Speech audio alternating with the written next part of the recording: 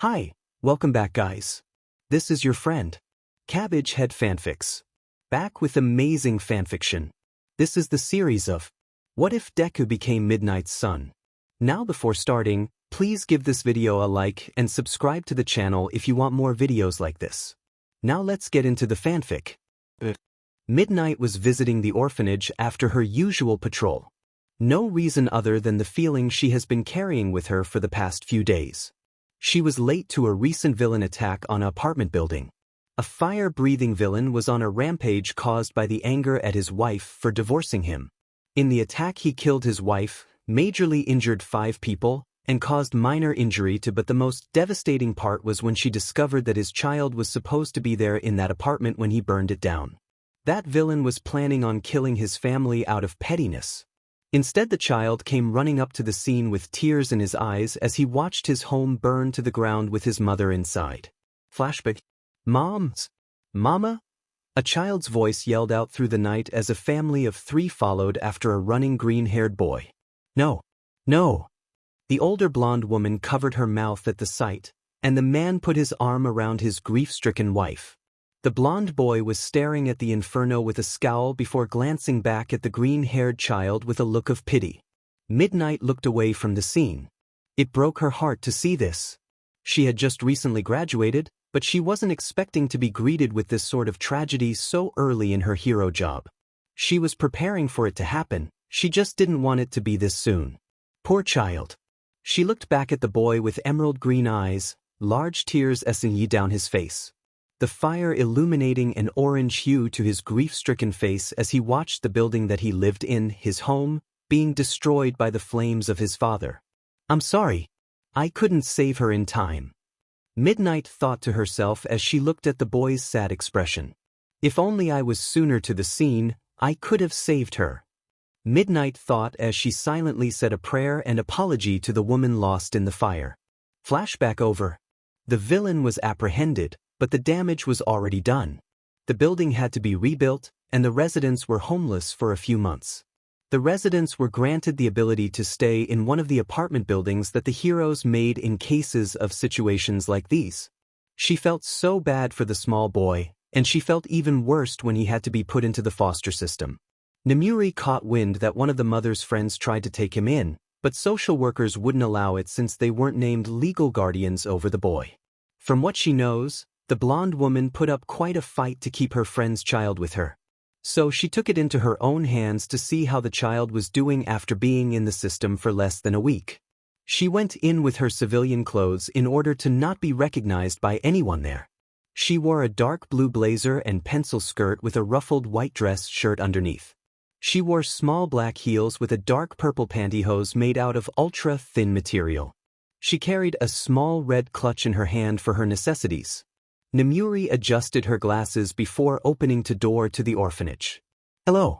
I am Nemuri Kiyama. I called ahead to meet with Midoriya Izuku. She said to the lady behind the rickety wooden desk. The kind lady nodded and said, "The children are all playing outside in the backyard. Follow me, Miss Kiyama." Midnight was guided to the backyard where the children were playing. The backyard had a playground with swings, slides, and a big playhouse. There were many toys and balls that were scattered all over the grass. Midnight looked over to the groups of children playing and didn't see the green hair she saw that night. Until Nemuri looked over by the tree and saw a small green-haired boy just sitting against the tree looking at the flowers sprouting from the ground. Flashback. Midnight hated the police station. She didn't hate the police officers or detectives, but she hated the vibe of dreariness that always seemed to be in the offices. Nemuri was there because she wanted to see about the child of the mother. The file said his name was Midoriya Izuku. His mother was killed by his father in the huge attack. Midoriya Hisashi is currently in prison for the attack and murder of his wife. Then, Midnight was given news that Izuku and the Bakugo family that was watching over him were currently being interrogated. She headed over right away to check the case out with her friend Aizawa. Shoto, a Eraserhead, took down the kid's father as the other heroes on scene saved as much people as they could. The only death was Midoriya Inko. Midnight and Aizawa went into each interrogation room with each person there to finish off their reports. The husband Bakugo Masaru was a quiet person and answered each question calmly. His wife, Bakugo Mitsuki, answered each question, but kept asking where her son and Izuku were. Their son, Bakugo Katsuki, knew next to nothing on the incident, only talking about how Deku was only at their place for a few hours before they heard about the incident. Midnight and Aizawa both noticed how he said Deku instead of Izuku. The most interesting was Izuku. He didn't cry as much as when he did at the time of the incident. He replied to the answers given truthfully. But Midnight felt a maternal instinct crawl up into her through when the interrogator asked Izuku why he was so calm. "Mama knew what my dad was going to do." His statement had everyone on the other side of the mirror in silence. "What do you mean by that?" The interrogator questioned, writing down some notes on a piece of paper. Izuku explained, "When she packed me up for the sleepover, she packed extra clothes and toys that were my favorite. My mom gave me a small bag of her stuff and a picture album in my school bag with my books. She also gave me a few envelopes with letters inside.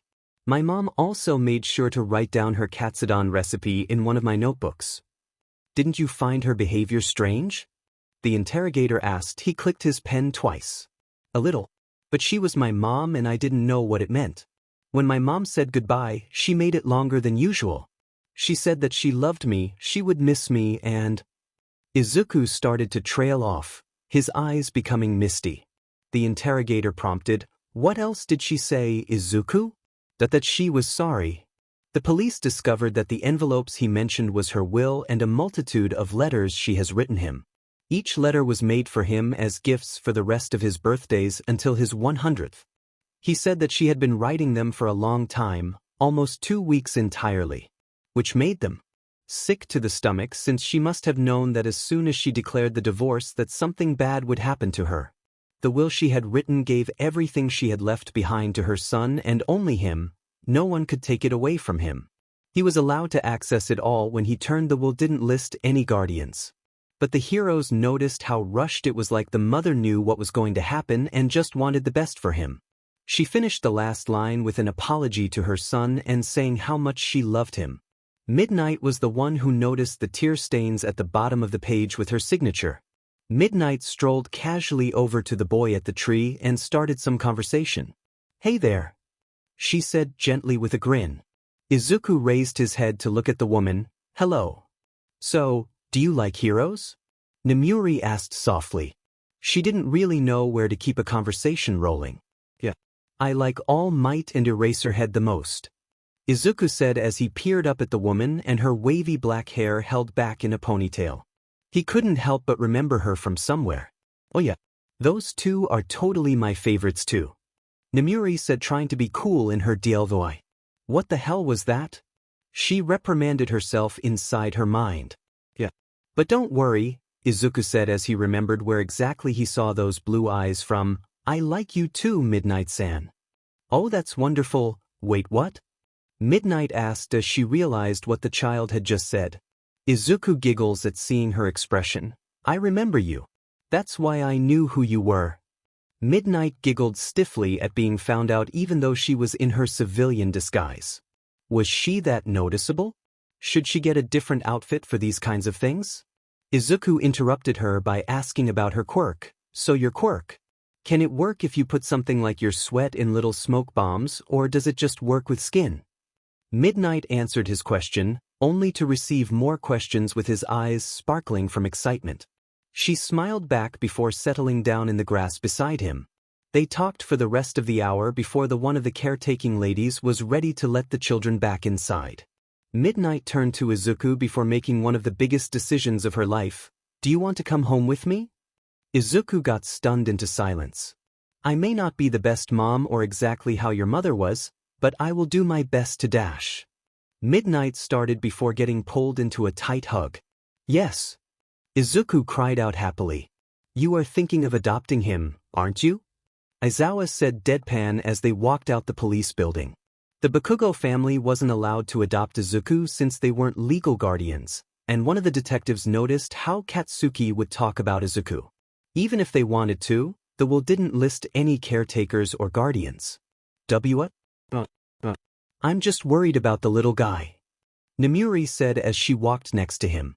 I bet you will adopt him by the end of the week from just that look in your eyes. Aizawa asked with his usual smile on his face. A kind of creepy grin she got used to seeing during her time at UA. Oh, you are on. Namuri said with a defiant look in her eyes. Yet here she was 3 days later, signing paperwork to quickly adopt Izuku after fostering him for a few months. She thought, damn it. Looked like Aizawa won the bet. But when she looked at Izuku holding her hand while his luggage was being moved to her car with the help of one of the younger ladies, she felt like she didn't lose anything. Izuku looked up like her felt her looking at him and smiled up at her happily. She felt like won the best prize ever. Midnight thought a nice outing with Izuku to her office would be a good idea. He loved heroes and she worked as one. Perfect idea, right? She could introduce him to new ones on the scene and have some of his favorites autograph his belongings. She was fairly new, but she knew at least one of his favorites is one of her friends. She might have lost the bet, but Eraserhead will soon find out he can't handle the cuteness that the freckled boy radiates. So she brought Izuku to her office to do exactly that last Sunday. She introduced him to her best friend, Hisashi Yamada, who he knew best as Present Mike. Izuku gushed over how not only was he bilingual, but he also did a radio show. Hisashi was more than happy to tell him all about Put Your Hands Up radio. Izuku was so excited when she introduced him to Ida Tensei, also known as Ingenium. Izuku went on a rampage with questions towards him, asking about if he ever tried using his arm engines as a kind of jetpack. Tensei looked at him like he just blew his mind. He wisely answered, no, but that is a good idea. And lastly, one of his favorite pro-heroes, Eraserhead, whose name is Aizawa Shoyuda. Aizawa felt the wrath of cuteness as he listened to Izuku babble about how cool he was. Izuku asked question after question of him, fighting quirkless to his bright yellow goggles. When he was busy fanboying over the three, Namuri handed a sum of money in an envelope to a slightly smirking Eraserhead. Everything was great. She introduced him to heroes like Snipe and Ectoplasm when they were switching from patrol to office time to finish up some reports. He, of course, freaked out even more seeing the heroes. She smiled at Izuku since she was so glad that he was having the time of his life. But the happy moment came crashing down on Tuesday morning. She gets awoken from a text message alert. She slowly opened her eyes and stretched her limbs out, trying to shake the sleep out of her. She rubbed her eyes before reaching on her nightstand for her phone lazily. Namuri plucked her phone from the charger and saw who decided to text her in the middle of the morning. Hisashi. Her eyes widened when she saw the message. They know about Izuku. Call me ASAP. She hurriedly straightened up as much as she could on her comfortable bed with as little sound as possible. She didn't want to wake up Izuku. Namuri clicked on the call button on Hisashi's contact before waiting for him to pick up. On the second ring, he answered, Namuri. Did you get my text? Yes. What is this about? How did they find out about him? Midnight asked as she talked as softly as she could without waking the small boy in the next room. I don't know. I think one of the reporters must have wanted to report on Snipe and followed him only to discover you with Izuku. Namuri cursed herself at not choosing to wait until the heroes got inside the building before introducing them to Izuku. They apparently got short videos and photos of how you acted with Izuku. I think one of the videos actually caught you introducing him as your son. But they don't know his name, which is good so far. Namuri groaned as Hisashi continued on. Now the media is going wild with this story. Everyone is saying things about you. Bad stuff. Hisashi sounded really set off when he finished the sentence. They don't even know how good of a mother you are to him, but they are judging you and criticizing you for being a bad influence. They don't even know how good of person you are. I want to slap them all in the face with common sense. Hisashi ranted. Namuri laughed at her friend's words before sobering up at the issue at hand. I might have to hold a press conference or interview regarding the situation. I didn't want people to find out this early. I wanted to at least wait until he was ready. Hisashi agreed. Yeah. I vote that you do the interview. Press conferences don't know here to draw the line when it comes to privacy. Well, thanks for the heads up, Mike. Midnight said as she rose from her comfy position on the bed. No problem, Midnight. Hey, if Izuku needs a babysitter anytime soon, You are going to call me and Aizawa, right? Hisashi asked. Namuri chuckled at her best friend. Yes, you and your little boyfriend can come and watch him the next time I take a longer patrol. Bye-bye. Namuri ended the call after she heard an enthusiastic yelling of, yeah. She sighed as she sat down at the edge of the bed. She rested her head in her hands. Why did the press and media have to ruin my new life right now? Miss Mom? Izuku quietly asked from behind the crack in her bedroom door. She wasn't rushing him to replace her as his mother, so she didn't have a problem letting him call her whatever he wanted. As long as he didn't refer to her as Midnight since that was her hero name and she didn't want her identity to be let out by accident. Hey buddy, did you have a nice sleep? She asked Izuku as he walked up to her in his old All Might onesie. She smiled gently as she watched the little boy come up to the bed before trying to climb onto the top. He started to struggle with his little legs trying to propel himself forward onto the comforter. Okay, let me help you up. Namuri placed her hands under his arms to lift him up. Hup. There we go. Namuri said as she guided Izuku to sit down on her bed next to her. They looked pretty domestic with him in his onesie and her in her long sweater pajamas. Are you okay? I heard noises. Izuku asked gently to her. She smiled at him. No. Everything's fine. I just have to organize a very important interview today. Everything will be okay. She said, lightly swinging her feet from her nerves. All right. I was just worried. Izuku said as he swung his legs back and forth over the edge mimicking her. There is nothing to worry about. Namuri said reassuringly. Can I come? Izuku's voice asked quietly. Wait, what? She thought. What? She asked out loud, turning back to the adorable toddler with blonde twigs of fabric sticking out of his hoodie. When she really looked at his adorable green eyes, she couldn't really say no. Yes, you can come, she answered back to him before thinking to herself. Oh goodness. This will be interesting. Back at it again with Haruto and Himari. Welcome to the show, everybody. Two hosts said at the exact same time before the cheer of the small live audience. The man named Haruto stood up in a button-down dark purple shirt with black slacks on, complementing his black dress shoes. The lady named Himari had on a simple amethyst-colored fit and flare dress that had a black belt around her waist. She wore little black flats with a bow that matched the one in her hair. Welcome. Now, we have a very special guest with us today, Himari said, sounding excited for the guest waiting behind the stage. Yes. A pro hero that has just recently been involved in a rumor that she is going to put to rest right now. Haruto exclaimed with a smile on his face.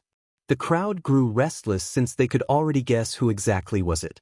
Please welcome our guest, Midnight. The two hosts said at the same time, revealing Midnight in her hero costume. The crowd went wild at the sight of the hero, most of the men for obvious reasons. Midnight waved and smiled at her fans and supporters before taking a seat on the couch on the other side of the hosts. Izuku sat down in the green room with Hisashi in civilian form. He watched his caretaker through the television backstage as she started to answer the questions that the hosts gave her. He really liked watching heroes give interview like this. It really brings a certain feeling when you get to know a pro hero that you don't really know that much about. Hisashi and Izuku watched as Namuri answered all the regular questions that the hosts gave to her. How are you? How's it going with the job? It must be difficult. Haruto asked. I'm doing good. My job is no easy picnic, but I wouldn't say that it is impossible to do. You just have to work hard for it. Midnight answered as best as she could. Himari excitedly asked, I have been dying to finally meet you. It is such an honor for you to come on our show. We are such huge fans. The hosts both nodded while the crowd clapped and cheered. Midnight replied with a smile, Well, it's an honor to be here with such lovely hosts. Especially since I called at such a horrendous time. I must have messed up your schedule. I'm terribly sorry. No. It's totally fine. We weren't planning on doing any guests today, so you offering to do an interview with us is no problem. Haruto said, trying to reassure the female pro hero. He felt bad for what they were both going to ask her about since they were genuinely big fans of hers. So, Himari started, there is a rumor going about that you have become a mom? Do you want to comment on that? She asked slowly, trying to see if she was making Midnight mad, 'cause that is the last thing she wanted.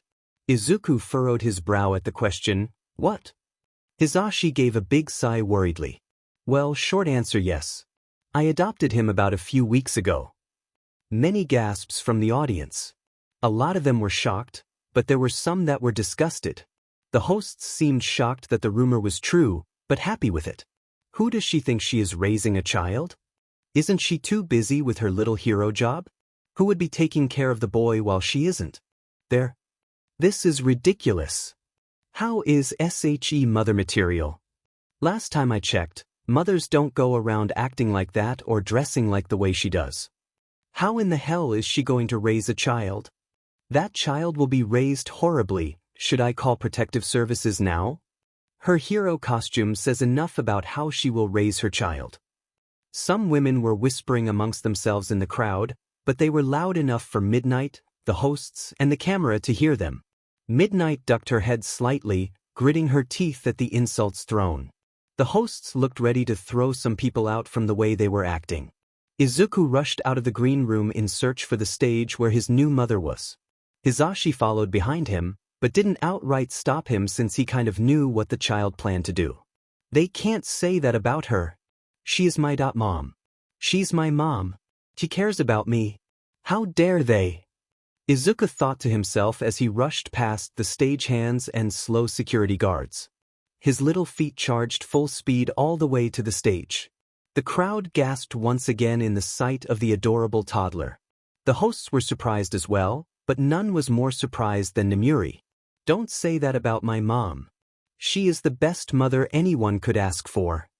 Izuku shouted as he stood in front of his mom in a protective stance. I love her. Don't say mean stuff anymore. Midnight rose from her seat with tears threatening to stream down her face as she gathered the small child into a hug. Izuku hugged back tight before pulling away to face her. Nobody can say mean stuff about you while I'm here. Midnight laughed while Izuku wiped a small tear from her cheek. Don't cry, I'm here now. Izuku said with a smile on his face.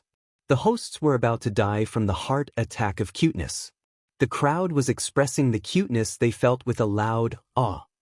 Hisashi watched from the backstage off to the side of the stage with a smile on his face. The interview continued with Izuku sitting right next to his mom swinging his feet. The hosts were asking questions and sometimes they would ask questions to little Izuku too. The crowd quieted down for the rest of the interview. The ones who made the comments changed their mind after seeing Midnight and Izuku interact. There was no doubt that Midnight loved the child as much as the child loved her. Midnight took time off her hero job to spend time with Izuku. Since she has adopted him, she has only went out on short patrols or only been called as a last measure to make the villain or criminal pass out. It was about time for her to return so she could take care of Izuku with the proper pay she makes. And tomorrow was the first day back to work. She scheduled a short patrol during morning and late at night. Since Izuku has no daycare tomorrow, she and Izuku were watching The Princess and the Frog tonight as a last bonding moment before she has to work. She scheduled for times that allowed her to still spend time with Izuku during the day, but technically it was a last hurrah because she was officially returning to her hero work. They were at the part where Tiana turns into a frog when Izuku turned to Nemuri and said, I'm like a frog. Nemuri furrowed her brow in confusion. Why are you the frog, Izuku? Izuku giggled at the question, because my hair and eyes are green. Nemuri widened her eyes exaggeratedly. Oh, that must mean if I kiss you, you turn back into my little prince. Izuku laughed as Nemuri began to chase him around the living room. Nemuri finally caught him and lifted him up to place many small kisses on his forehead. There, now you are my little prince.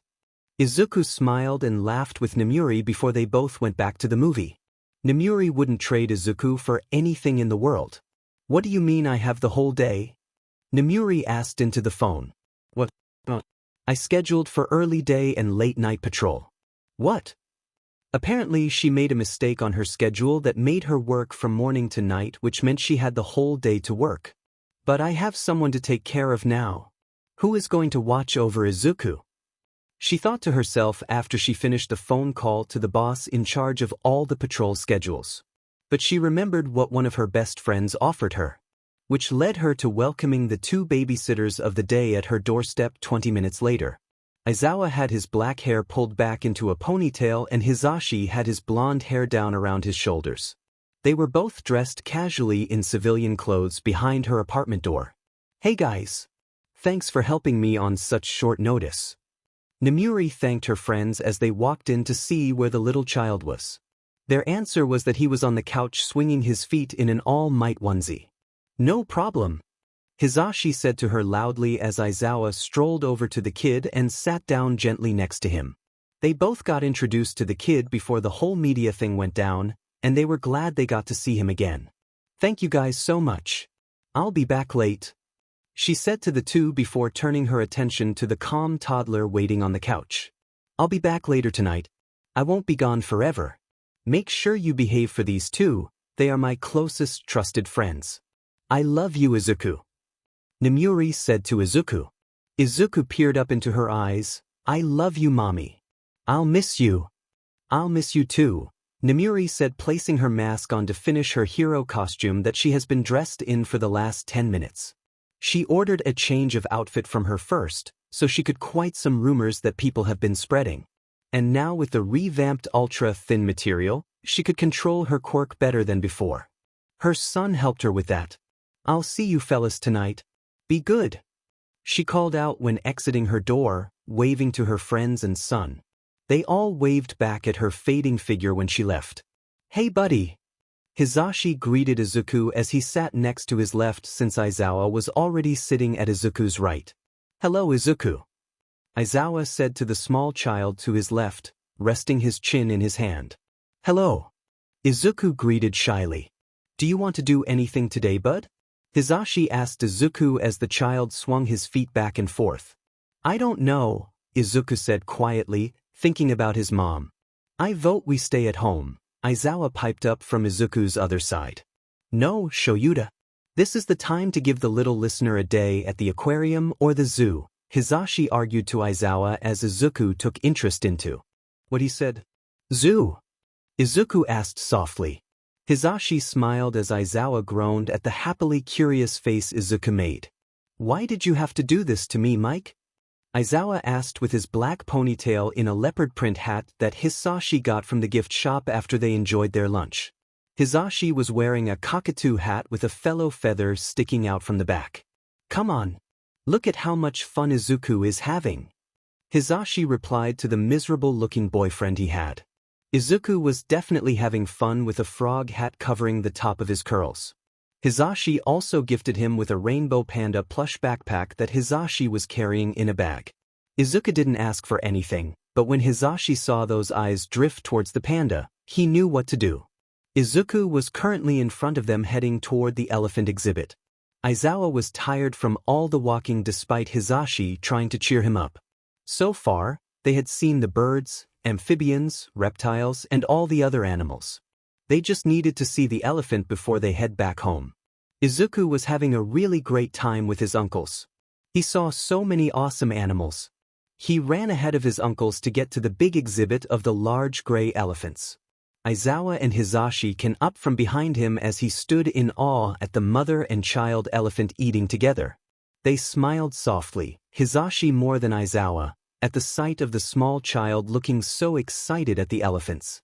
Hisashi read aloud what the description said. "Luis, the big elephant, is taking care of Susie, an orphaned elephant, after her birth mother was lost after an incident." Aizawa frowned at the story on the plaque as Izuku's face grew more thoughtful. "They are like me and mommy," Izuku said happily at the elephants. "We both have someone to take care of us and love us, even though we lost someone." Hisashi sniffled and Aizawa ruffled Izuku's hair at his statement. It hasn't been that long since their friend had adopted him, but he already saw her as someone special to him. "Let's get going, Squirt. Say goodbye to Luis and Susie," Aizawa said to Izuku. "Bye-bye," Izuku called out, receiving a trumpet from Susie. He laughed at the sound and waved to the small elephant before following behind his uncles. Safe to say, Hisashi bought a big and small plush elephant pair for Izuku on their way out, much to Izuku's surprised delight. Midnight was so tired from her patrol. She carried her hero costume in a gym bag as she went towards her door in her casual civilian clothes, which was a simple dark blue dress in black flats. Somehow, it seemed that all the criminals knew she was working again and just showed up out of nowhere at so many different places just to make her day terrible. She sighed and unlocked her apartment door. She smiled softly as she remembers the little prince she was doing this all for. She knew that he was the token to bring her smile back. She swung open the door to find Hisashi and Izuku napping on the couch with Aizawa placing a blanket over the two. "You don't mind if we sleep over, right?" Aizawa asked as he gestured to his knocked-out boyfriend on the couch with Izuku lying on his chest. The TV was playing the Jungle Book credits, illuminating their sleeping form. "No problem at all. I'm sure I have 2 futons in my closet," Namuri said quietly as she walked over to the closet. "So what happened? Did you 3 have fun?" "They did. I can't say so for my headache from making sure these 2 didn't get into trouble though," Aizawa replied as he unrolled a futon that his friend handed to him. "So, we spent a good day at the zoo." Aizawa mumbled slightly to her. "Great. I was so worried, but it seems Izuku had fun today. So I'm happy," she said at the toddler happily snoozing away on the chest of one of her best guy friends. "And hey, now I know," Aizawa said as he snuggled up in the futon. "Know what?" Namuri asked tiredly as she lay down in a separate futon. "The reason you fell for him and wanted to take care of him," Aizawa mumbled as he started to doze off. He thought as he drifted off, the little kid has potential to be something great in the future. "Hisashi is probably going to bug me and getting a child of our own soon by the way he is spoiling Izuku," he thought when he went to sleep. Midnight sat in silence with Izuku crying his eyes out into her shoulder at home. They just got back from him being diagnosed as quirkless. Apparently the X-ray was a bit blurry, but the doctor concluded from the blurry screen that he will be quirkless. Izuku has been sad ever since, so she called up some friends to help him cheer up. The doorbell rings and Namuri goes to answer it, gently coaxing Izuku to lay back down. She opens the door to Hisashi and Aizawa in their normal clothes. "Is the little listener okay?" Hisashi questioned in a worried quiver to his voice. "Those doctors don't really know how to do their jobs correctly. I never liked them." "Where is he?" Aizawa asked politely but with a tense tone. "He has been crying ever since the appointment. I think he is really disappointed that he was told he couldn't be a hero by that doctor. He hasn't talked since we left even when we got home. He is in his room right now. Hopefully he will cheer up with you guys here." Namuri responded, guiding them to Izuku's room. Izuku's room was right across from her own bedroom, his ceiling adorned with glow-in-the-dark stars. He had basic lightwood furniture like a writing desk, a clothing dresser, and bookshelves that filled the wall next to his bed. His bed was a simple light red comforter covering a dark blue sheet. There Izuku was crying his eyes out into a teddy bear that she gifted him a few weeks after she adopted him. The giant elephant plush from the zoo visit laid above his head of curls. "Hey buddy. We heard about what happened. You can talk to us if you need to," Hisashi said, resting his hand on Izuku's back.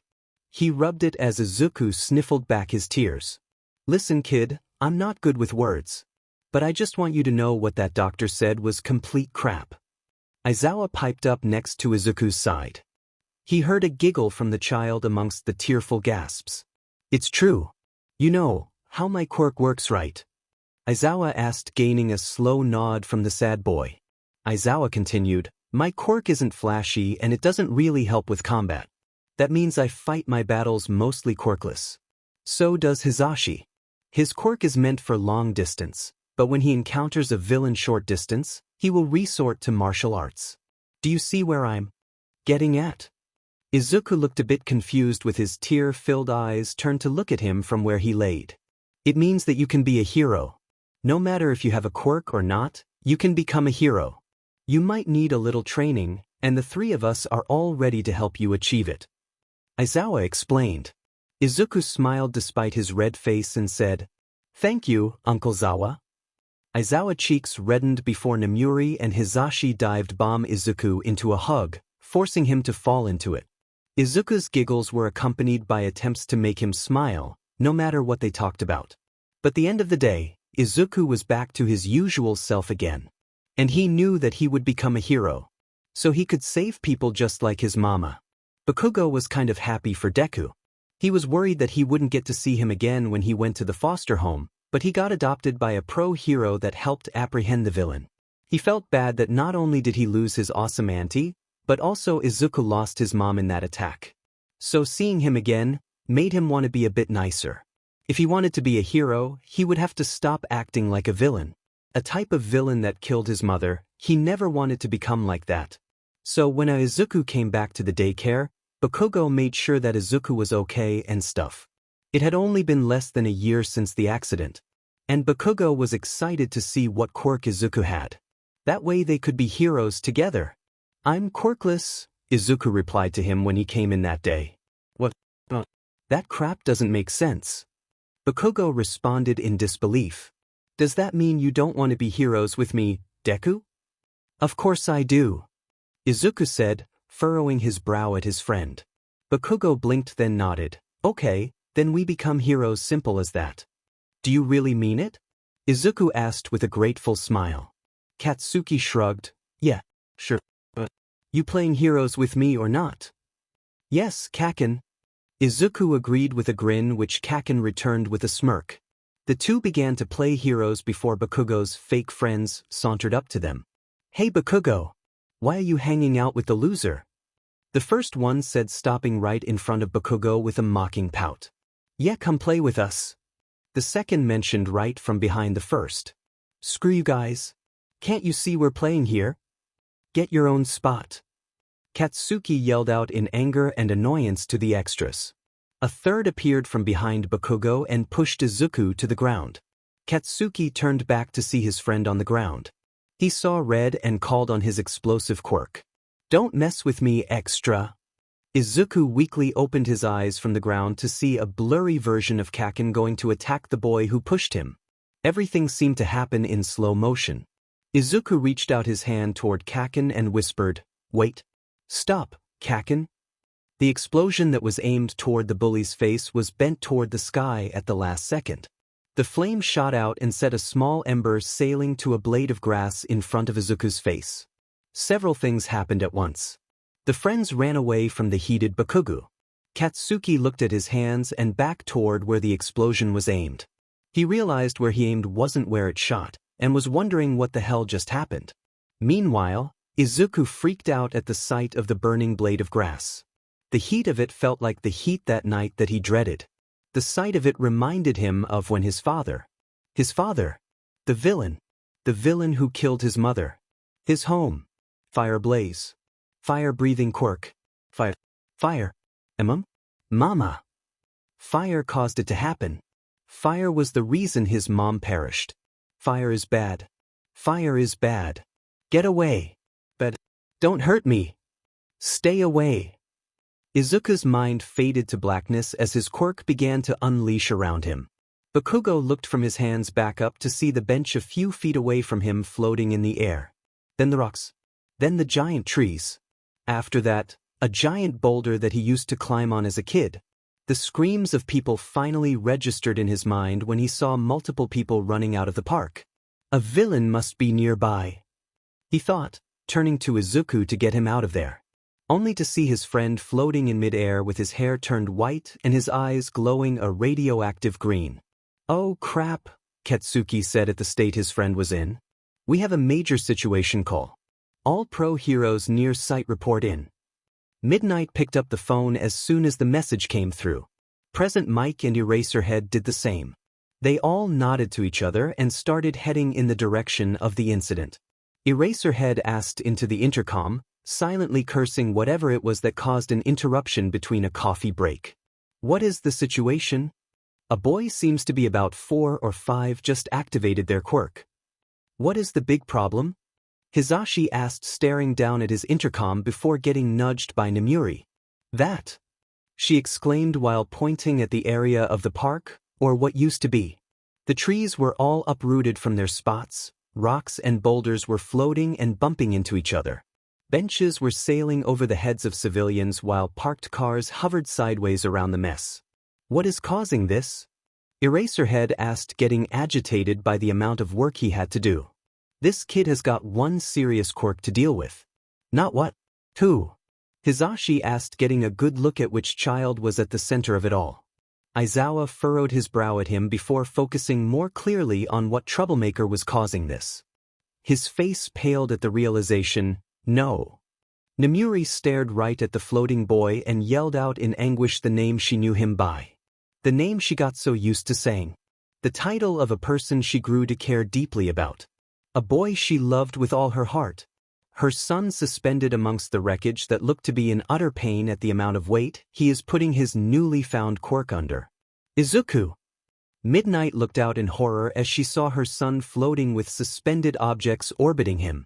The heroes on the ground were focusing on moving the people out of the way and rescuing people who were stuck on a certain floating tree or in a car. Everyone seemed to be fine. No people were actually being floated unless they were connected to an object. Even the animals were left alone as long as they weren't in the trees or they escaped early. But one children was unaccounted for. Katsuki! Mitsuki shouted, being held back, her husband with a pro-hero blocking her way. Masaru tried to calm her while worrying about his son. Midnight looked up to see the Bakugo child holding onto a tree that was closest to Izuku.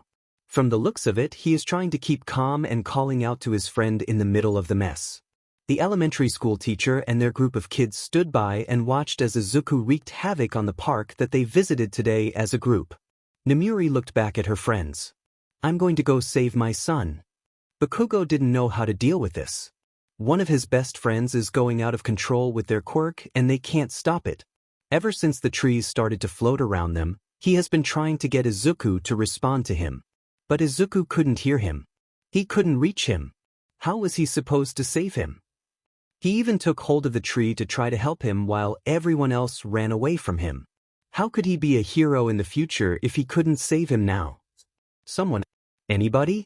Where are the pro-heroes? Someone help him, please. Izuku! Izuku! Wake up!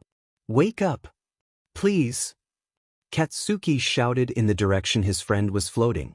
Izuku didn't move, his now white curls were flowing with the wind. His radioactive bright green eyes show no movement, they were only looked ahead in a trance. All of the sudden Bakugo was wrapped in a long gray scarf and lifted from his spot on the tree. He fought against the fabric only to land in the hold of Present Mike. Don't worry. We will get your friend safe soon. My buddies will take care of it. Let me get you out of harm's way first. Present Mike said to the fighting toddler. At his words, Bakugo calmed down only to focus his glare on the two heroes going toward Izuku. They better save him or else, he thought with worry as the hero brought him to his parents. Aizawa didn't know what to think. One day he is cheering up the kid from being diagnosed quirkless, and then the next day he is trying to save him from his own quirk. The whole park area where he was playing at what is now up in the air with him in the middle of it. It looked like Izuku inherited a mutated and very powerful version of his late mother's telekinesis quirk. All he knew, it was his job to save him. It was his job to save his nephew, and he didn't want to let him down. First, he saved the Bakugo child and swiftly handed him off to Present Mike before following the Nemuri as she jumped from floating tree to floating rock. With each jump, they got closer to the main center where Izuku was suspended. He was going to erase his quirk when he got close enough to look into Izuku's eyes. Then, Nemuri would use her quirk and knock him out. After he goes unconscious, they will clean up the park while Nemuri goes home with her boy and makes sure he is okay. The plan was easy, so they got it in motion quickly. Eraser! Nemuri shouted to him as his cue. Aizawa nodded as he got up closer to Izuku. Izuku's eyes reacted to the movement. With his telekinesis powers, he floated a billboard straight down where he was and effectively blocked his vision. Aizawa didn't react fast enough and was pulled into a tree prison that Izuku made with his quirk. He wasn't in control of his body or quirk anymore. Damn it, he thought when he tried to escape from his wooden prison only for it to become smaller. It's up to you, Midnight. He shouted from the confines of his imprisonment. Izuku didn't even react to a familiar face. His body just recognized any kind of movement made in a certain way was hostile, and his quirk reacted to protect him. Nemuri thought on her feet when she saw her friend get trapped.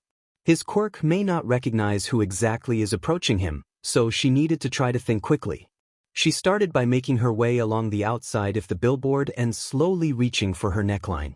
Midnight pulled an inch of cloth away from her neck, trying to focus on bringing the sleepy gas to him on the other side. "Please work," she thought to herself as the billboard started to fidget in place. She peeked around the board to see that Izuku was struggling to stay awake with his hand trying to block his nose from inhaling the gas. It made him stutter for a moment, which is what she needed. She gritted her teeth before trying her last plan. "Izuku, honey? Wake up, please?" Izuku's bright green eyes tried to refocus on where the voice was coming from, but the fog was affecting his vision. The gas was making him a bit woozy, affecting his hearing. Who was that calling for him? "Stop, please? I don't want anything to happen to you," Midnight said, wiping a tear from her masked face. "I have only known you for a short time, but you are my little prince. I can't deal with this. Wake up, please. I love you. Please, wake up." Izuku's eyes started to flicker. The objects floating farthest away started to gently go back to the ground. Nemuri noticed and started approaching slowly. Trees began to right themselves back into the ground. Rocks started to situate themselves back into their places. Katsuki watched with his parents behind present mic at the slowly descending items that were being returned to their proper places. Izuku's white hair started vanishing as his green curls flowed back in from the roots. Nemuri rushes just in time to grab Izuku from falling out of the sky. Aizawa dodged away from his wooden trunk prison to go to where his friend and nephew was. Izuku's eyes returned to their normal shade right as he fell into a deep sleep caused by exhaustion. Nemuri rested his head on her lap right as Aizawa arrived with present Mike and the Bakugo family on his tail. "Is he okay?" Present Mike asked as Bakugo looked to see his friend resting calmly on the lap of Midnight. He knew that she was his new mom since he and his family watched the interview when it happened. Thankfully she was there. "Does he need to go to the hospital?" Masaru asked with his wife holding their son in her arms. "He'll be okay. He just needs to rest," Aizawa said, looking at Izuku's peaceful face. Nemuri brushed a lock of hair out of her little prince's face. His soft breathing fell into rhythm as she gently brushed her fingers through his hair. "Thank God he's okay," she thought to herself as the pro-heroes began to fix up the park around them. But that didn't matter to her. She had her son back. Midnight was furious. She found out what caused the incident from the words of Bakugo, and she was beyond mad that the school was allowing her son to be bullied because he was quirkless. Oh, she was going to have some words with the principal, and they better hope to whatever god they prayed to that their begging skills are top-notch. Or else. That is exactly why she was sitting with Izuku to her left and Bakugo with his father and mother to her right. After the whole incident, the Bakugo family exchanged contact with her to set up more hangout times for the children. Nemuri was thankful that young Katsuki had changed his attitude since she last saw him. She noticed how Katsuki was protective of Izuku and how he was desperately trying to reach him while the whole crisis was going on. Nemuri sat with the Bakugo family while Izuku was getting checked on by Recovery Girl. Katsuki was considerably upset at not being able to save his friend, but Nemuri banished his thoughts. "You did well trying to save Izuku. I'm looking forward to seeing you become a hero yourself with Izuku. Make sure to keep your attitude of protection while moving on from now until the future. The intent to save is more important than the intent to win," she explained to Bakugo, who was sitting next to her, angrily wiping at his tears. When Izuku was cleared from Recovery Girl to just some well-needed rest, everyone sighed in relief. Bakugo automatically went to his side and clung onto him with tears in both their faces. Nemuri smiled at the side before being tapped by Mitsuki. She turned to receive a note card with everyone's contact. When she asked why, Mitsuki responded with a gentle smile of her own matching her husband. "Inko was a good friend of mine. I blame myself for not noticing what was going on. I was devastated when I couldn't protect him myself by adopting him into my home.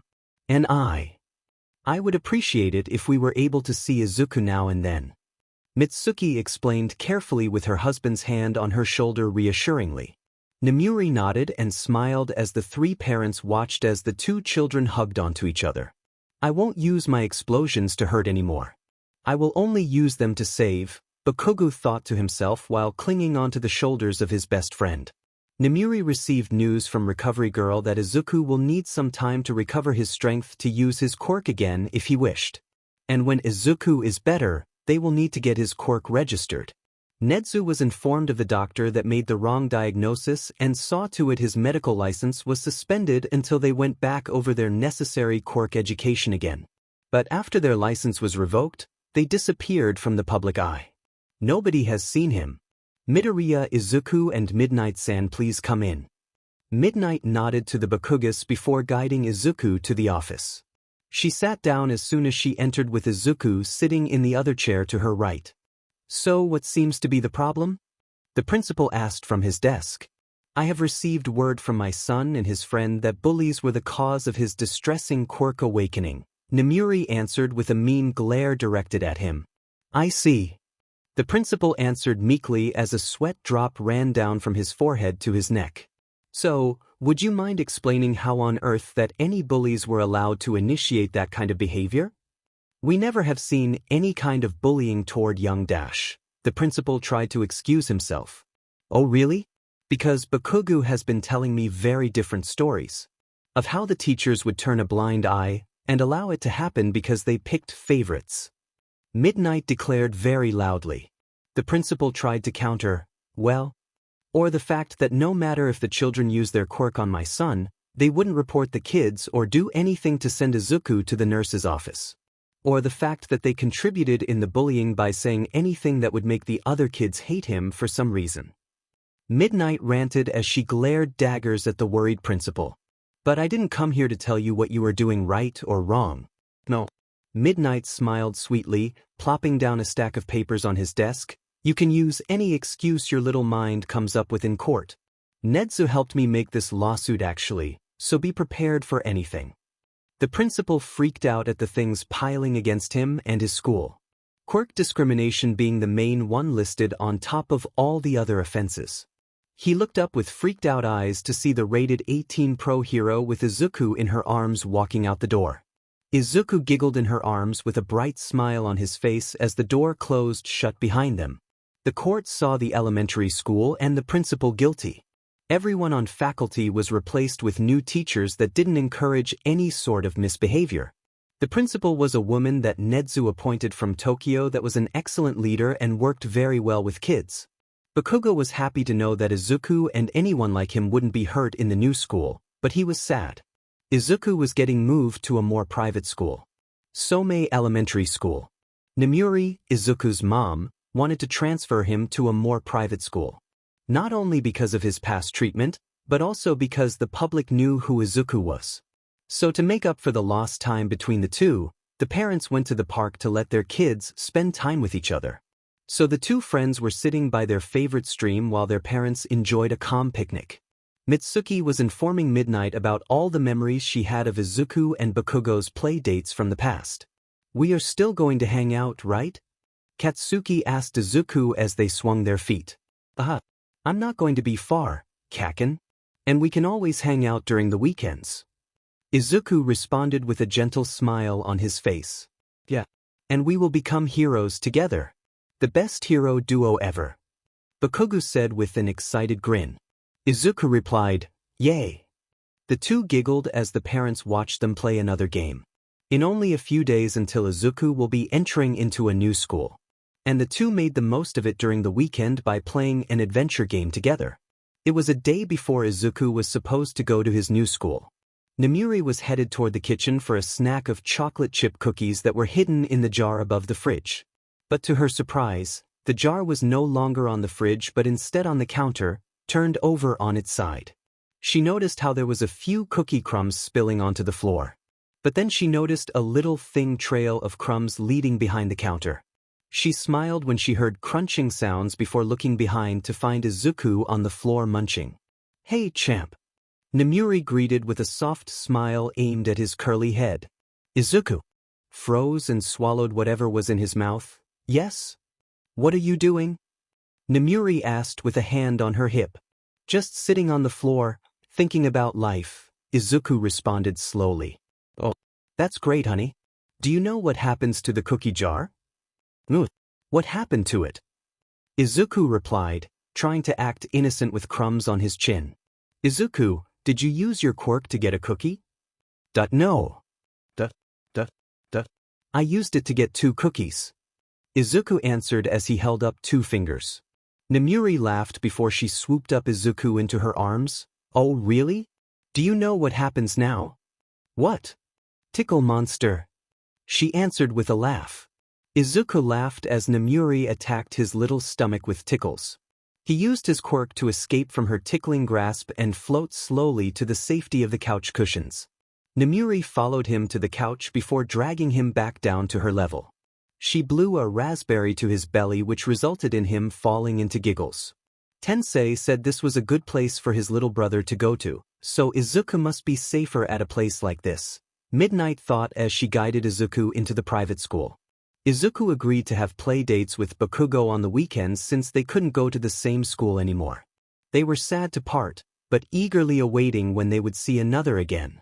Right now, Izuku was clinging onto her hand while she walked him inside the unfamiliar territory. "I'm nervous," Izuku said honestly to his mother. "I understand you might feel a bit nervous. But don't be scared, you might make some fantastic friends here that will last you your lifetime. Like Bakugo will be to you, you might find another best friend." Nemuri reassured her son. Izuku calmed down a bit, but still held on to a bad feeling of entering a new school with people he didn't know. He asked, "What do I do to make friends?" "Just be yourself. Introduce yourself, be nice, and just don't let anyone make you feel sad. But if anyone tries to bully you like the others did, you just tell me and I'll make sure it won't happen ever again." Nemuri answered effectively. Izuku giggled slightly and smiled, "Okay." Nemuri returned the smile as they reached his new classroom. She knelt down and started to say her goodbye. "I'll see you soon, Izuku. I'll be here to pick you up after work. And then you get to tell me about your first day, okay?" Izuku hugged her with all his might and she returned the hug tighter. "I'll miss you, but I'll be back sooner than later. Have fun." "I love you." "Love you too, honey. Bye." Nemuri replied, turning around to walk back. "Bye-bye." Izuku responded right as the homeroom teacher let him in his new homeroom. "Oh hello. You must be Izuku. Nice to meet you, I'm Asani, your new homeroom teacher. Would you like to come in and introduce yourself?" His teacher asked, receiving a nod from him. "Great, now come on inside." Izuku walked inside to find 20 pairs of eyes staring at him. Hello. My name is Kayama Izuku. Nice to meet you." "Hello," the class greeted in unison. The teacher nodded and escorted Izuku to his new seat right next to a girl with a dark ponytail and a boy with glasses. "Yaoyorozu and Ida, Kayama will be your new seat buddy starting today." Izuku looked at the teacher's back as she walked away, leaving him alone with his new buddies. "Hi," he greeted shyly. "Hello, Kayama. Welcome to our table," Yaoyorozu greeted with a gentle smile at him. "Greeting, Kayama-kun," Ida responded to him. You can call me Izuku if you want." Izuku offered as he sat down next to his new buddies. "You can call me Momo if you want." Yaoyorozu suggested back to him while he got comfortable in his seat. "Then, you can call me as Tenya, if you wanted," Ida responded as well with a slight blush on his cheeks. Izuku smiled. Maybe this won't be so bad after all, he thought to himself. Soon, it was lunchtime and Izuku was sitting with his 2 new friends. Unbeknownst to them, one kid recognized the new child as being the one under Midnight's care. The villain's kid that caused major damage in the park with his telekinesis quirk. That kid could only spell trouble, so they approached in front of everyone to call him out on it. "So, you can create anything if you know the materials in making it? Wow, that sounds so awesome." Izuku complimented Momo, who looked a little red at his praising. Tenya was about to tell Izuku to keep his volume down when the newcomer approached. "Hey, you that kid whose dad is the villain, right? Why the hell are you here?" The mean kid asked the stunned Izuku. Izuku started, utterly panicking on the inside. "And aren't you the one who caused all that damage that lasted a few days to fix?" "Hey, that's our friend you were talking about." Tenya stood up and reprimanded the stranger. "And it wasn't his fault he caused that damage. It was the first time his quirk ignited and he didn't know how to control it. Momo responded while Izuku watched on. And so what? I don't care that his father was a bad person. That doesn't make him bad. Tenya retorted, giving Izuku a kind smile. Momo added with a slight glare to her eyes, "Yeah. He has been nothing but a kind sweetheart to us since we met him." Before the mean kid could say anything else, Izuku's homeroom teacher, Asani, approached him and led him away to the principal's office. When he tried to protest, she said, "There will be none of that in this school. No discrimination or bullying will take place under my watch." Izuku apologized that they had to deal with that person because of him, but they both shook their heads. "We are friends now, correct? And friends stuck up for each other." Tenya said softly while Momo gave a big grin. Tenya cleaned up his glasses with his handkerchief after he finished what he was saying. Momo added, "Yeah. And don't mind what he said to you at all. But my dad is a villain and I did cause all that damage." Izuku started to doubt. "But that wasn't your fault at all." Tenya argued back, placing his glasses on again. "It wasn't?" he asked quietly, mostly to himself. "No, you couldn't have stopped it from happening," Momo said gently at her new friend. "Thanks for cheering me up, Ten-chan and Momo-chan." Izuku answered back at them, causing them both to blush at their new nicknames. "Mom!" Izuku yelled out, running to his mother in her casual wear. "Izuku, how was your day?" Nemuri asked, straight from her last patter. "It was great. I made 2 new friends." Izuku responded with a big smile that held all his excitement to talk about his first day. Smiling, Nemuri replied, "That's great. I'm so happy that you made some friends." "Nemuri?" a voice called out from behind her. "Tensei?" Nemuri asked, seeing her friend's face. Izuku recognized a familiar figure standing behind the new stranger, Ten-chan. "Izuku?" Tenya questioned at seeing a face he just met that day. "Wow, you guys have already met, huh? Well, I'm glad since I was going to introduce you to my little brother soon anyway. And look at that, you are already friends," Tensei said, scratching at the back of his neck before turning to Nemuri. Nemuri smiled at her friend before hearing a girl's voice from behind her. The 2 friends looked at each other before turning around to see Momo approach with her nanny behind her. Nemuri smiled at him. "I'm glad he found some new friends," she thought as she watched her son talk to his peers. Nemuri smiled when she saw that Izuku's eyes were closed. It seems like the bedtime story worked. Izuku was lying down comfortably in his soft bed with his face serene, having dreams of joining his mother in her work as her sidekick. She lightly kissed his forehead goodnight before exiting his room. Katana heading to her room, but before she could make it to her comfy bed, her phone vibrated. She raised an eyebrow as she took the shaking phone into her hands to answer whoever was calling. What does Hizashi need at this time of night? She thought to herself as she swiped to answer the call. "Hey, Hizashi, what's up?" Nemuri asked in greeting. "I have some news," Hizashi started, sounding off, especially with his voice sounding like there is an echo. "What is it?" Nemuri asked, sitting down on her bed. Hizashi sighed before telling her the news. "Eraserhead and I are adopting a little boy. He is in the hospital right now with us getting checked out." "Wait, what? When did you guys decide to adopt a kid? What happened?" she asked, her eyes widened at the sudden announcement. "Well, when I was working on my radio show, Aizawa checked out an orphanage that he got a tip on while he worked his late-night patrol. Apparently there was an orphanage near Hosu, where some caretakers aren't really doing their jobs and are actually dealing with the bad side of things in the underground network. So he went in with backup on the way, just to apprehend the horrible caretakers, right?" Nemuri asked, making sure Aizawa didn't do something reckless. "He did. The backup was in the way to his location as soon as he entered the building. But he got to a certain room hidden under all the pretend. There was..." Hizashi paused, taking in a shaky breath. "What is it? What was wrong?" she implored, trying to avoid her friend bursting into tears. "There was an attic room where they kept a poor kid in a muzzle. His quirk has something to do with him talking, but they branded him as a villain kid and forced him into it. They never allowed him to take it off unless he was sleeping, eating, or bathing.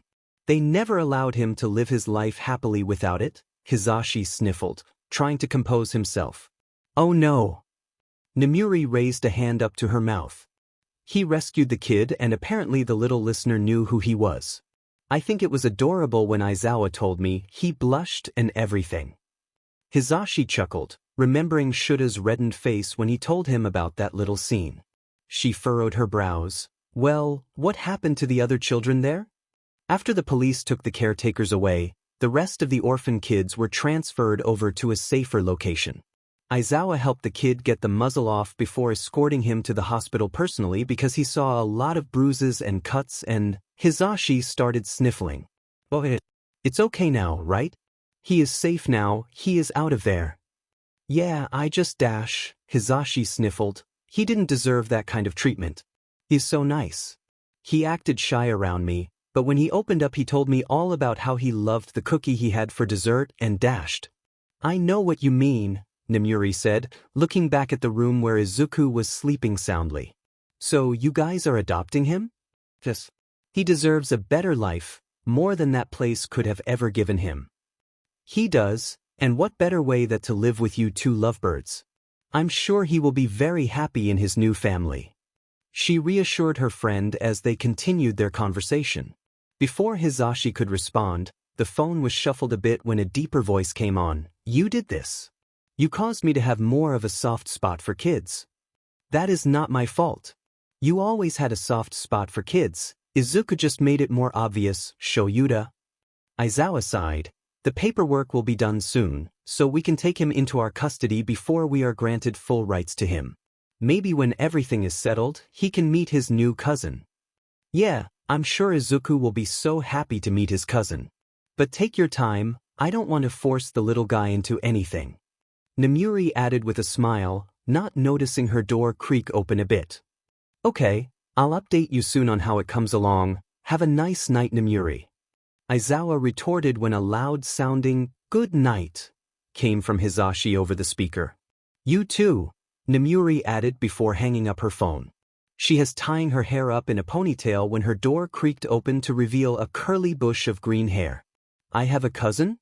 She questioned her son as soon as she saw his awake and adorable face. Izuku, what are you doing up so late?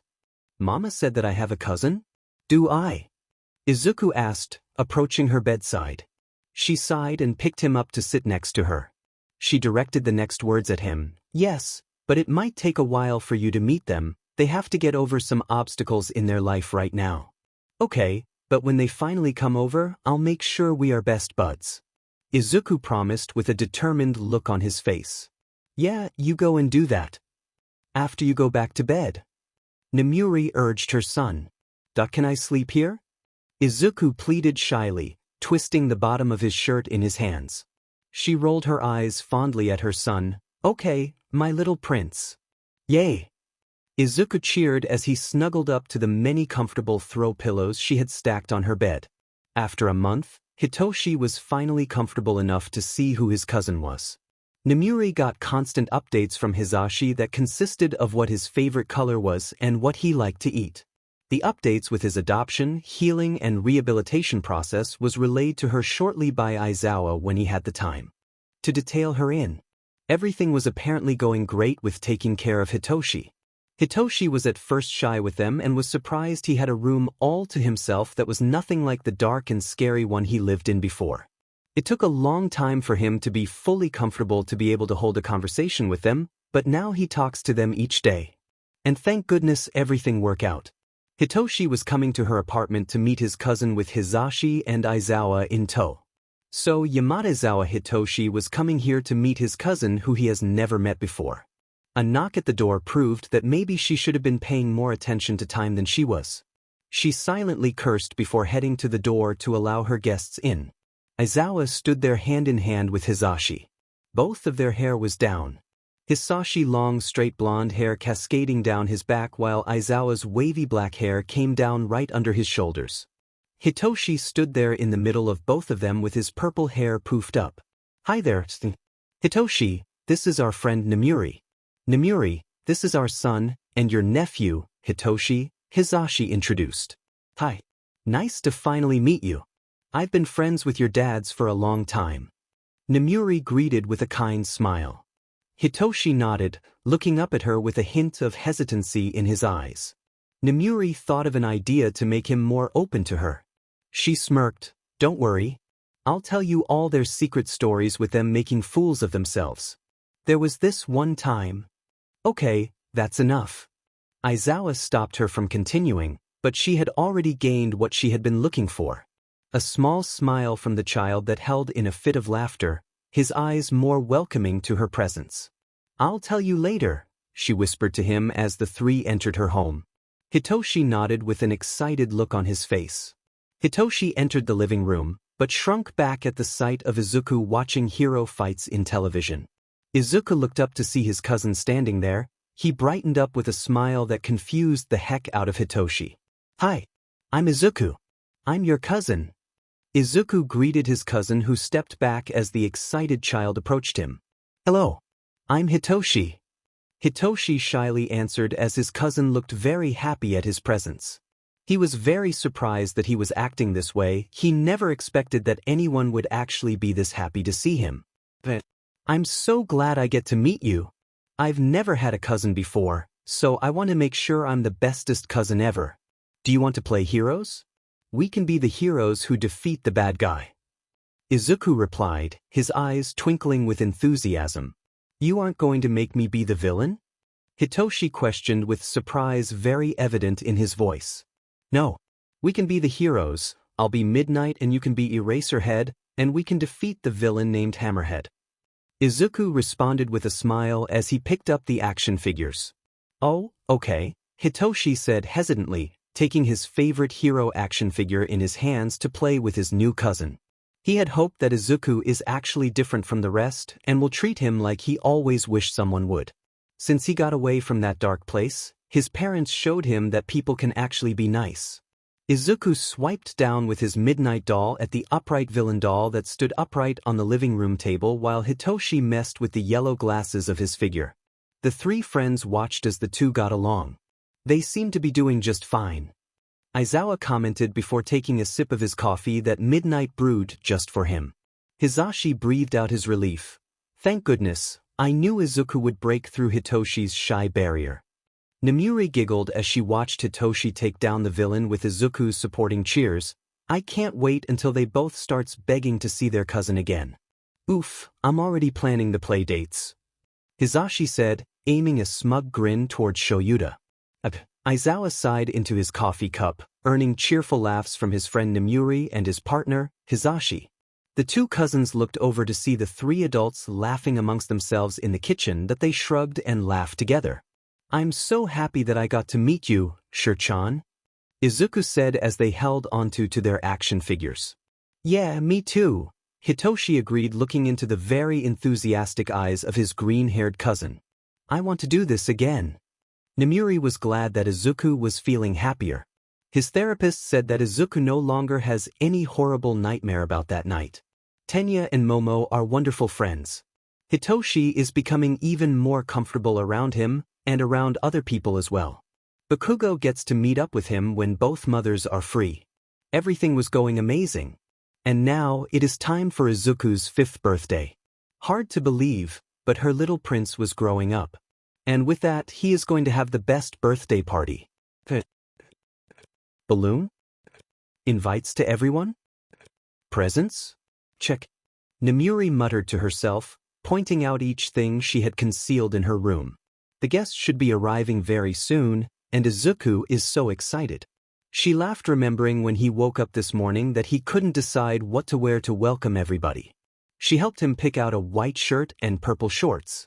He decided to wear his trusty red pair of shoes with the outfit since, then I can look more like Mama. She smiled when she realized that. Yes, the white shirts could definitely be the fabric that rips away easily. Then his purple shorts can definitely be her hair and a little bit of the black in her outfit since it was a very dark shade of purple. Then the red could be the accents her hero costume has.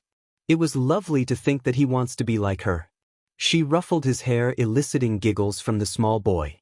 She was surprised when he carefully floated himself up fast to her face. He dived in for a hug that she was glad to give. He smiled into her neck. I'm glad you are finally getting used to your quirk. It took a while, huh?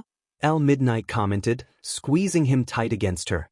It took a really long time to have Izuku more comfortable trying to train his quirk. He was so frightened that something like the park incident would happen again. I don't want to hurt anyone. He cried out when she asked why he didn't use his quirk that often. With some help and encouragement from her and his uncles, Izuku gained enough trust in himself to start learning how to work his powerful quirk. Well, he just liked to float up to things and float things towards himself right now. And that was fine. It made her day to see him try to sneak more cookies out of the jar when they were in really high places. Speaking of, she should try hiding the jar more secretively. But the knocking at the door disrupted her thoughts of hiding the jar in her own bedroom. She smiled before she turned to Izuku, who was still resting his head on her shoulder.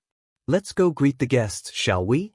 Yay, Izuku replied happily as she walked him to the front door. She casually strolled up with a happy toddler on her shoulder as she opened the door to reveal the Bakugo family. Oh hello. Nice to see you three so early. Mitsuki smirked happily, strolling into the apartment very excited. Yeah. Nice to see you too. It took us forever to find out where to go, but we found it. Hello. Thanks for inviting us. Masaru greeted, bending into small bow. Izuku. Katsuki called out to his friend who was out of hug attack range. Kaken. Izuku yelled out happily, floating down to land into his friend's arms. You're here. Of course I am. I'm the bestest friend. Kaken gloated, tightening his hold on his friend. I got you the best gift. I just like that you're here. Thanks for coming, Kaken. Izuku replied, smiling brightly. It's no problem. Katsuki proudly explained, glad that he made Izuku happy. Another knock at the door proved to be Izuku's uncles with his two cousins. Tension. Shir-chan. Izuku yelled out. Izuku. Tenya rushed forward straight into a hug with his friend. Aizu. Hitoshi called out shyly, walking forward after the fast blue-haired toddler. His purple hair a mess of waves. He waited patiently until he received his own hug. What, no hug for the uncles? Hizashi teasingly complained, holding out his arms for Izuku. Uncle Zawa, Uncle Mike, Uncle Ten. Izuku shouted before focusing his quirk to float fast into their arms for Big Uncle Hug. But almost everybody is here. Yes, Momo should be here soon. The traffic is running a little long. Her nanny texted me ahead of time they might be a little longer. Nemuri explained, messing with her long hair to put it into a messy bun. Well, let's begin the party. Nemuri said, making all the small children cheer in joy. First up on the party list was a game of chutes and ladders. And after Hitoshi had won, the next was Candyland. Izuku was just a fan of looking at the background of the make-believe land made of candy. I wish it were real, Izuku mumbled, especially looking at the cotton candy. Me too. Katsuki muttered angrily, mad that it doesn't exist. Tenya and Hitoshi nodded in agreement. Nemuri silently watched with her friend and Bakugo's parents until she heard a knock at the door. She excused herself from the adult guests to answer it. The door opened to Momo dressed in a really flowery sundress with her nanny carrying two big boxes labeled for Izuku. Hello. Momo greeted excitedly with a smile. Her Annie bowed slightly, letting Nemuri take the presents from her arms to place them with the rest of the presents in his room. Hello, Miss Yaoyorozu, Nemuri greeted, holding the presents in her arms. It's okay. You can call me Momo. Momo exclaimed, walking into the apartment. Hey Momo. Izuku is in the living room playing some games with his friends. Go ahead and join in for the next round of Connect 4. Nemuri said, allowing the nanny to walk in and gestured a seat in the living room where the other adults were sitting. The small friends played more games until Nemuri announced it was time for cake. Izuku and his friends gathered around the kitchen table to see a large container of vanilla ice cream next to a chocolate and vanilla two-tier cake. It was a small two-tier cake with green and white icing and decorated with small depiction of heroes. Izuku was so ecstatic he just started swaying in a happy dance. Momo giggles at the happy dance, following behind the others. Bakugo went for the chocolate cake with Hitoshi while Izuku went for the vanilla cake with Tenya and Momo. Safe to say, they were fully stuffed with the cake and the additional ice cream scoop given. Okay, present time, Nemuri announced, her friends watching her with a smile. Mitsuki went to help her with bringing the gifts out into the living room for Izuku to unwrap. Izuku clapped as Mitsuki placed the first small present down in front of him. "Those one is from Uncle Masaru." Izuku smiled as he ripped open the package to show a handmade patchwork cape and mask to play heroes with. The cape has so many small scraps of fabric all sewn together in an elegant cape made for a hero. The mask matched the cape with its perfectly sewn stitches. "I hope you like it," Masaru responded with a gentle smile. In return, Izuku went to hug him by floating as fast he could into his warm arms. Izuku gladly put on the patchwork cape of many patterns, but saved the mask until later. With the gift to start, he eagerly opened the other gifts to have similar reactions of hugging to each person respectfully. Mitsuki gave him several small action figures of some of his favorite heroes. She was so ready to give him his tight hug when he floated over to her. Katsuki proudly walked up with his own gift with a red blush across his cheeks in anticipation. He moved the gift out to Izuku, which was gently taken from his hands to be ripped open in a similar fashion. Izuku almost started crying happy tears when he saw that not only All Might, but also Midnight onesies were inside. Tenya gifted him several books that he loved to read and hoped that Izuku would love as much as him. Izuku was very excited about a picture book on the recent top 10 heroes. Tenya was giggling when Izuku gave up on the floating to rush his cousin into a surprisingly soft bear hug. Tensei got him a giant coloring book with one of those large boxes of crayons with the sharpener at the back. Izuku had never been so excited to color in his life. Tensei laughed as he got a big hug from a smiling Izuku. Shoto gifted him a similar scarf to his own that was long and dragged on the ground. When Nemuri questioned, he pointed out that Izuku's quirk would benefit greatly from the support item. "Plus, it is soft, so I think he will like it," Shoto said, gesturing to a sparkly-eyed Izuku who put it on immediately over the patchwork cape. Hizashi got him 4 hoodies for each of his favorite family members who were heroes. Present Mike, Midnight, and Ingenium hoodies were pulled out to show off their beautiful color scheme and pattern. An Eraserhead hoodie was a custom order that was a surprise on the bottom. Izuku made sure to hug him tightly enough for Hizashi to slightly choke on air, which made Shoto laugh. Hitoshi shyly handed over his small gift for Izuku to open. He had gotten him a very soft blanket with a hood that had many cats patterned on it. Hitoshi giggles when Izuku put it on over his cape and scarf and hugged him. It was a very warm hug between cousins. Momo was very excited to show him the mountain of tea she had gotten for him. It all came with a tea set with his mother, Midnight depicted on the teapot, and he was on the teacup. Nemuri loved the gift since her and her son's little drawings were very cute since they were chibi. Izuku was very glad to hug her in a very tight friend embrace that caused her to laugh. Nemuri gave her his last present, which was from her. It was weird since it had holes on the top, but he didn't judge it. He smiled as he took off the top only to receive a large ball of fur jumping up to his face. "A puppy!" Izuku yelled out, picking up the tiny dog into his arms, laughing as the small dog liked the freckles on his face. The rest of the kids awed in shock as they saw an adorable puppy with a red collar around their fluffy light brown fur. "It's a golden doodle," Nemuri remarked to her surprised guests. "She was so sweet. I couldn't help it. Plus, she can watch over him." The guests watched as Izuku was full of smiles as the little puppy danced around him on the floor. Nemuri smiled watching her son smile. She asked, "What's her name?" Izuku paused, keeping a grin on his face as he looked at his new fluffy friend, Miku. Izuku was sitting beside Tenya and Momo while they all got out their packed lunch. Izuku had his leftovers from last night, a bottle of water and a little pastry. Tenya had a sandwich, orange juice and hard caramel candy. Momo had a double-layer bento filled with rice, sushi, and veggies with a small thermos filled with apple juice. The math test was harder today than usual, Izuku brought up to his friends. Tenya chuckled. "I have to admit it was more difficult than it has been the last few times." He took a refreshing sip of orange juice from his lunch. "Do you guys need help?" I would love to help out my friends. You can come to my house whenever the next text is and I can tutor you both. Momo excitedly offered. Stars almost seemed to float around her as she smiled brightly. Tenya's face lightened up. That sounds like a wonderful idea.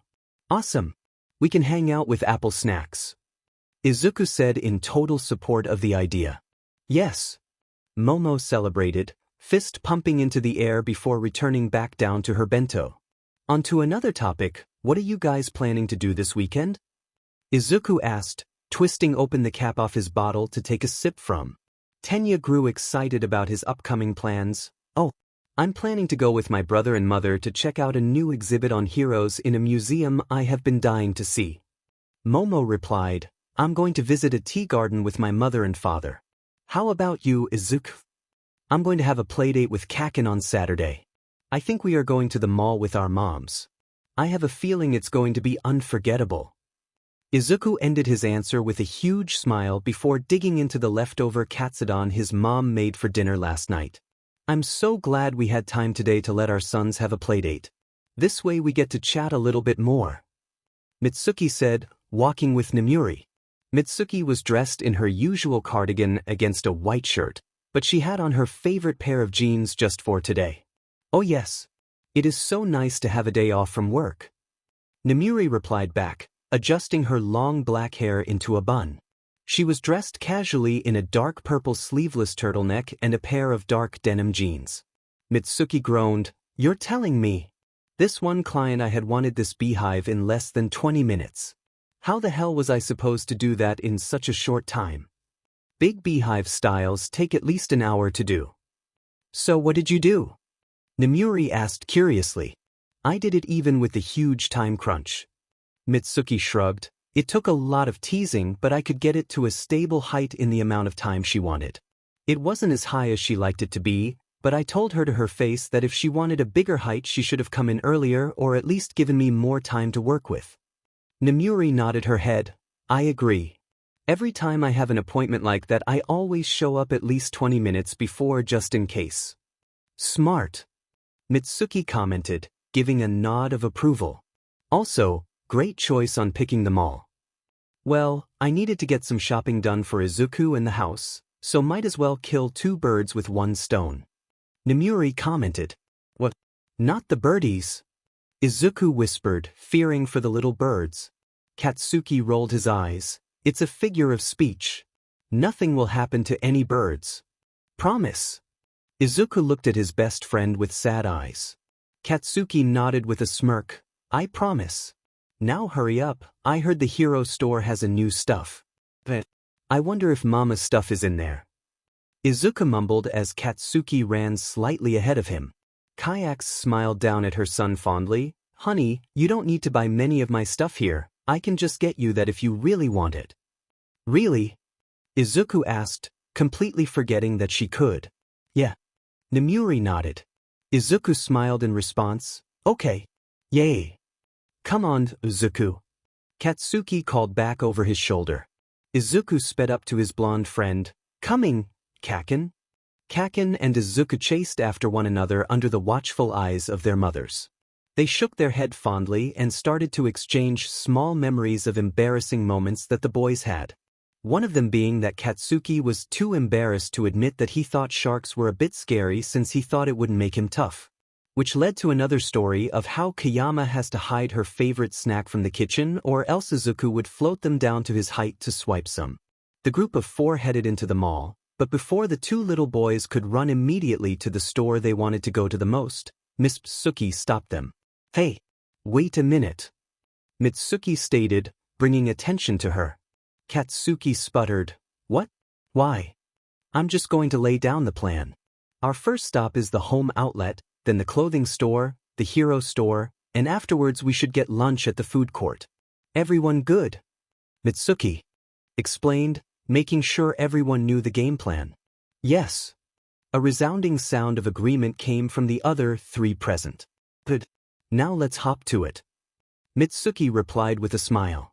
Against better judgment, Izuku took little hops before Katsuki corrected him to say that it was another figure of speech. With that, the first stop was the home outlet that sold all kinds of decor and antiques that Nemuri found very interesting. Izuku followed after the two mothers while Katsuki got a little bored of all the looking around, but never picking anything up. After what seemed like hours in little Katsuki's brain, the two mothers picked out some lovely decor for their homes. Mitsuki bought for an intricate red and bronze stitched rug, and Nemuri bought a dark blue flower painting for her room. While the group of four was walking out of the store, there was a huge commotion of people traveling from one side to the other and vice versa. It was chaotic how many people were passing by. The two friends stuck to their mothers' backs, but with the endless amount of people pushing their way, Izuku got tripped over. "Ow! Zuku!" Katsuki called out, taking his eyes off his mother's, fading back to drag his friend up on his feet. "Wait, where did they go?" "Huh?" Izuku asked, turning back to see that he lost sight of his mom. "Mama? Mama?" But it was no use. The overwhelming sound of chapter from all around him blocked his voice from his mother. "It's fine. Everything is going to be okay. Let's just get out of this mess of people, so I can finally see where the hell we are," Katsuki said, taking Izuku's hand. The two friends helped each other expertly move out of the way of people's way. Well, more like Izuku dragging Katsuki away before he blew sparks at people's ankles. "What now?" Izuku asked his friend. "Alright, they said they are going to the clothing store," Katsuki stated. "Right, so we just go there before them," Izuku said before blanching when he remembered how big the mall could be. "How many clothing stores are in here?" Katsuki looked at Izuku to the mall map on the wall for a few moments before looking back to him. 17 different clothing stores. "Are you serious? How are we supposed to know which one?" Izuku asked, looking shocked by how many there were. "Since we don't know which one," Katsuki started saying, thinking about what to do next. "We go to all of them?" Izuku questioned curiously, knowing surely that couldn't be the answer. Katsuki explained, "No. That would waste so much time. We go to the final stop that they planned and wait there for them to show up. Simple as that." "We go to the hero store and wait for them?" Izuku questioned, trying to confirm the plan. "Yep. Now let's go." Katsuki nodded in confirmation. He made sure to take Izuku's hand in a tight grip to not lose him. "Man, there was a lot of people trying to push past us." Nemuri smiled to her friend. "Yeah, geez, at least we got out of there." Mitsuki returned the smile with a smirk. "Yeah. Right, Izuku?" "Izuku?" Nemuri's smile dropped as she noticed her little ball of sunshine was nowhere to be seen. "Brat? Katsuki?" Mitsuki shouted out for her son.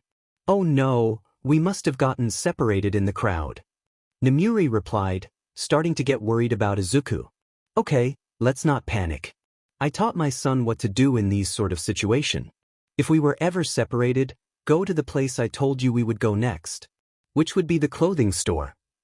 Mitsuki replied, trying to calm her friend. "Right, got it.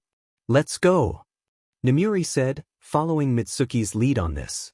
Izuku and Katsuki had been waiting in the Hero Mercy store for about 30 minutes now. They did spend some time looking around, hoping that their mothers would come at any second. At least they had some fun looking at the new additions of heroes that came onto the scene. But still, even Katsuki was started to get worried, and he never got worried. "What are we going to do?" Katsuki whispered before he saw Izuku rush out of the shop. "What? Izuku? Uncle Zawa!" Izuku shouted, hugging the leg of the underground hero who was dressed in sweats. "Izuku? What are you doing here?" Aizawa questioned, looking shocked to see his nephew come out of nowhere. "We got separated from our moms, so we came over here and waited for them to show up. But they are taking a long time." Aizawa raised a brow. "Why didn't you ask for a phone to call them?" "Don't talk to strangers," Katsuki replied. "One moment. Let me call Nemuri and let her know where you two are." Aizawa sighed, getting his cell phone out of his pocket. "Thank you," Izuku replied happily. "How long have we been waiting for?" Mitsuki asked, pacing back and forth. "About 30 minutes," Nemuri responded, taking a nervous look at her watch. She was aching to just unleash her quirk to make her find her son much more easier among the sea of people in the mall. I don't understand. I told him we would be at the clothing store next. Mitsuki grumbled. Do you specify which one? Kayama asked, trying to remember the sequence that Mitsuki said at the beginning. Mitsuki blanked. Oh hell. I forgot there is like 20 stores here that sell clothing. No wonder. That means they must be at that hero shop they wanted to go to. Let's head there and… Nemuri's phone went off. She picked it up right away and was slightly surprised when she saw that Aizawa was calling. Shota? What? I hear you are missing 2 children. I have them. Aizawa replied. You found them? Nemuri asked, her hand gripping the phone. Yeah, I brought them to the food court. Aizawa responded. Oh my goodness, thank you. We will be there really quick. Nemuri ended the phone call. Izuku's uncle is looking after them. They are at the food court. Mitsuki nodded before following Nemuri out the store. Mama! Izuku shouted out, getting out of his seat easily to run to his mother. Izuku! Nemuri greeted, welcoming the green-haired boy into her arms. Oh my, don't scare me like that.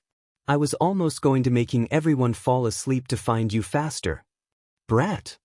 Mitsuki yelled out, scooping her son into a tight hug before he could respond. Thanks, Shota. Nemuri said to her friend who sat at the table watching the encounter. No problem, but maybe consider a little starter phone for him just to make calls just in case something like this happen again. Aizawa suggested, taking a sip of coffee. Nemuri nods, smiling while holding her son close. Izuku smiled against her shoulder before looking towards Kaken, who had a smirk. This would be one unforgettable play date out of the many to follow. Midnight was glad she took off Halloween.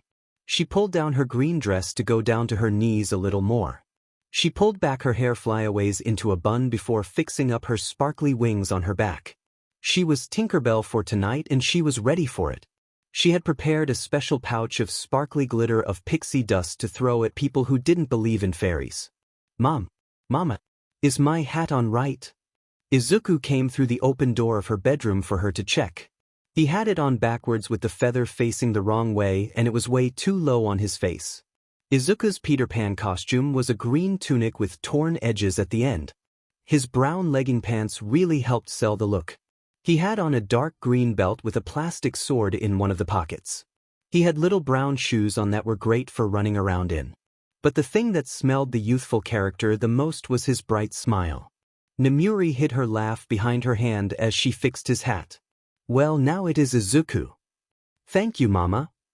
Izuku smiled happily, using his telekinesis to fix up his feather in his hat a bit higher. Nemuri pulled down his hat much to his enjoyment as he laughed. Katsuki appeared in the doorway. When are we going? Nemuri checked the time. In about 5 more minutes. Just wait a little longer. Okay, I guess, Katsuki retorted before turning back to return into the living room. She was also excited for Halloween since she will be looking after Izuku and his friends. Katsuki, Momo, Tenya, and Hitoshi were all ready to come trick-or-treating with them. Katsuki was dressed as a werewolf in little fluffy ears and tail clipped onto the back of jeans. He wore a fluffy jacket that was nice for the fall weather with a furry collar and inside of the hood. He had on a red collar necklace that had spikes on it. His mother thought it was a lovely addition because she was laughing so hard at her adorable son's costume when she dropped him off for the night to Sleepover. Momo was dressed in a doctor's scrubs with a long white doctor coat and a stethoscope she made herself. Her white lab coat sort of dragged on the ground with the long sleeves almost engulfing her hands. Tenya was Frankenstein with 2 large foam bolts on his neck and a big screw through his head. He took a more artistic view on Frankenstein with a few more details than the classic. He had stitches painted on his skin and in certain places his skin was painted blue and purple. Hitoshi was a zombie covered in painted scars and stitches. His jeans were torn at the knees to really sell the looks, especially with the plaid patches near the end of the legs. His dark t-shirt looked on purposely dirty sell the look, but thankfully it wasn't realistic with the smell of the undead. He even had a little face mask that had embroidered sharp teeth smile to paint a picture of a hungry zombie. Miku was ready to celebrate as well with her best nanny costume from Peter Pan. She had a little bonnet tied around her fluffy head. A light blue lacy bow around her collar to further illustrate her character. "Can we go yet?" Bakugo ummed, throwing his head back to look at the ceiling. "Are you excited?" "Goodness, I surely can't," Momo exclaimed, happily clutching her stethoscope between her hands. A glimmer in her eyes as she looked into the distance while smiling. "Yeah," Hitoshi said quietly. His fluffed up his hair right before Tenya came up to the two of them. "Hello, Auntie," Tenya said, looking up to find his aunt and cousin coming out from the bedroom. Namuri asked, giving the kids their pumpkin head candy baskets. "Everyone ready?" "Yes." "Is it time to go now?" Bakugo yelled, asking in excitement. Namuri nods. "Yep, let's head out everybody." The kids cheered as Namuri ushered them out the front door to start their night of trick-or-treating. Namuri thought it was best to do heroes that the kids might not know, but that didn't stop Izuku from recognizing almost everyone. But the pro-heroes they were taking them to were placed around in separate places. Instead of walking the neighborhood, Namuri got them all in her car to drive them around the late afternoon to their houses and companies. Backdraft's house was decorated mostly with toilet as some BGMI mummy wrappings. He gave out lollipops to the children while dressed as the mummy-wrapped pharaoh when he opened the door. Ryukyu's house had red lanterns decorating the outside, but she had many jack-o'-lanterns placed all around her front porch. She was dressed in a dragon onesie while giving the kids some gummy worms. Airjet's house was simply decorated with some spooky inflatables in his yard. Hitoshi really loved Black Cat with the multicolored witch's hat near the front steps. He came out dressed as an astronaut to give the children one of those huge popcorn balls that are pretty hard to bite into. Enigma's company lobby was decorated more alien than creepy monster. It was filled with liked holographic alien green-colored UFOs and antennas. His costume was a pair of alien antennas sticking up from his head. He reached into his bowl, which was leaking out the smoke from dry ice, as he handed out taffy to the costumed troublemakers. When they got to Gunhead's company, he was wearing a martial arts master uniform. He tiptoed over to his candy bowl to hand out popular chocolate sticks to the kids, who were very appreciative. Ms. Joke opened the door of her company wide with a very loud laugh. Her laugh was contagious to the other kids, even though her clown costume was pretty lame. She gave out fun-size candy bars to all the kids. Midnight got out of their fire. She started asking about Eraserhead.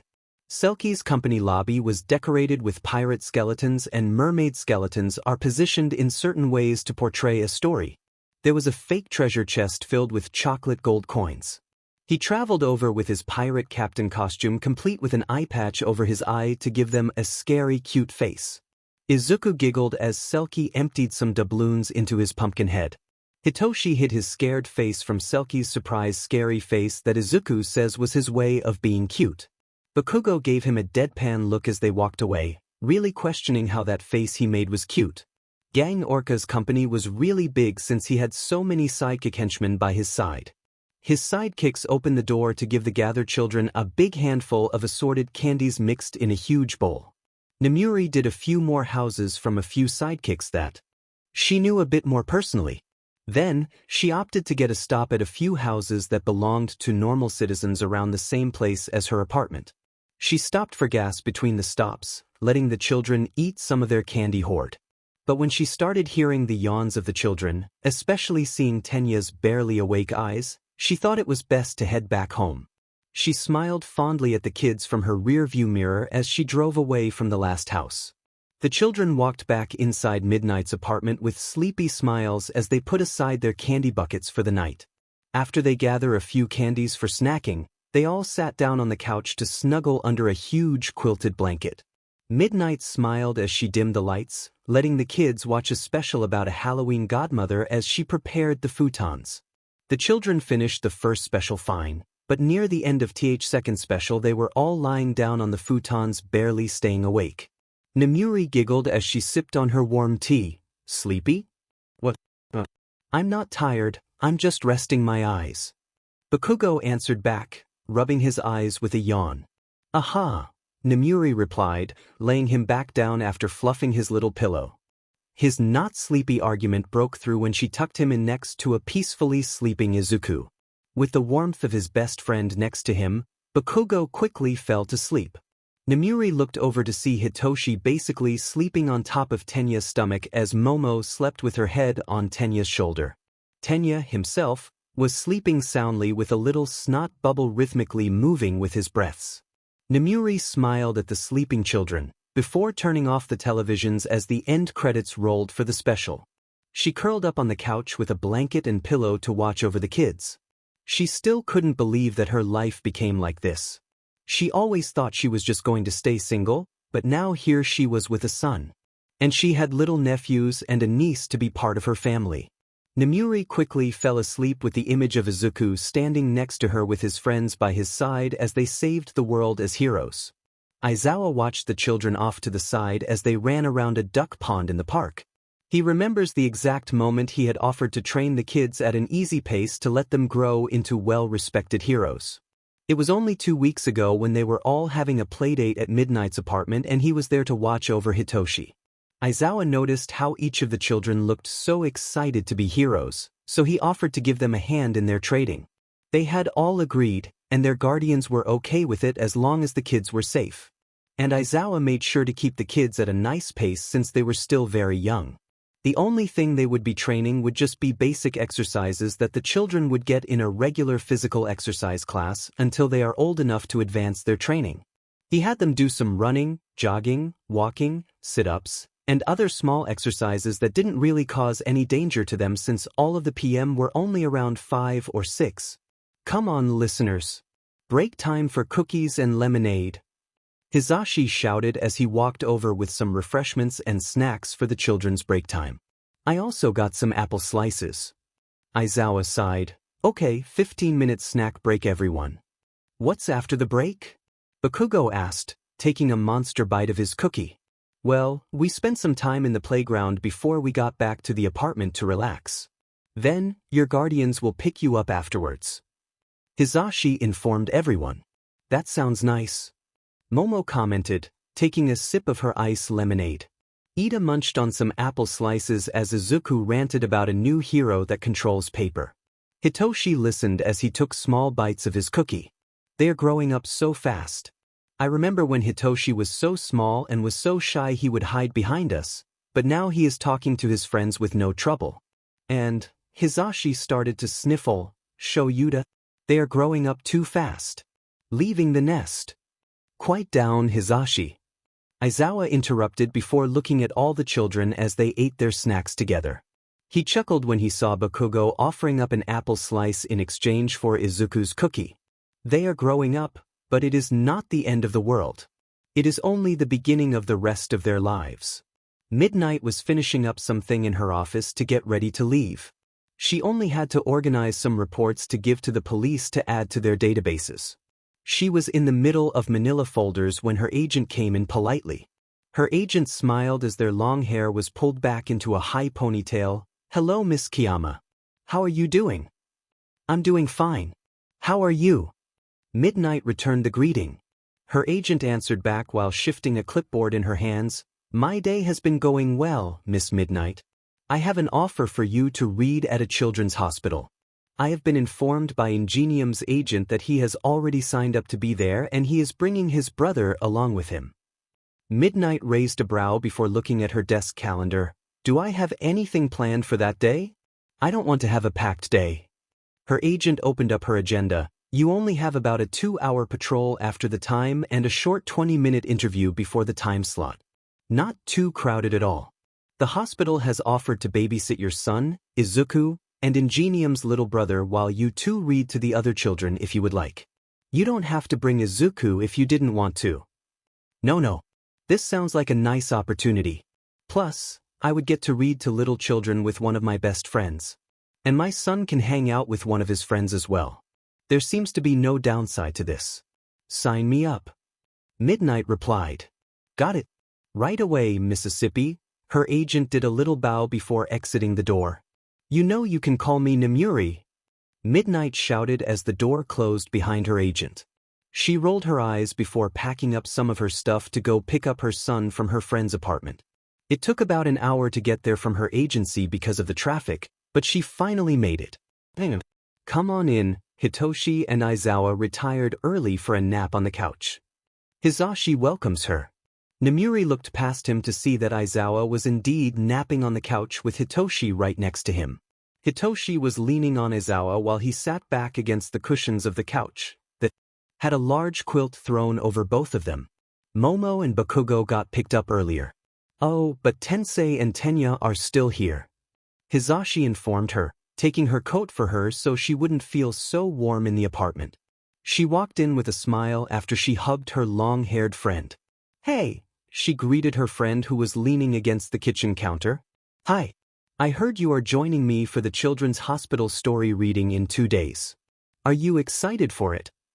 Tensei asked, sipping on his grapefruit juice in his thermos. Midnight nodded, watching Tenya play Go Fish with Izuku on the carpet. Yeah, I hope that Tenya and Izuku have fun while we read and talk to the Rather children. Yeah, I just hope my baby bro doesn't get too jealous. Tensei said, raising his voice a little to grab his brother's attention. I won't, I'll be well behaved. I promise. Tenya promised from off to the side with Izuku giggling. Ooh, got any threes? Go fish, Izuku replied back, quieting his giggles. Wait, does this mean I can come? Yay. Of course you can. You two can play together the whole time, Midnight responded with Tensei's calming chuckle beside her. Tenya groaned slightly when Izuku won the game only to cheer up when Izuku pounced onto him into a hug. Midnight and Ingeniums arrived at the hospital about 15 minutes early to make sure that Izuku and Tenya were taken care of while they set up for the reading. We can set them up with our new intern, Tsubaki. He is very helpful and caring and he will make sure the boys will stay safe. The intern greeted the boys with a slight wave and an easygoing smile. The two friends returned the wave while their guardians filled out check-in forms.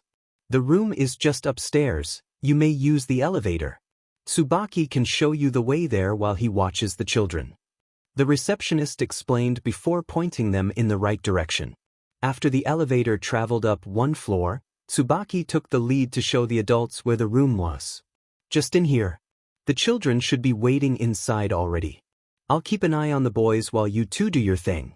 We should be in the room right at the end of the hall, it's a waiting room of sorts. I can put on a movie and set them up with some coloring books while they wait for you two to finish. Tsubaki informed them, allowing them to say their quick goodbyes. Midnight grabbed Izuku's hands into her own. Behave for Mr. Tsubaki, all right? Okay. Izuku nodded, laughing when his mother kissed his forehead. I'll be back soon, Tenya. Tensei said, lying his hand down on his younger brother's head to comfort him. I know, Nichan. Tenya said, grinning when his brother ruffled up his hair. The three waved the two pro-heroes off as they walked into a small room with a few nurses and a whole bunch of smiling children. Tsubaki smiled before taking the two down the hall, focused on getting them to the end room. Tenya was walking with Izuku before he slowed to a stop in the middle of a doorway. Tsubaki noticed his stop as well as Izuku's curious expression while looking into the room. Guys, what's wrong? Two pair of eyes peeled into the hospital room right by the break room they were supposed to be in. There on the singular bed next to the window was a boy about their age with a bandage wrapped around his head. His hair was 2 different colors. He was signed with his back against the pillows of the raised bed, staring out the window emotionless with his right eye. His legs were curled up towards his body and his arms were wrapped around his knees. But the one thing that stood out to them was that the room felt so lonely. There was no flowers or baskets or any plushies that their own friends and family would gift them when they were sick. There was no drawings or cards from friends that wanted to make sure that they got well soon. It looked so sad and lonely. The boy looked so alone in the room all by himself. Tenchun. Izuku mumbled, taking hold of Tenya's hand.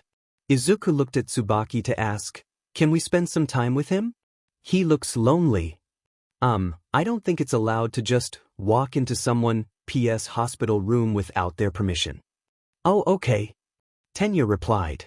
Tenya looked at Izuku before peeking his head through the room. Pardon?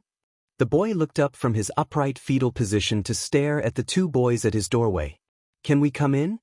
Tenya asked the boy who just looked really confused at the question. We can watch a movie together and stuff. And we can talk about heroes. My favorite is Midnight, but I also really like All Might, present Mike, dash. I like All Might, the boy whispered. Cool. Can we, come in so we could talk more? The boy nodded shyly. Tsubaki just shrugged before making the two wipe their hands with hand sanitizer before letting them go into the room. Tsubaki made sure the kids were safe inside the room before quickly running into the break room to receive an animated All Might movie for the three to enjoy. I'm Kiyama Izuku. This is Ida Tenya. What's your name? Izuku introduced himself and Tenya. You can call me Shoto. Shoto introduced himself with a nod, falling silent again when Tsubaki entered the room suddenly. Tsubaki set up the movie and took a seat between the children's and the door while the three chatted amongst themselves. Does your head still hurt? Tenya asked. Shoto shrugged, rubbing at his arm. Only a little. My eye hurts the most. The doctors say it will leave a scar and that I might have a little trouble seeing out of my left eye. Well, I hope you can become better real soon. Ooh, and maybe we can all play together again as friends. Izuku responded, cheering when the animated All Might defeated a villain. Friends? Shoto asked, tilting his head at them. Yeah, friends, Tenya agreed before seeing the bewildered expression on the other's face. Don't you have friends? Shoto looked at them. I have never had a friend before. Well, we would be most grateful if you would consider us to your friends, Tenya smiled. Yeah, we could talk about heroes together. Izuku agreed. Shoto smiled softly for what seemed like the first time since that day. Those little munchkins were adorable. Nemuri whispered to her friend. Tensei grinned back at her. I'm glad we could be there to spend some time with them. They looked so happy to see us. Nemuri smiled. Yeah. If they ever need someone to read again, I'll be happy to do it. I'm right there with you. Tensei replied back. Now, let's pick up the kids. The two started to walk towards the room when they heard familiar laughter from another room right next to the break room. They looked at each other before peeking in. Tsubaki was keeping an eye on the children. While the end credits, a movie began to roll on the television screen. Izuku and Tenya were sitting right next to a boy about their age who was sitting on the bed. Aizu? Nemuri asked, poking her head into the room. Mama? Hi. Come meet Shoto, he is our new friend. Izuku called out with a smile. New friend? Tensei piped in, poking his head out behind Nemuri. Hello, brother. Tenya waved. Tsubaki bowed to the respected pro-heroes as the Pei entered the room. I was weak to their puppy eyes, forgive me. Tensei laughed. As long as they are safe where they are, it doesn't matter to me. Hello, Shoto. I heard you are all friends. Nemuri said. Shoto nodded. Yes, I have never had a friend before. Tensei frowned. Never? Why? Father doesn't really let me go outside and play as much as my siblings. I mostly use each day training. Shoto mumbled, scratching at his arms. Nemuri surveyed the room while Izuku began to talk to Shoto again about All Might. Tensei took a glance down at the table next to the boy, only to see his name. Tensei pointed out to Nemuri that this was Todoroki Shoto. Nemuri whispered to ask him, isn't that the name of Dash? Endeavor. He must be one of Endeavor's kids. Tensei mumbled. One of them. He has like 4 of them. Wait, then where is his other 3 siblings? Last time I heard he was bragging about getting them private tutors. So, why aren't they here to comfort their little brother? Why is Endeavor not here? He took off patrol for several days, yet I don't see any trace of him being in this room. Nemuri furiously whispered, not raising her voice at all so she wouldn't alert the children. This all seems very off-putting to me. It feels strange, you know? Tensei asked. Yeah. Nemuri said, watching the soft smile return to the boy's face. And I don't like it.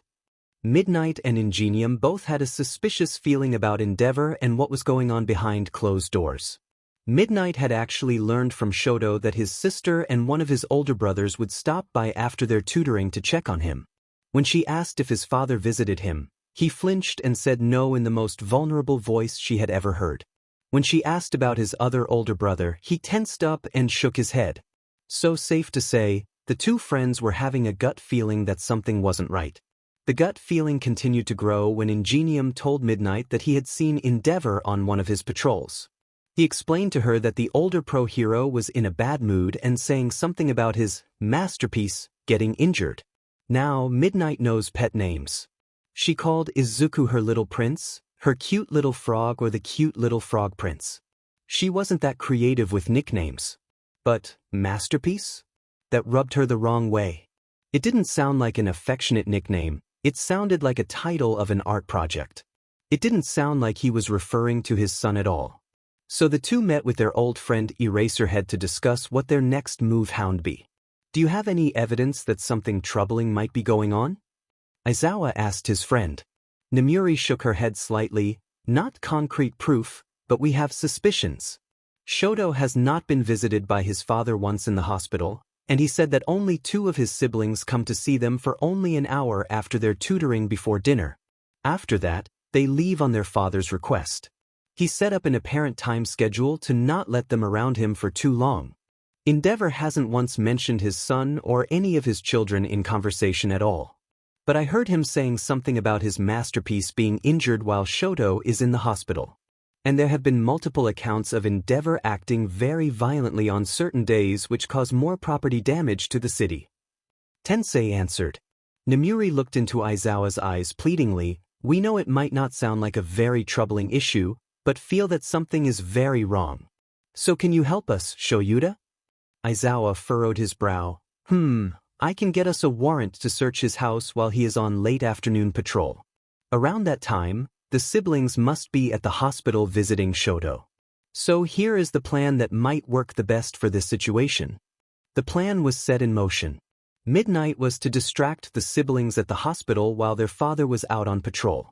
Tensei and Aizawa would investigate the Todoroki house with the search warrant with a bit of backup just in case.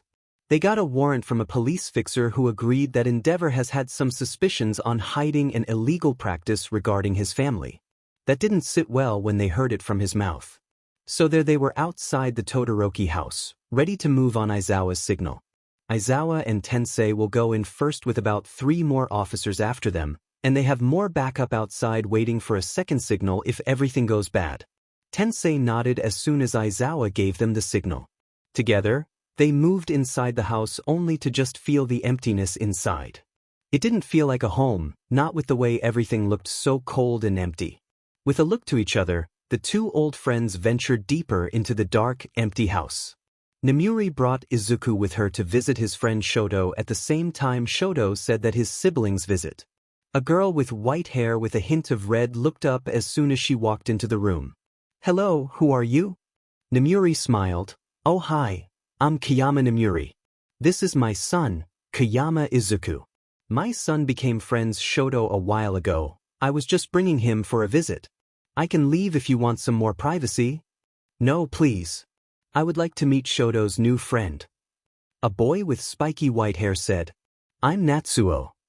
Fuyumi looked over to her more nervously. I'm Fuyumi, Shoto's older sister. I would also like to meet Shoto's friend since he doesn't really make any friends. Izuku? Shoto asked shyly, looking over to see his friend. Sho-chan. Izuku said excitedly as he ran towards his bed. I brought that All Might movie I was telling you about. I was wondering if we could watch it together. Would that be all right? Nemuri asked carefully. Fuyumi nodded at the sight of her brother and his friend. Yes, that won't be a problem at all. A movie sounds nice. Nemuri smiled as she placed the movie into the hospital television's DVD player that Shoto's special room had. She couldn't help but wonder how her friends were holding up back at the house. Aizawa journeyed inside Endeavor's home office and began snooping around. He had already noticed that there seemed to be no pictures of the family at all throughout the house, especially in this office. There was barely anything in the house from what he could see. It took him a while to open the safe inside the office only to find really incriminating papers. Aizawa's eyes opened wide once he saw a quirk marriage license. There was even a contract detailing that. Oh God. He bought his own wife. What the hell is wrong with him?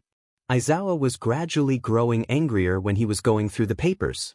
Sir, one of the officers called out to him from the door, we found a gym, but you might want to come see it for yourself. Aizawa frowned, placing the evidence into an officer's hands as he went with another to the gym. Once he stepped inside, he saw stains on the floor from who knows what. All he smelled was sweat, blood, and something burnt. He inspected the gym to see many of the equipment had scorch marks. The floor had a disgusting lingering smell of bile covered up by a cheap cleaning liquid. He was walking around the gym once he heard an unfamiliar scream from above him.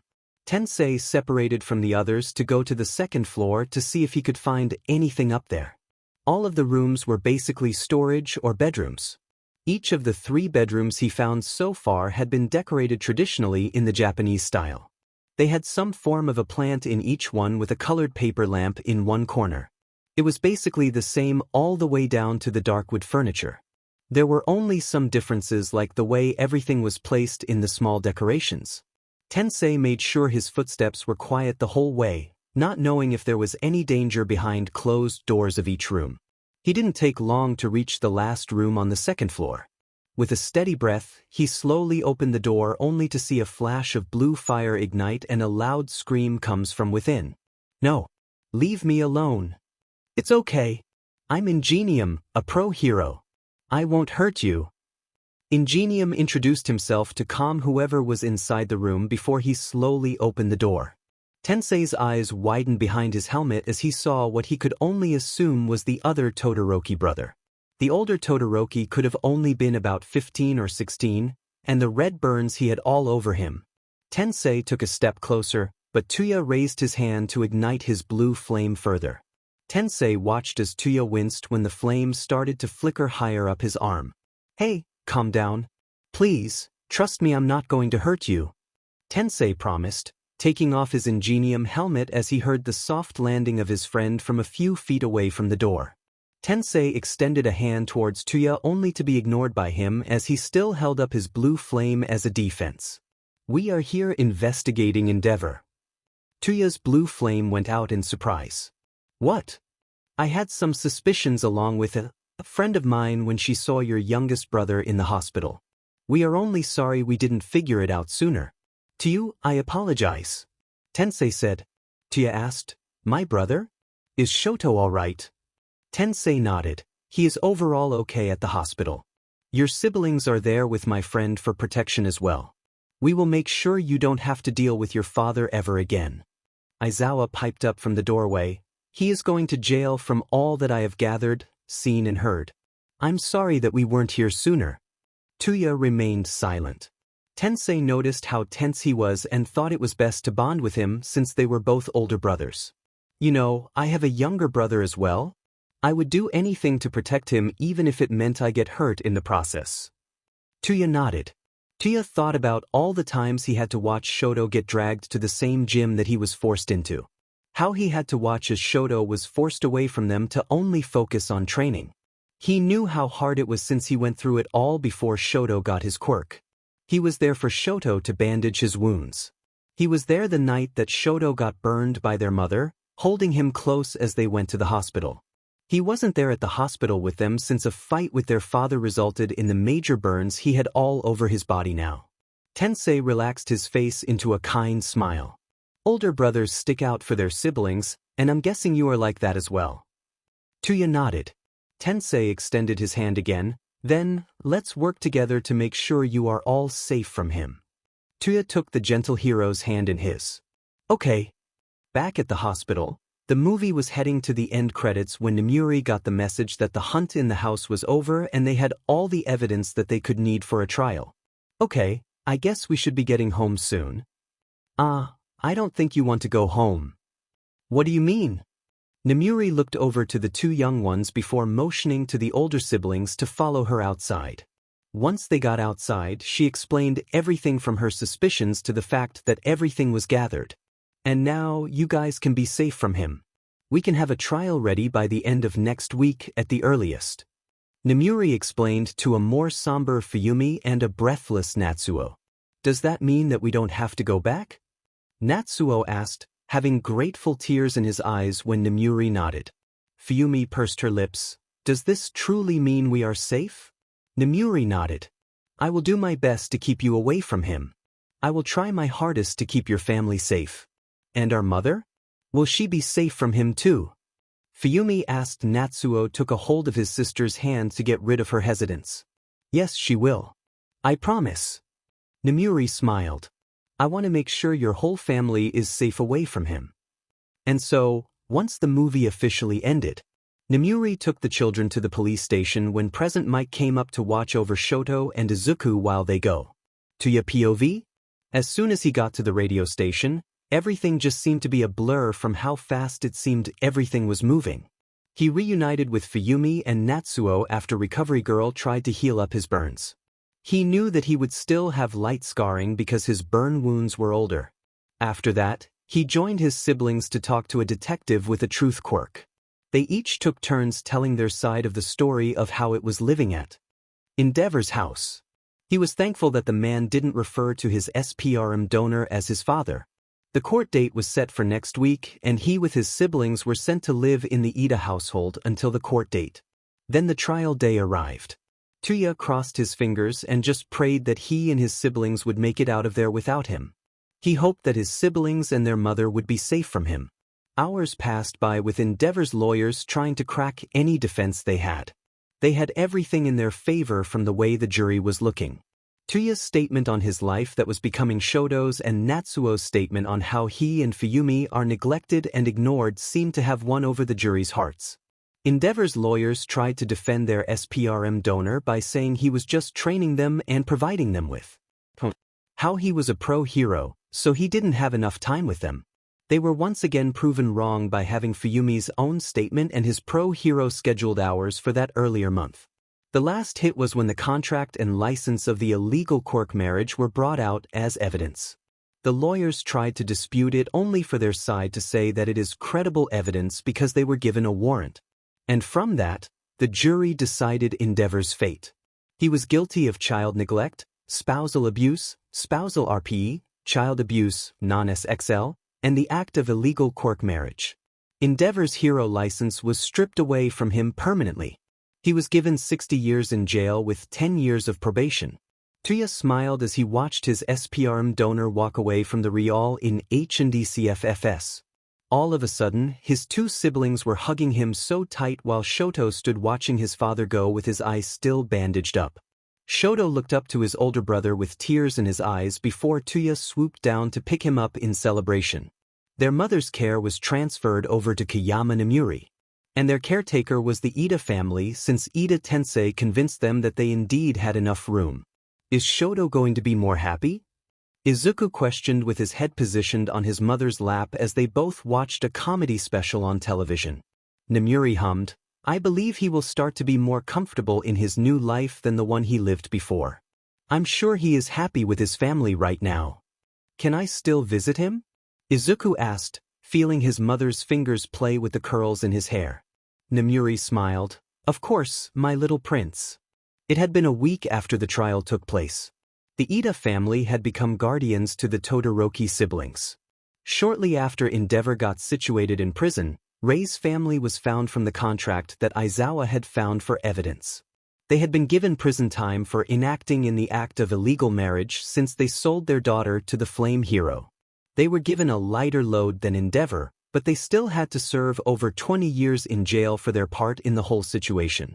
Kayama Nomuri had been given the rights to oversee Rei's condition in the hospital until she is ready. Speaking of midnight, she was actually on the way to see Rei right now since she dropped off Izuku to hang out with Hitoshi. Hello, I'm here to see Miss Rei. Nomuri greeted, showing the young nurse her identification. Yes, you called ahead on the way here. Please come with me, Miss Kayama. The nurse smiled, leading her down the hall. Right this way, the nurse said softly as they made their way through the halls before stopping in front of the door. She's inside this room right here. Come get me if you need anything else. Yes, thank you, Nomuri responded back to the kind nurse before they walked away. She took a deep breath before calmly opening the door to the small room. Hello, Miss Rei? Nomuri asked softly. Rei turned her head away from the window. Yes? Who is it? I'm Kayam Nomuri. I'm here to talk to you about some things that you might not have been informed of. Nomuri introduced herself with a slight bow. What is it? Rei questioned, growing worried. Nomuri smiled. Well, To begin, I'm now in charge of you. Stay here. What? Rei asked, surprised. Nemuri's eyes widened. Oh, let me start from the beginning. You see, it all kind of started when my son had met yours at the hospital. And Rei listened to Nemuri as she explained what had happened to her previous husband and her children. Rei was mostly calm the whole time until she started to weep once Nemuri said that they were all safe. Nemuri added, my trusted friend's family has been enlisted as their guardians. I promise you that they are and forever will be safe from him from now on, especially you. Rei softly said, I'm so glad that they can be happier. I promise you that I will make sure you are taken good care of. Is the hospital okay? No bad nurses I should be wary of? Nemuri asked. Rei smiled softly, wiping her tears with the tissues that Nemuri handed her. No, everyone has been so kind to me. I hope that one day when I trust myself enough, I can visit my children again. I can always bring them here to visit you if you are ready. Nemuri nodded with a smile. I brought some letters from your children, I brought some books for you to read, and I also brought you some activity books to pass time with. Why, thank you. Rei smiled, laughing a bit as she saw the amount of stuff that the young lady had pulled out of her bag. Rei smiled as Nemuri talked to her about everything under the sun while keeping her company for about 2 hours. She heard many stories of the young woman's son that seemed to make friends quickly. Ever since their father went to jail, all of the siblings still was recovering from the fact that he was gone, he wouldn't be there to hurt them anymore. Tuya's burn scars have lessened from Recovery Girl's help even though they were still a dull shade of red that was almost pink compared to his pale skin. He kept complaining about his red hair that Mrs. Ito went ahead to get him some black hair dye to make him more comfortable. With his new black hair, his kind eyes stood out even more than before. Shoto's scar healed up after some more time to recover. He always waited to hear news about his mother from Izuku's mom. He was relieved to hear that his mother was worried about him and that she didn't hate him like he originally thought. Now, he always makes drawings for his mother from crayons that Izuku had given him. Tenya always came by his room to either just talk about things or to have fun. Izuku and him would go on play dates often. He even met a boy named Katsuki, another shy boy named Hitoshi, and a girl from the Yaoyorozu family named Momo. They were so nice to him, already claiming him to be a new friend. Natsuo might be young, but he knew that he didn't like the way their father had been treating them. He was always ignored along with his older sister. When his father went away to jail, he half expected to be treated the same as he was back in the house. He was basically the middle child who was ignored by most. But in the welcoming home of the Ida family, they always made sure he was comfortable. He never felt alone or ignored ever again. Now, he could play with his brothers without fear of being hurt or them being hurt because of him. He was allowed to watch shows and movies that he had never been allowed to watch. He could watch All Might specials with his youngest brother without having to hide it from others. He could finally be more of himself and not have to hold back anymore. Natsuo couldn't believe that he had been missing out on this all his life. Tensei was really nice to him, like he fully accepted him as a little brother. Fuyumi didn't really know how to feel.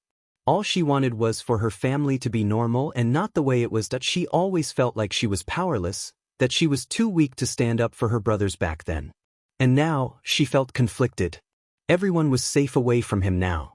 Where did that leave them? Now they were all under the guardianship of the Ida family who has been nothing but kind and welcoming to them. Fuyumi felt her more conflicted feelings wear and more toward herself because all of this time passed by without her trying to do anything to help her brothers because she was too scared. Scared of what their father might do. Fuyumi was just sitting in her room, gathering her thoughts about the whole situation when a knock at her door disrupted her. Come in. Tensei came in. Hey, how's it going? I'm doing fine.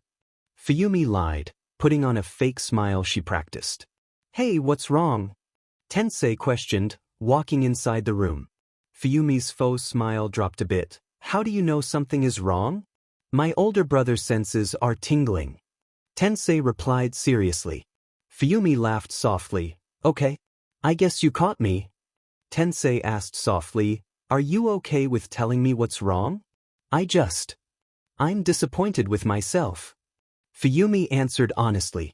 Why? Tensei asked, sitting down next to her. Fuyumi shrugged. I could never stand up to him. I couldn't help my brothers because I was too weak and scared of what might happen. Everybody gets scared. I get scared a bunch of time during my work. And you aren't weak. Tensei said, rubbing her back as her eyes filled with tears. But, Fuyumi began to sob, I couldn't help them. I just wanted us all to be a happy, normal family.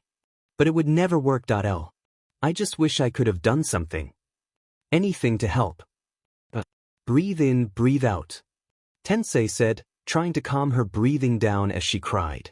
I might not be the best at words. But I will be here whenever you need someone to talk to. Fuyumi sobbed into Tensei's shoulder for who knows how long as he just steadily offered her support through it.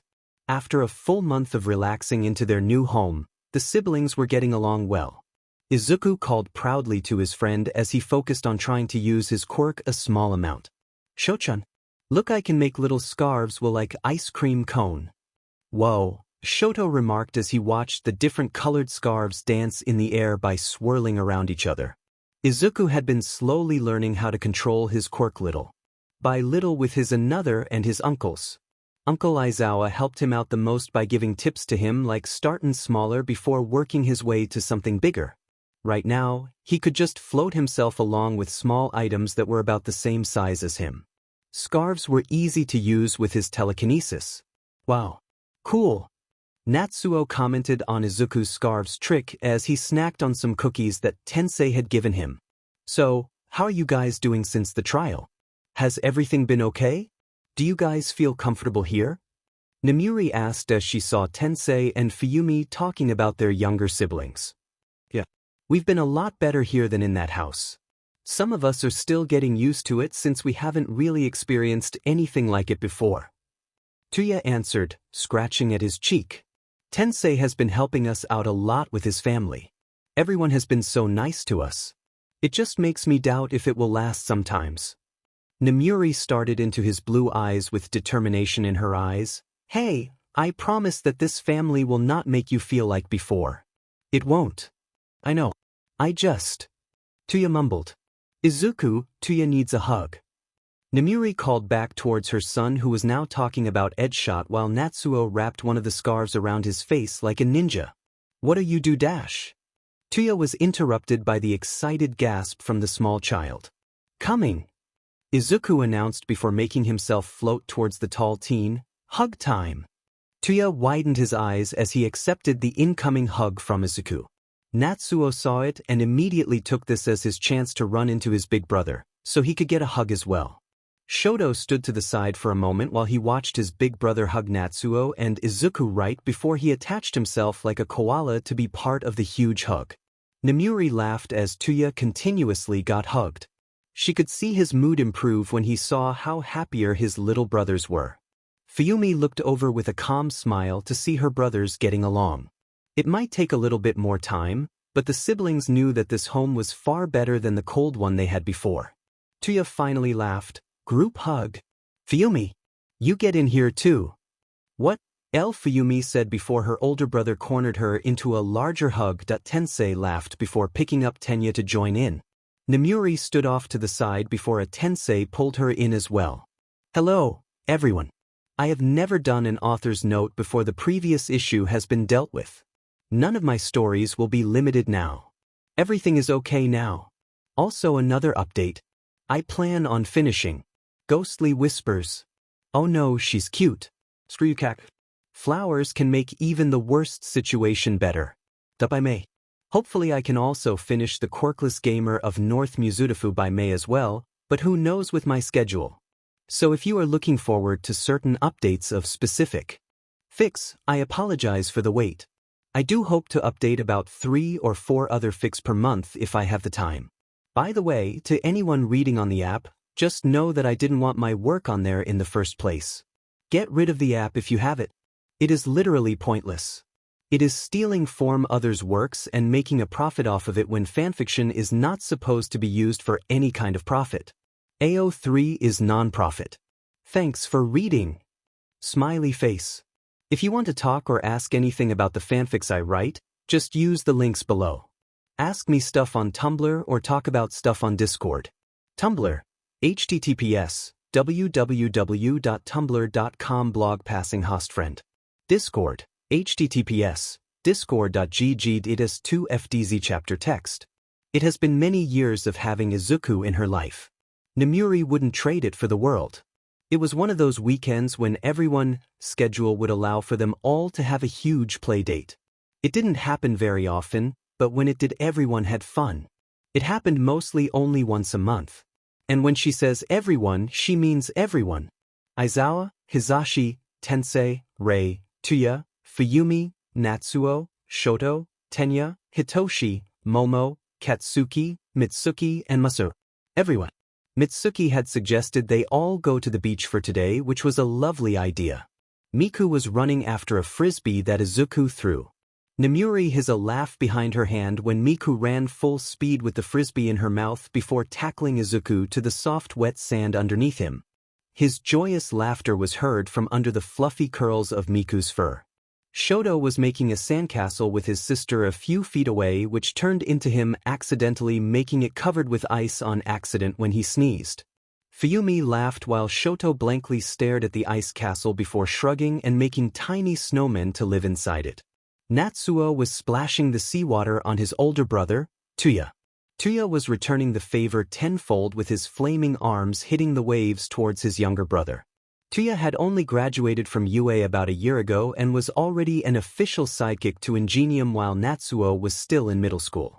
Aizawa was taking a nap, which made the perfect opportunity for Hizashi to take the chance to cover him in the sand. Right now, Aizawa was rocking one hell of a mermaid tail. Hizashi even decorated the end with little shells that he found nearby to really give it an elegant design. Momo helped out, gathering all the best-looking ones for the decorating. Momo really liked to collect the coolest seashells she found on the beach, especially the ones that she found under the waves. Hitoshi was relaxing on the blanket next to his father's, fighting the urge to sleep just from the tea blend that Momo had to give him earlier. It must have been a type of sleepy time tea. Tensei and Tenya were running along the sandy beach before Nemuri watched them charge headfirst into the incoming wave. She straightened up to make sure they were all right, only to let out a sigh of relief when she was them both resurface. Natsuo welcomed them with a splash right to their face. Tenya wipes his glasses with the back of his hand while his brother splashes back. And when Tensei splashes back, he used a bit of the engine in his arms to really give it some strength behind it. Mitsuki was sunbathing on her blanket while listening to her husband talk about the sketch he was working on. His hair was still wet from Mitsuki's earlier attempt of dragging him into the ocean waves with her. Safe to say, it didn't last that long, but it was a cute moment between the two of them. Nemuri smiled as she watched Katsuki begin to play around with Izuku and Miku. She had watched Katsuki mostly making a huge sandcastle away from them before becoming bored. Nemuri leaned back on her elbows after positioning her sunglasses back on her face. It was a very nice day to be out at the beach. Katsuki separated from Izuku while he was still playing in the seawater with Miku. Katsuki ran up to Shoto, who was talking about something with Tuya. Tuya was drying his hair with a towel while Shoto was asking something. Katsuki was close enough to hear Shoto ask, "Know why Izuku doesn't like fire?" Tuya answered back, "I don't, but I know it must be pretty bad. I know he still has a feeling of unease towards it. I think he might be afraid of it, so I never really use my quirk when we all come together like this.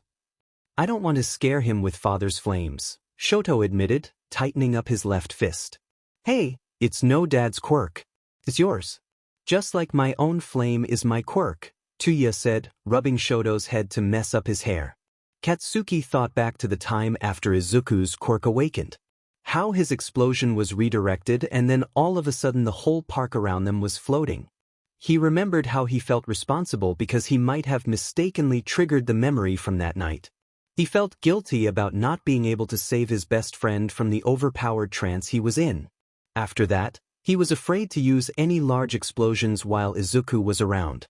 When Izuku asked to see his quirk, he would only make small compact sparks that stayed on his hands, so Izuku wouldn't freak out as much. He was there to see Izuku flinch at a bonfire, stare amazingly at his sparks, and to ignore a large candle. He really didn't know how large Izuku's fear was, but he knew that Izuku's fear was real. Katsuki spoke up, I think we should talk to Auntie about this. Izuku's fear isn't really my place to guess, so Aunt Nem can help us out. Tuya shrugged, holding out his hand for the young Shoto to hold as they followed Bakugo back to Nemuri's blanket nestled into the sand. Nemuri looked up at them and mailed. Slushed her sunglasses onto her head to look at them fully. Hi, you three. Are you having fun? Do you guys need anything? We are all good, Aunt Nem, but Shoto had a question, Bakugo piped up. Nemuri looked to Shoto. What is it? Does Izuku hate fire? Shoto questioned, holding onto Tuya's leg. It's a bit more complicated than that. He doesn't necessarily hate fire entirely, he just has a certain fear to it that I can't quite pinpoint, Nemuri explained. Izuku's mother passed away in an incident that his father caused. I adopted him as my own shortly after the situation to provide him a happy home. After all these years, his mother's death still affects him. He still has a big fear of fire, especially when it is too close around him. Shoto's eyes widened slightly. Is my fire bothering him? Am I bothering him? No, Shoto-kun. It's just that he is afraid. Of fire, he isn't afraid of any of you. You three are his friends, he knows that you wouldn't hurt anyone. Nemuri answered back. But he still is hesitant about our quirks, right? I wouldn't blame him if that were the case. Fire can get pretty intense, I should know, Tuya said while Izuku listened. Katsuki looked to see Izuku with a contemplative expression on his face. Zuku, Bakugo greeted, making the others look back at Izuku. Izuku replied, I don't want you guys to be scared of upsetting me.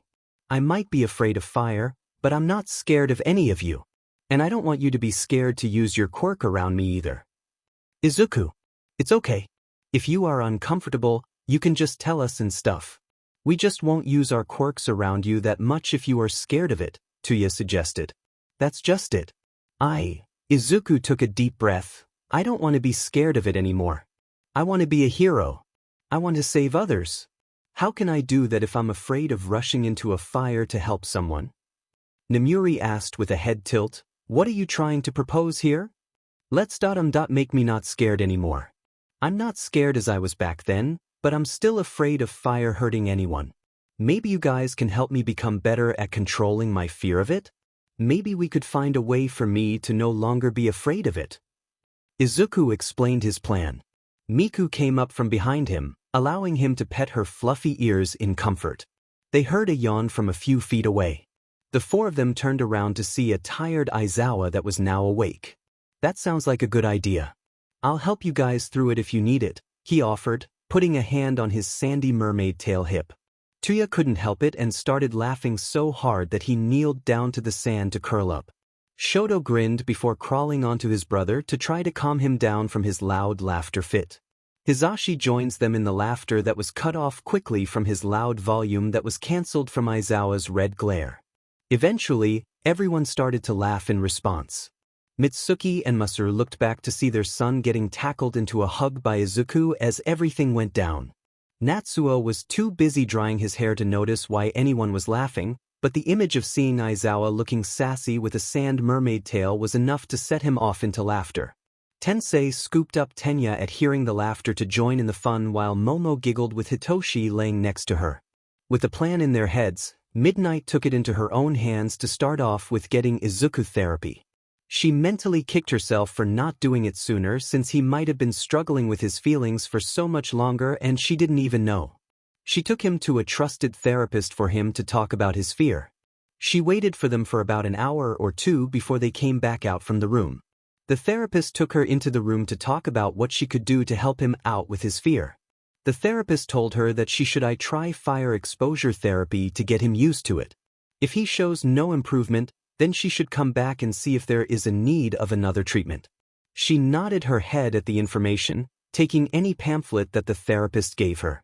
When it was all done, Nemuri took him for ice cream at the new place that just opened. Apparently they rolled ice cream there and it sounded pretty fun to try. And so, everyone had started to help out with Izuku's fear of fire. Uncle Hizashi took him back to their apartment one weekend to start off slow before he got more exposure with the three. Aizawa showed him some cool videos talking about the science behind fire. Hizashi showed him a video with a dancer that twirled around fire ribbons. Hitoshi was right next to him during the experience while they were both covered with a warm weighted blanket that calmed him down. His two friends, Momo and Tuya, helped him a bit while they were having a study session. Momo just simply allowed him to watch as she made herself a pot of tea for simple exposure. She then talked about how she loved the specific tea that they were both having. Tuya was next to them the whole time, enjoying the peaceful tea time. He even chipped in with some facts that he learned from the fire that would be able to spark Izuku's interests. Like how s'mores taste differently over a campfire than they do with a regular stove flame. Izuku had training with Tuya first. Tuya started off with having a little wisp of blue fire from his fingertips before he threw them up into the air. He repeated the motion until Izuku looked more comfortable watching the wisps disappear into the air. Izuku likes the blue color of the flames while Tuya kept manipulating them in different ways around him. With the blue color, he grew to dissociate it with the red fire often burning buildings that night. Tuya looked over to Izuku. Now what do you think of fire as of now? What? You heard me. Just answer so I know where to start, Tuya replied. Izuku responded with a shrug. I don't know. I can't really feel the head from over here and I like the blue color of your flames. It seems so calming when you make them face like that in the air. Why thank you, Tuya said. Now come closer. Just a few steps until you can feel a bit of heat from it, but not that much heat. Okay. Okay, Izuku answered back as he stepped forward until he could feel a bit of warmth on his cheeks from the flame. Tuya continued to throw in little tricks with his blue flames before sending a fireball up into the air. Izuku watched it all with an amazed look on his face with only the slightest hesitancy behind his eyes. Would you like to hear about some stories I have? Tuya asked him. Not waiting for an answer, he began, Fire isn't all bad. And that should mean something coming from me. Our Sarm donor tried to teach us that the more powerful your flames were, the more powerful you were. That the only strength that you could have was that he flames you held. He taught that to me very well through the trainings he put me through. Tuya continued, it wasn't until after the whole thing went down that I had begun to actually like my quirk again. Fire can do many other things other than hurting others. Tensei taught me and Shoto that there are many uses to fire. You use fire to cook delicious hot meals. You use the heat to warm your homes in winter. It provides the light when you are stuck in darkness. Fire can be destructive, but it's up to you to see how it can be used creatively. Tuya finished off by launching a large fireball towards a pile of sand behind him. Izuku shut his eyes when a puff of sand came flying from the impact point only to open his eyes once it cleared. On the beach was a glass sculpture made from the heated sand that looked like a spiky open-faced flower. The glass was smaller than he thought it would be, but it looked strangely beautiful. It didn't quite look like finished glass, but it looked so pretty amongst the sand. Izuku had his training with Katsuki on the same beach that Tuya had trained him before. It started the same way with Izuku at a safe distance away. Aizawa was here as well, surveying everything to make sure nothing happened. He did the same the other day apparently, but he was very good at hiding himself. Katsuki started off by showing off small sparks from his hands while Izuku watched intently. Izuku approached just a little bit to look at the sparks more closely. Then Katsuki released a small explosion with hesitancy because he didn't want his friend to flinch away. Katsuki looked at Izuku to make sure he didn't flinch before making a bigger explosion into the air. Aizawa watched as Izuku flexed his fingers just a bit before relaxing his fingertips again against his arm. Katsuki looked behind him. Are you still okay? Izuku nodded, walking just a bit closer to his friend. I'm not really good with words, but I'm going to try to get this through your head, Katsuki started. I have been afraid to show off my explosions with you no matter how strong I got. I always wanted to show how far I've been growing, but it just feels like I will scare you. The last time I did a full explosion was when that thing in the park happened. And when that happened, I could do anything. I felt so weak. I got stronger with my quirk after that incident, so I could protect your but if something like that ever happened again. But I can't show you when I feel like if I do, it will just happen again, Katsuki continued. I want to save others like you when we become heroes with my quirk. With it, I can defeat the villains no problem and get rid of any debris in the way. Firepower can save other than hurt others. Katsuki ended it with shooting off a large explosion through his fingers, making a precise line of fire into the air. Izuku watched it go into the air wide eyes before he got tackled into a warm hug by Katsuki. I don't want to scare you anymore. I don't want to be the reason that you remember that horrible night. I don't want that. I want you to become stronger with me, so we can still be the duo we wanted to, Katsuki admitted. Izuku wrapped his arms around his friend. I'm not afraid of you. What happened back then was the ember fell on a blade of grass too close to my face. When the fire started to spread in the grass, I freaked out. It wasn't your explosion or your sparks, it was the sight of the fire spreading on the grass. I like you little sparks, and I think the move you just did was amazing, Kaken. Then it was finally Shoto's turn. Aizawa was there in the background, wondering how this one will turn out. The other 2 days has been relatively good. But he had a feeling this one would be the one where he had to use his erasure quirk. Shoto has the red flames that were the same color as the ones that burned his old apartment building. Shoto started off much like his older brother with the little wisps of red flame from his hands. When he saw Izuku shift his fingers a bit, he started to use his ice as well to balance it out. Izuku became more relaxed at the display of ice along with the smaller flames. Aizawa watched as the two friends kept going. Shoto made his flames a tad bigger when Izuku approached a bit closer, but also adding a bit of ice to counteract the growing flame. Aizawa kept watching, pinpointing the exact moments when Izuku felt the tiniest bit of hesitancy. Aizawa kept watching while Shoto backed up a bit in the sand. The next moment he didn't quite see happening the way it did. He saw Shoto trip backward while he made a large flame in his hand. When he tripped, the fire shot out from his hand into a stray bucket a few feet away from him that was buried halfway into the sand. The bucket caught the fire inside, letting the fire burn inside with what he could only assume was some kind of material that made for a great kindling. Shoto's head connected with something behind him which made him cry out in surprise. Aizawa was about to step in when he noticed the whole thing go down, only to pause when he notices that Izuku's eyes were flowing the same radioactive shade that it was that day. He turned his gaze from Shoot to Izuku, ready to erase his quirk if he began freaking out. But what he didn't expect was for Izuku to run towards Shoto even if he was close to the fire. The radioactive shade to his eyes disappeared when he realized that his friend was hurt. He checked on his friend before using his telekinesis to manipulate the seawater to extinguish the fire burning in the plastic bucket. Sho-chan, are you alright? I think my head hit something, Shoto answered back, allowing Aizawa to position him into a sitting position next to Izuku. Aizawa picked up a beer bottle that was hidden beneath the sand and groaned in disgust. He looked down at the two children, realizing that Izuku wasn't afraid of fire as much as he was before. He freaked out momentarily about the flame for a short instant before immediately running to his friend's side.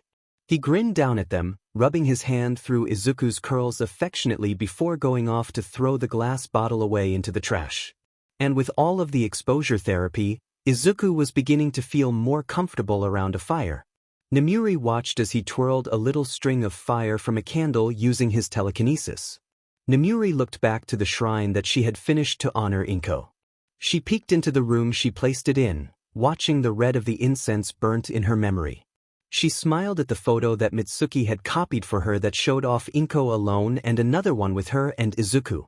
She had put up the shrine after she had gathered the best materials to make an elegant shrine for her to remember Inko. Thank you for allowing me to take care of him. I'll make sure he is happy forever. It had not been that long since Izuku went under fire exposure therapy. It had only been about 3 months or so since then. And just a day ago was Izuku's 8th birthday. And after the party and festivities with everyone, she came to reflect on how much the others were growing. They seemed to be growing so fast, too fast for her liking. Natsuo was thinking over going into medical studies after he goes to high school, but he still has a long way to go since he is still in middle school. Fuyumi was already in high school with the intent of trying to get her teaching degree to teach young children. Tuya is having fun being a sidekick to Ingenium, and the only complaint he had was with the paperwork. Nemuri would laugh when she ran into Tuya if she ever visited Ingenium's agency if he was stuck doing paperwork.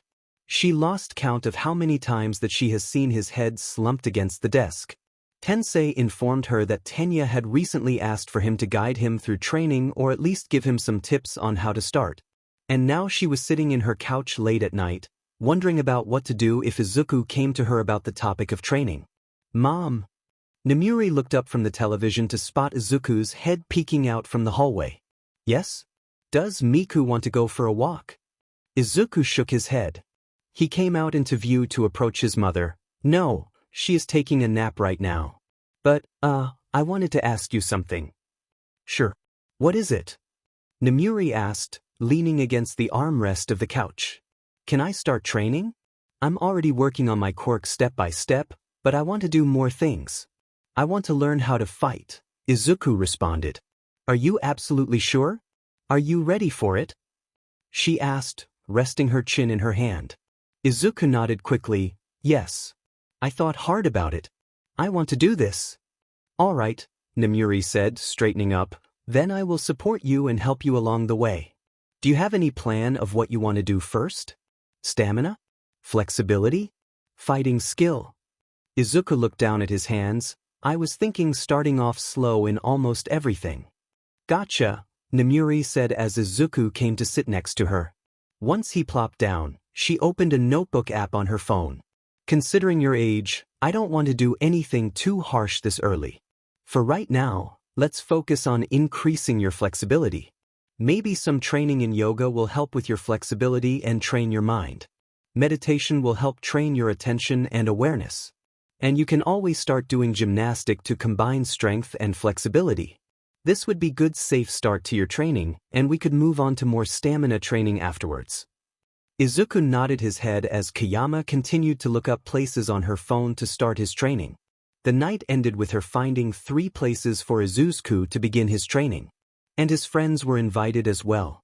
And that is how Izuku and Namuri were following with Momo as they took a yoga class together. Momo was delighted to join in the activity on that weekend under the promise that they would have tea afterwards. After a mostly relaxing round of stretching, they followed the instructor into the first pose. "Bend your knees slightly. Reach those hips high into the air." The instructor guided the small class into the downward dog position. "Make sure your fingers are fanned out wide to have your weight distributed evenly throughout your whole hand." Namuri breathed out as they began walking their hands back to their feet. Izuku had to be reminded softly by Momo to keep his knees bent. And then they slowly rose up from their position and stretched again. "And now all the way down," the instructor said while bringing their hands back down to the mat. "Go down on hand and knees into a tabletop position. Reach your right arm up to ceiling, take a deep breath, and thread your right arm under your left until you rest with your right shoulder in the ground." "Ooh, I'm feeling something," Namuri whispered. "I might need to stretch a bit more." "This position is awkward," Izuku admitted with his face plastered to his own mat with his bottom half raised up. "Agreed, but it is quite relaxing," Momo replied as the instructor told them to do the same with their left arm. Izuku looked over to Momo. "Pust, what kind of tea are we going to have after this?" "I was thinking of a citrus morning blend to relax." Momo glanced over her shoulder to face him. "I also prepared scones ahead of time with some lemon jelly and whipped butter. Does that sound good?" "That sounds so nice," Izuku replied quickly as he stretched all the way down to the floor again. Izuku fell into a foam pit the next day when he started doing gymnastics. "Are you okay?" "I'm fine," Izuku called back, popping his head out of the foam cubes in the pit. "Actually, it's hard to get out of here. Harder than you may think." Hitoshi snorted while he jumped on the trampolines to get to him. Once he got there, he extended a hand out for his cousin only for Izuku to drag him into the pit as well. Hitoshi let out a short yelp before he fell down into the soft cubes of foam. Izuku laughed, trying to escape the pit as Hitoshi slowly went after him. Aizawa pinched the space between his brows in mild annoyance as he approached the pit. Hitoshi had successfully reached Izuku just as he almost made his way outside the pit, dragging him back. "Enough playing in the pit. Let's try balancing next," Aizawa said, extending his hands to grab both of their hands to guide them out of the pit. Aizawa guided Kiyama and Shinso all the way to the balance beams to help them along. He made sure the floor was padded just in case that either of them fell off. Izuku raised a brow. "First one to the end wins?" Don't take a bet that you will lose. Hitoshi smiled as they both climbed up on the balance beam. Hey, no rushing. Take your time on the beam or else you will fall off, Aizawa warned as the two of them steadied themselves. Yes, sensei, they said in unison as the two of them started to walk across the beam in wide stances. Izuku felt Aizawa's eyes on him to see if he might use his telekinesis to speed up the process. Both of them had their arms out on their sides to help with their balance. Don't fall. Don't fall. Don't fall, Izuku softly chanted as he tried to keep pace with Hitoshi. But it didn't work because he looked up to see that his cousin beat him by 2 steps. I warned you, Shinso shrugged before making his way back. Izuku pouted before following his cousin back across the beam with his uncle's eyes on both of them to catch them if they misstepped. After the balance beam, the three started to work on standard stretches on the padded floor. Namuri walked in to see both boys struggling to get all the way down into the splits. Izuku whimpered, My legs are about to break.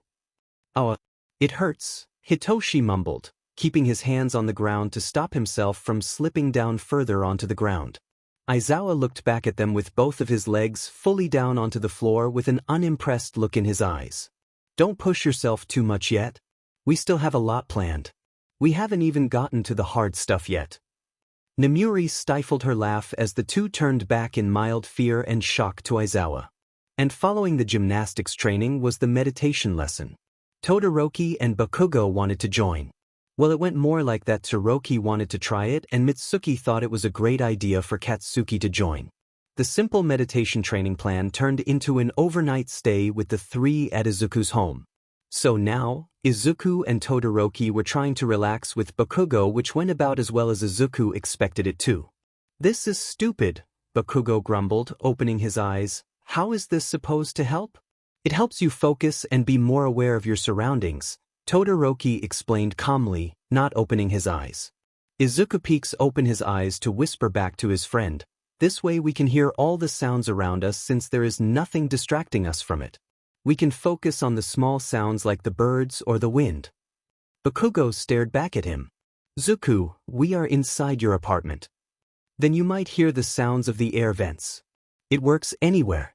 I think I can hear the downstairs neighbors actually if I focus hard enough, Izuku replied softly, trying to focus on the muffled sounds coming through the floor. It sounds like they are playing a video game.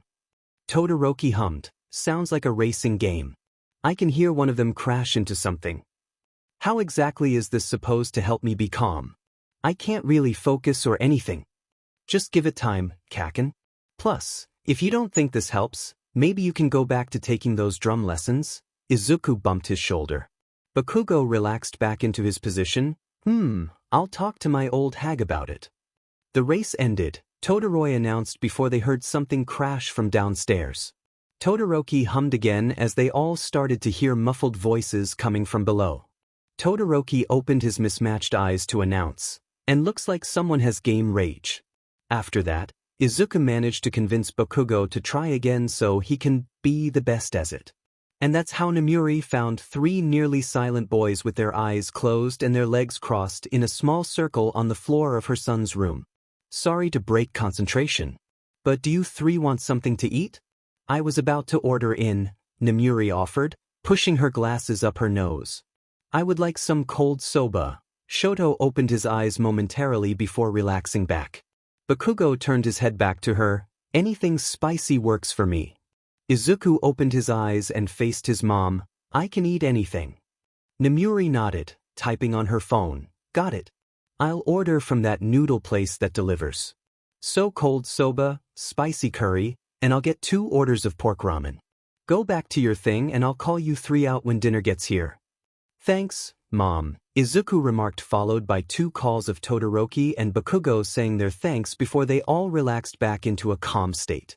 Namuri softly closed the door behind her, proud that her son was slowly making his way through training.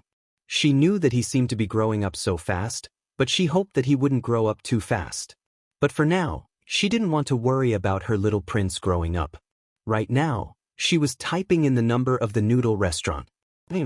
Why are we going to UA? Does Netsu want to talk about my analysis again? Are we going to train?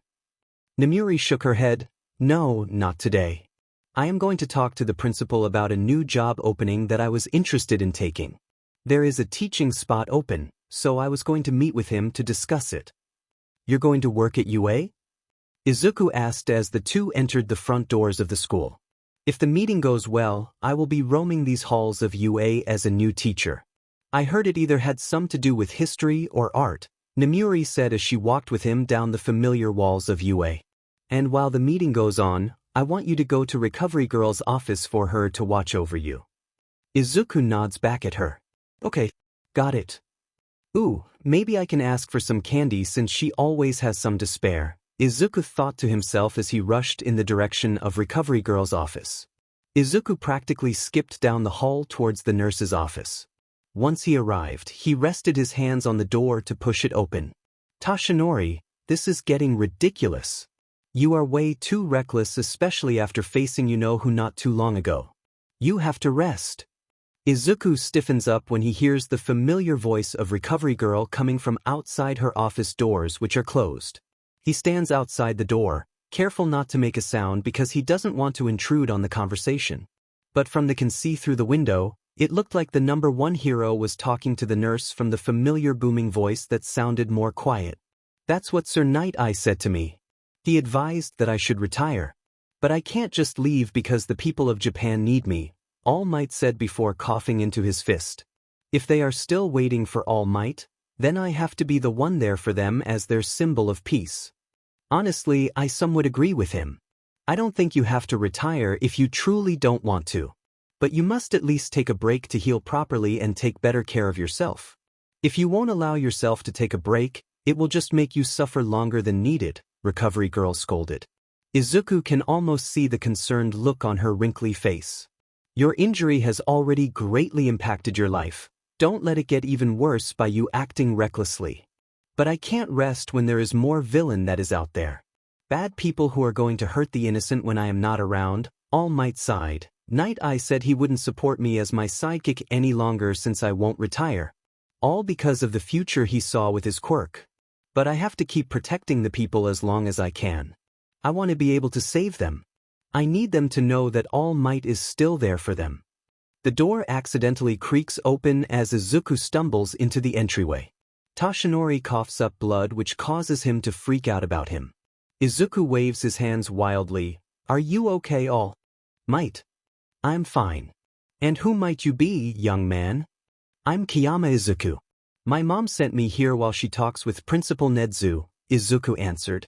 I heard a bit of your conversation when I was outside because I didn't want to be a rude interruption while you two were talking.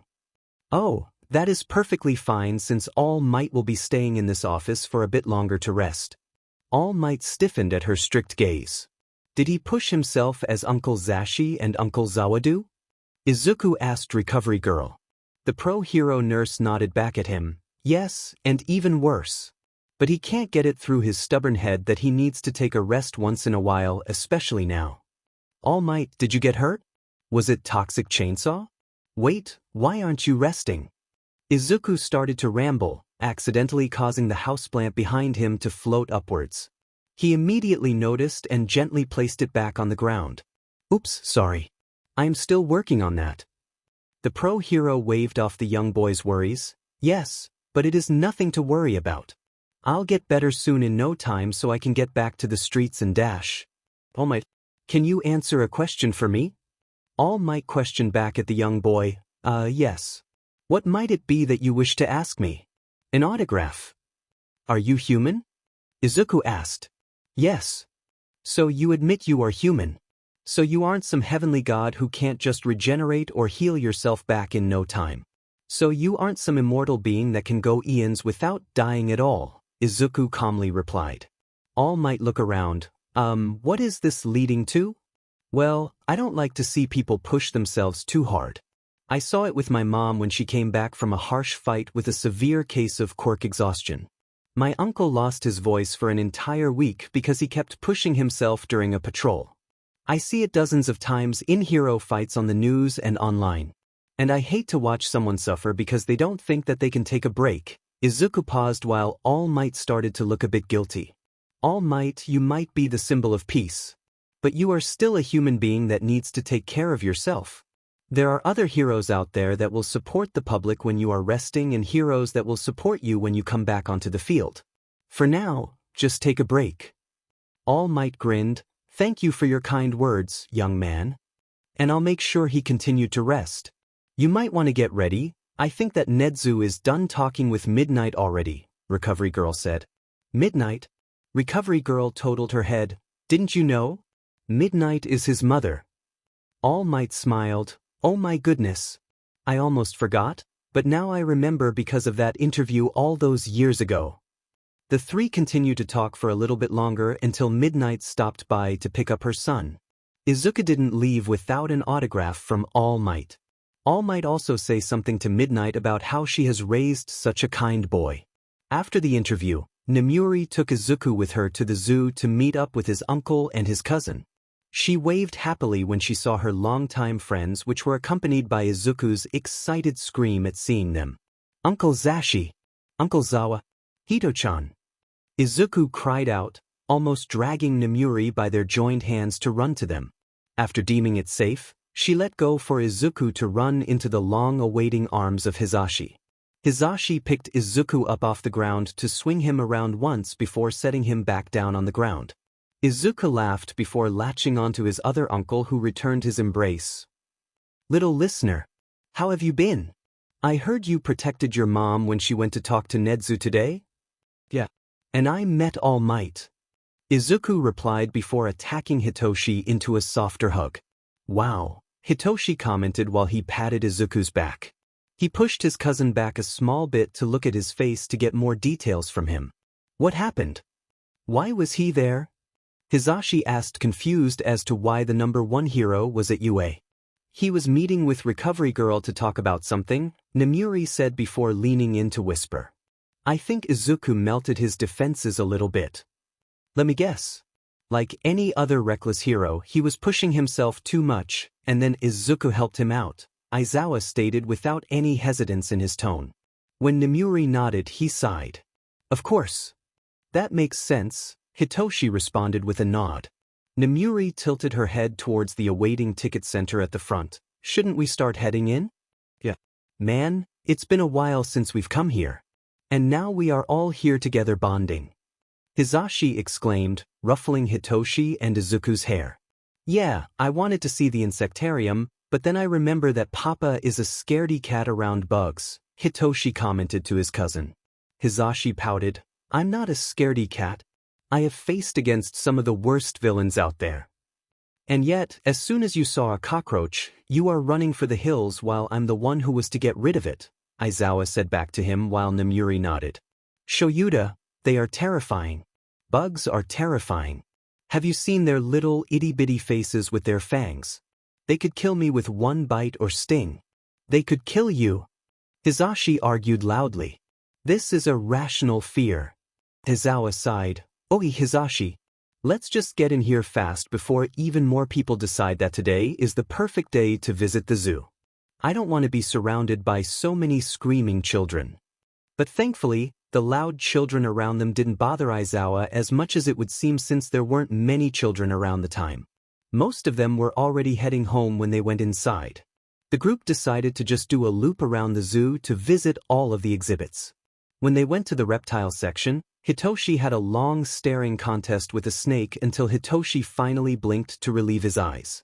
Hizashi ended up jumping when he saw a bug inside one of the reptile's habitats only to jump again when the snake leaped out to eat the bug. Aizawa dragged him away by his jacket for him not to get freaked out again since he doesn't want to erase his quirk each time.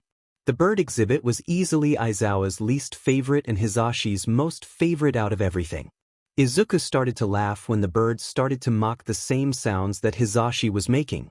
Nemuri liked the seals in the water habitat because of the way they just flopped around on land. And Izuku liked the penguins because it reminded him of Shoto's quirk and how Ida would act sometimes. When he saw a penguin flap their wing, he was instantly reminded of his friend. Until they finally came to the last spot that they all wanted to see. Izuku cheered, the elephants. Yep, I wonder if Suzy is around, Aizawa commented underneath his scarf. Hizashi looked around the exhibit before pointing, oh, there she is. Wow, she sure grew a lot. Wow. Him. Look, it's Susie the elephant. Izuku pointed out happily to his cousin who was staring at the huge animals. She looks so big, Hitoshi commented. And it was true. Susie had grown over the last years since Izuku had first seen her. It was like the elephant grew with him almost. They had both lost their mothers, but they both grew up with the love of their new family. Namuri looked at the plaque in front of the exhibit to see who was who. She had quickly spotted Luis, who was making sure Susie had taken some of the hay that they were given. And that was the end of their zoo trip altogether. Well, almost. Izuku had dragged Hitoshi towards the gift shop, which made the three adults follow after them. They ended up following the two, with Izuku excitedly pointing out the stuffed animals inside to his cousin. Hisashi watched as Hitoshi picks up a purple cat with a lion mane the same color as his hair. Hisashi ended up smiling while wrapping a long snake plush around Hitoshi's shoulders, which he enjoyed very much. Izuku gets a smaller elephant plush to match the one he got the last time he visited the zoo with his uncles. Namuri got herself a little keychain of a panther to add to her keys. Hisashi ended up with a bright bird plushie perched on his shoulder while holding a Grim Reaper plushie for Aizawa in his hands. They all paid for the little gifts from the shop before finally exiting the zoo. What do you guys feel like for dinner? I got it covered, Namuri offered while fiddling with her keychain ring. Midnight was called on a quirk trafficking ring case dealing with mutation quirks with Eraserhead. So she wasn't able to watch over Izuku during the case since it was very important and time-sensitive. To remedy this, Present Mike agreed to watch over him mostly, and his friends had separate days that they could hang out with him during the afternoon leading into a sleepover. Thankfully, Sumai declared a long weekend because of a quirk incident that happened nearby with a villain. So the school has to get fumigated because of the gas that covered the school before any of the students can return. Momo called the first night because she was so excited to show him the new teas that her parents had gotten during their latest travel to Europe. Then both of the Ida brothers would take the second day to bring him to the new exhibit at the Museum of Heroes. The third night would be more like a whole day since it was a day off of school where Shoto and his siblings would bring him along to check out a water park. The fourth night would just be a regular babysitting night with Mike and Shinso. Finally, Katsuki is saved for last because of the saying, best for last. He said he has something special planned that he won't tell him because it's a secret. So here he was on the first night at Momo's house after Uncle Mike had dropped him off with his stuff for the night and also for school the next day. Mike had already dropped him off to head off to his radio show early. Her maid had answered the door with an excited Momo behind her. You're here. Izuku smiled with his hands on his hips. I am here. Follow me. Oh, goodbye, Mr. Present Mike. Momo waved over to present Mike, who was watching. Izuku waved to him right before he pulled away from the house's curved driveway. Bye-bye, Uncle Mike. Izuku yelled out, floating a little in the air. He pulled himself to the ground before jumping into the air. I'm so excited. I am too. I can't wait to have my first sleepover. Ooh, let me give you a little tour before the tea party. Momo pulled him inside by his hand. Yairo's maid closed the front door right as they made it inside before going back to dust off the walls. Momo had guided him through her house with her nanny following a bit behind to make sure she didn't get hurt in any way under her watch. She detailed the big kitchen they had with talented cooks on their staff. The countertops were a stunning marble that worked well with the stainless steel and silver appliances that the cooks were working with. The dark wooden cabinets matched well with the kitchen decor, like the hanging chandelier over the island where a fruit bowl was placed. The family room had multiple couches that crowded around a skinny table that had a flower arrangement inside a glass vase. On the wall was a large television screen that was placed above a fireplace filled with framed photographs of family vacations. The intricate rug that was underneath the couches tied the room all together. The dining room was a room with a long, deep mahogany table that could fit up to 20 people at the table, maybe even more from how long it was. And at the other side of the room was a grand piano that was perfect if the guests wanted to hear live music while they ate. The backyard of the house contained a lovely garden of flowers and produce and a blue pool. The garden was so lush and filled with life. And the pool had the covering over it placed there ahead of time to make sure leaves and other things don't fall into the pristine water. Last on the list was Momo's bedroom, which was on the second floor, which meant Izuku got to climb the grand staircase which led up to the second floor. Momo had said that the tour would stop at the second floor since she had most of it to herself if there weren't any guests. Momo's bedroom was so beautiful. Her bed was so grand with little bed curtains to shield off the mattress from the rest of the room. She had her television mounted on the wall with shelves of movies in front of it. She had 2 bookshelves that sat on opposite sides of the television. She had a large closet containing many outfits, shoes, and accessories. Her bathroom was a mythical mermaid theme. I asked the cook to make some sandwiches and pastries for our tea party, Momo said, gesturing over to the well-made tray table in her room placed near the abdomen in front of her bed. The tray was decorated with many colors of pastries with a separate tray table of small teapots, teacups with matching saucers. So we have mini sandwiches, macarons, croissants, cookies, and scones with some lemon curd. And of course, several pots of tea for us to drink. They have more in the kitchen if our stomachs aren't full. Whoa, so cool, Izuku whispered as he ventured over with her to the abdomen for both of them to take a seat there. Yairosa's nanny was outside nearby if they needed anything. And at that moment, their tea party began. Momo introduced him to fancy teas that her mother had purchased in Paris, and looser tea leaves that her father had bought in the Netherlands. There were about 5 teas that were prepared just for them to enjoy during their tea party with sugar cubes in a little bowl with a tiny scoop if they wanted any in their cup. Izuku ate the sandwiches while Momo went for the scones and lemon curd at first while they drank the teas from their cups with exaggerated sips. What do other girls do at sleepover parties? Momo questioned. You don't know. Izuku tilted his head in confusion. He remembers how well Momo got along with others in their class. A lot of their classmates looked at her and talked to her a lot when Ida and he weren't around. I thought you had more girlfriends at school. Well, many girls at school only ask how much I have, which makes me doubt that they care when I talk about things I like. Momo tightened her hands in the fabric of her skirt. She looked down at the dark liquid of her teacup with a sad expression. That's why I only spend time with all of you guys. You care when I talk about the new things I learn about, don't you? Of course. I liked when you talked about how rainbow sprinkles were made yesterday during lunch, Izuku answered honestly. Plus I always like when you talk about the new stuff that you made with your quirk. Like the Russian doll things that you made for us last week. I forgot the name of them. Matryoshka dolls. I watched a documentary about them last week about the history behind them and how they were made. They are so easy to make with my quirk. Momo explained to him. I do wish I could get some more friends like all of you that don't care about who my family is compared to who I am. After their talk, Izuku ended up talking a bit with the maid and nanny to learn what people do during sleepovers. With his answer, he reported back to Momo to say how sleepovers depending on the group of friends. And the maid disclosed how she used to have her hair braided and watch movies with her friends. Momo coached Izuku on how to braid while he practiced on a small section of her hair. After his practice, he did a loose braid of all of her black hair with her help to hold certain sections of hair at some points. Momo had tried to braid his hair, but his curls couldn't handle the little braids she had tried to accomplish. So she ended up digging around her drawer to put her old butterfly clip into his green hair.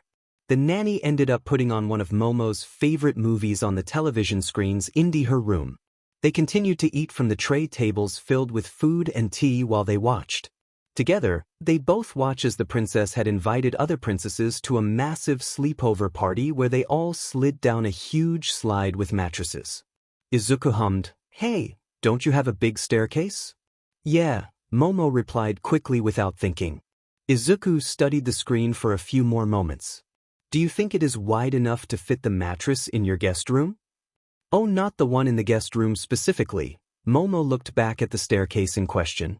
The carpeted wooden stairs were a few steps away from her bedroom door. Although, our guest room does have 2 twin mattresses stuffed in the closet just in case we have more guests. They both look at each other with matching smiles.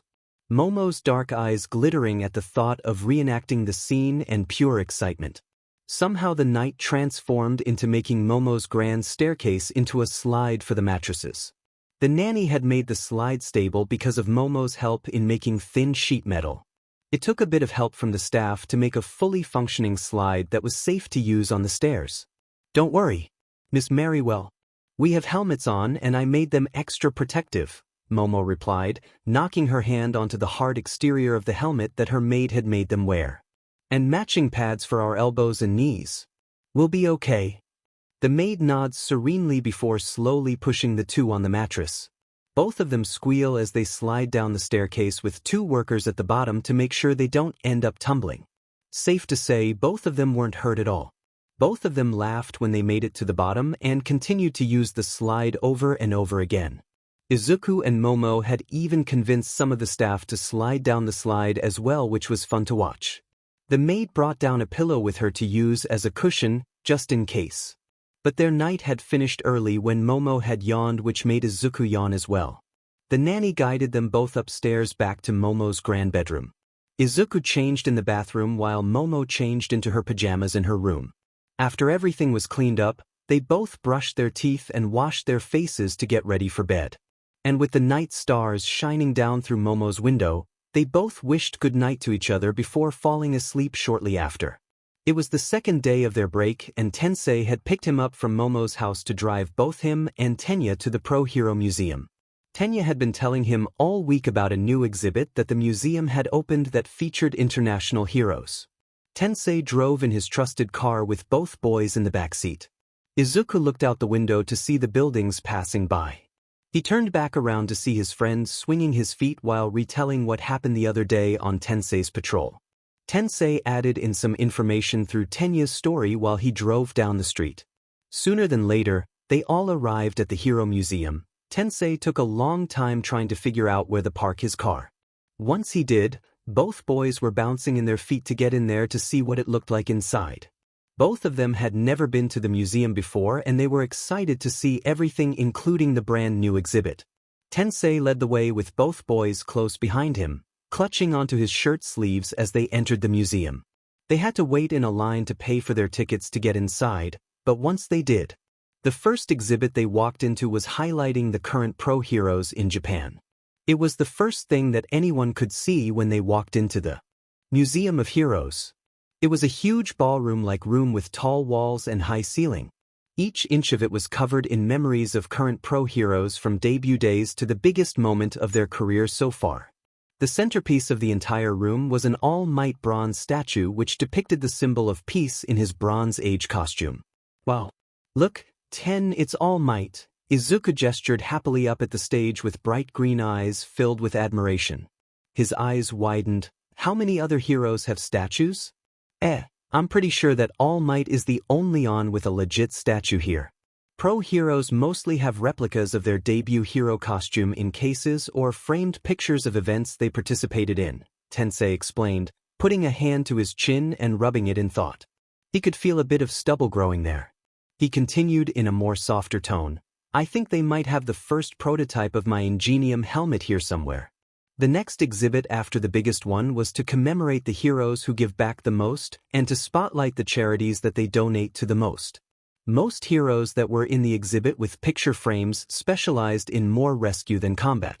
All Might was featured as the most generous donator to multiple charities all over Japan as well as a few in America. He even helped funded the start of an organization that recognizes heroes from the past no matter how popular they were to honor their memory. He had a picture framed about 10 years earlier standing next to multiple people in a framed collage of pictures. I wonder how many charities there are, Tenya wondered out loud. There are ones that focus on animals and children and others that focus on quirks and discrimination. I know that there must be over 200 official charities in Japan alone for a fact. But maybe it would be closer to 2,000 all around the world because there are so many issues that need awareness, Tensei responded, trailing his eyes over all the names of the charities and which heroes donated to each one. Izuku found his mother, Midnight, posing with multiple women in a small collage of her giving back to charities. Most of them focused on either helping runaway children, quirk discrimination, and helping women in difficult situations. He even found Present Mike in a few pictures with him donating to charities that helped children with hearing problems and learning disabilities. The new exhibit they had walked into had a lot more people inside it. It had more unfamiliar faces feature on the walls. On the far walls, there was 2 screens that had a long presentation with slides about different heroes in some other countries from east to west. All 3 of them stood there for a while to watch as the presentation changed slides to show off new faces to all of them. Tensei piped up with a story about 2 of them when they came into the screen, a pro-hero duo. He apparently partnered with them once upon a time when he was younger when they came from France over to Japan. When they walked into the next room, the tone was more somber with a faded blue light illuminating the entire room. It was called the Fallen Heroes exhibit from the gold plaque that was at the side of the doorway when they walked in. A huge exhibit to recognize all the pro-heroes all over Japan that have lost their lives in battle, protecting until their last breath. Izuku surveyed the walls to read the engravings of all the names of heroes from the past up until more modern times. The engravings contain their hero name, their civilian name, and how they died. All 3 of them stood together, silently respecting the fallen ones. Tenya looked up to his big brother's face and silently hoping that his brother gets to live a long life as a pro-hero. He hopes no one takes his big brother away from him too soon. The final exhibit was one that was a bit controversial to many when the museum announced it. But it was the most interesting exhibit in the museum. The Illegal Heroes exhibit that recognized that good things that vigilantes have done throughout the years in minor ways to major ways. It detailed how some illegal heroes have become underground heroes with new identities. It explored the true definition of a hero with quotes on the walls from both vigilantes and pro-heroes.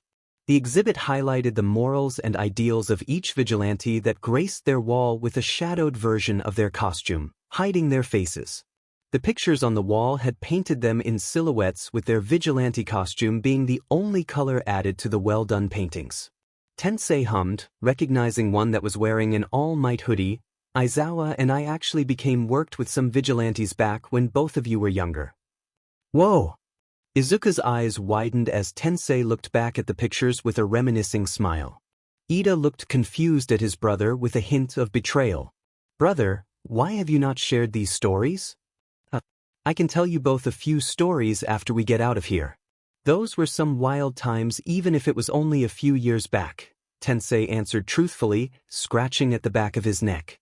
After a long time at the huge museum, all 3 of them got back inside the car to go to a nice place to eat to quench their hunger. Tensei ended up just picking up fast food for all of them to eat back at their home. Izuku laughed as Tensei started to serenade the entire car by singing along to whatever came on the radio.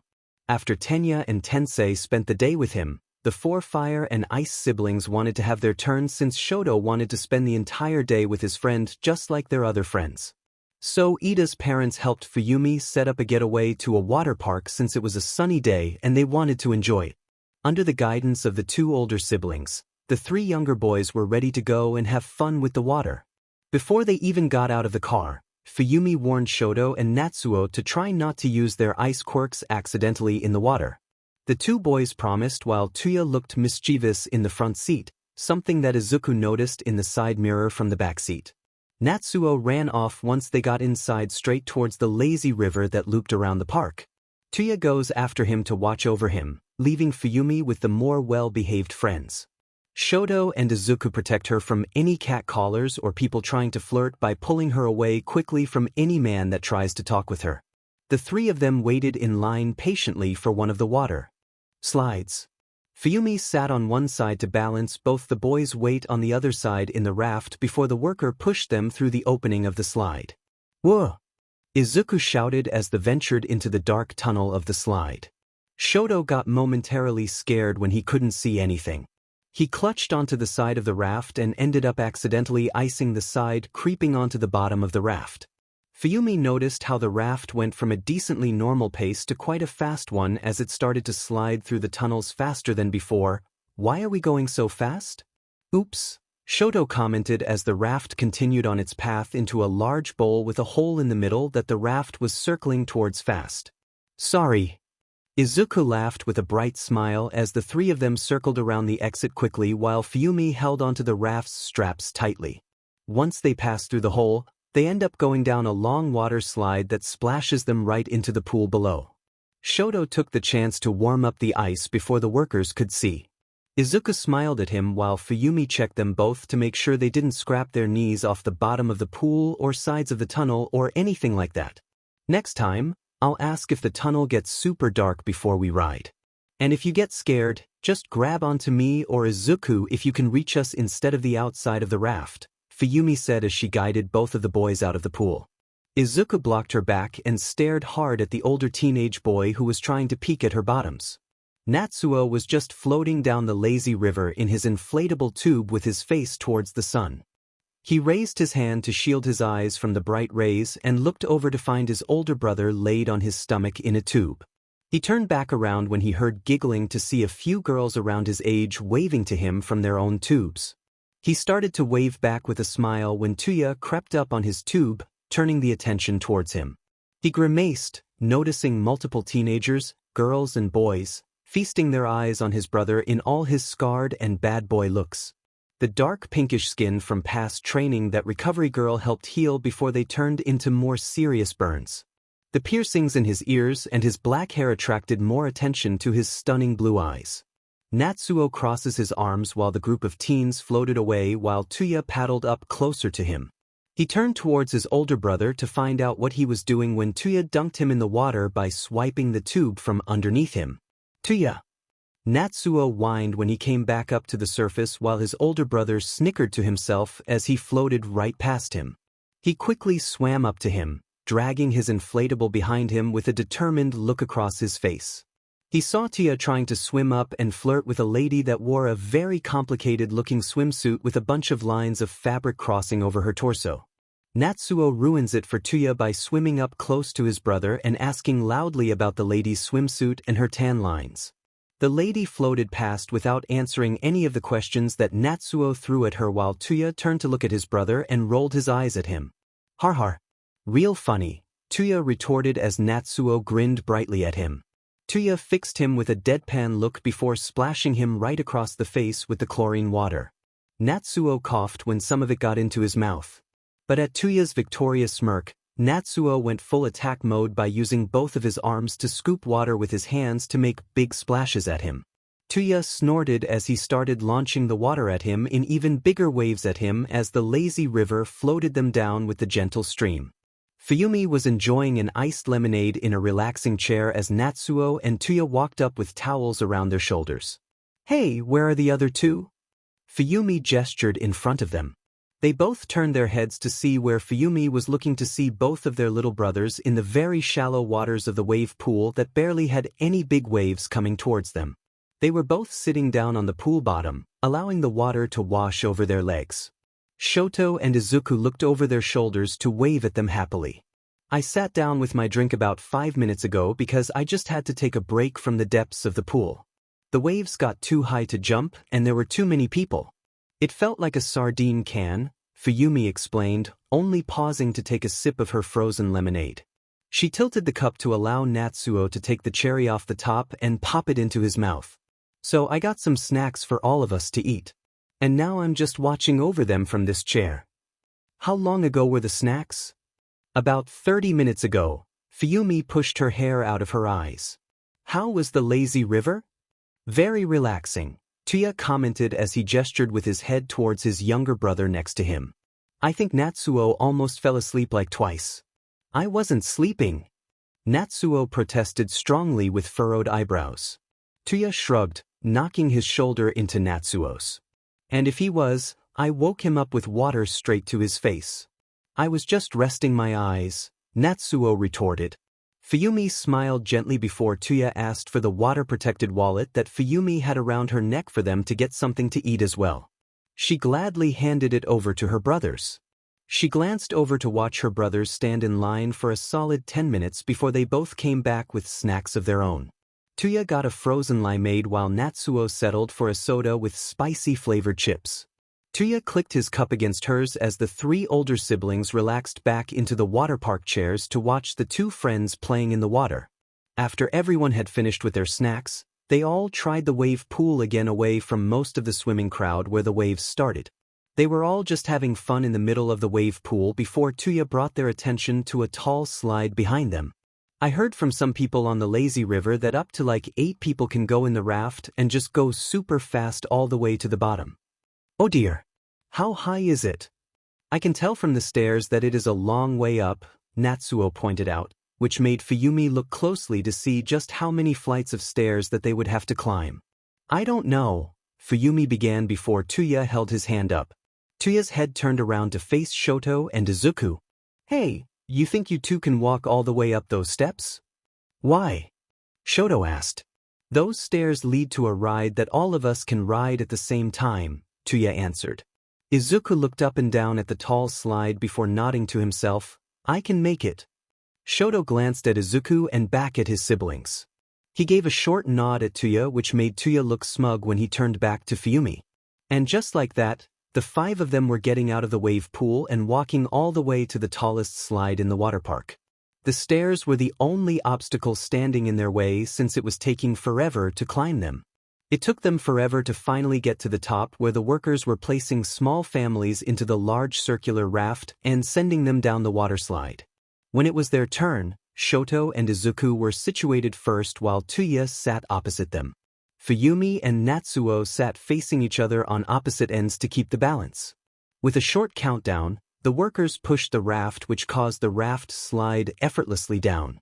When the turns came, the raft moved up the side walls, which caused Fuyumi to squeak in surprise and make Tuya laugh at her noise in return. Natsuo hooped as the 5 of them kept spinning slowly around as the raft continued going down the slide. Izuku laughed cheerfully as Shoto clutched into the straps because he didn't want to repeat an accident like last time. Until finally, the 5 of them landed with a big splash at the bottom pool below the slide. Tuya accidentally tipped himself off the raft when they were trying to get to safety, which made Shoto smile as the rest of his siblings were laughing joyfully.